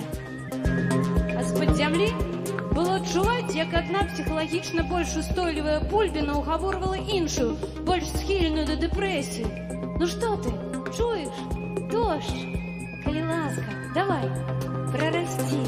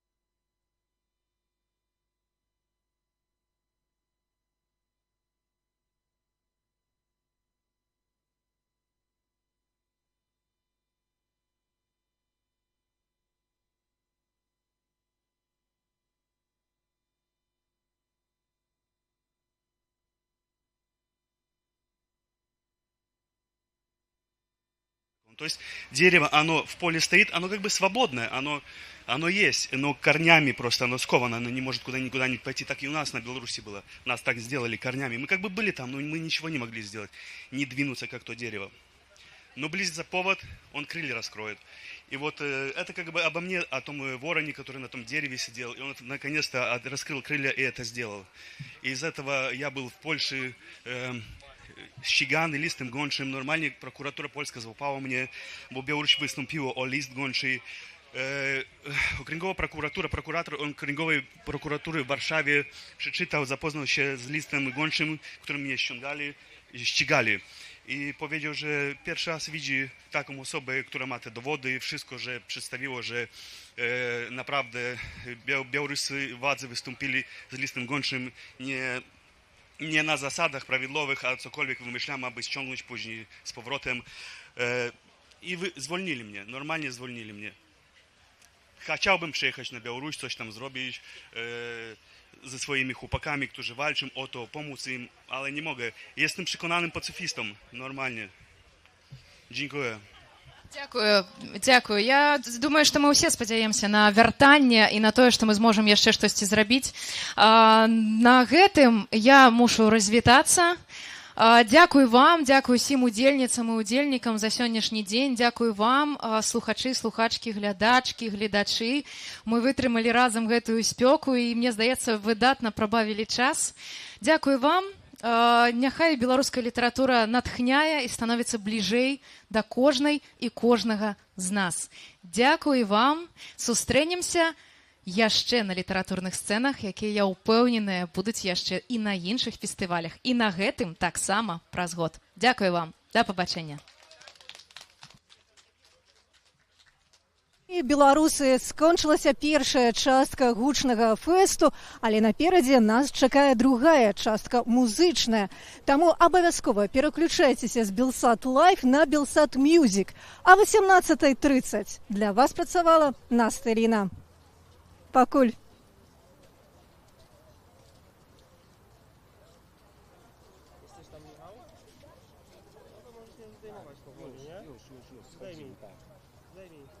Нормально?